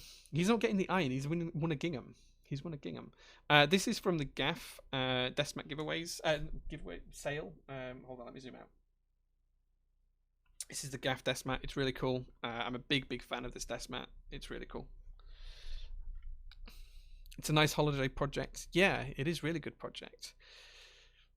Message down Geek Hack. Best way to contact me. Discord or email, please. Discord or email.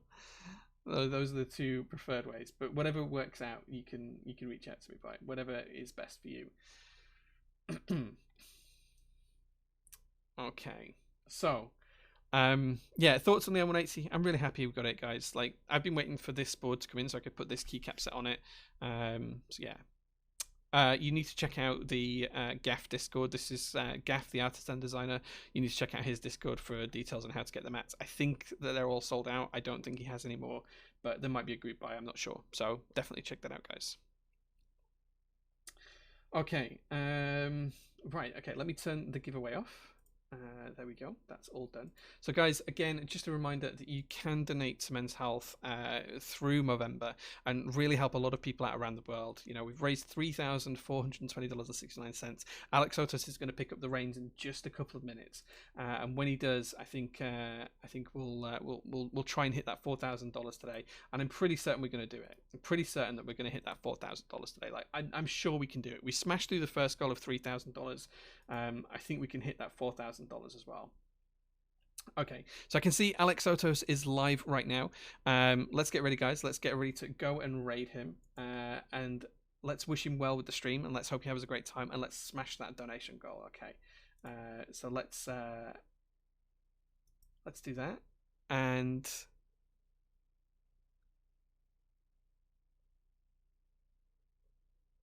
I think we're now raiding him. There we go. Here we go, guys. Thanks very much for watching, and tell him that we love him. Tell Alex Photos that we love him. Cheers, guys.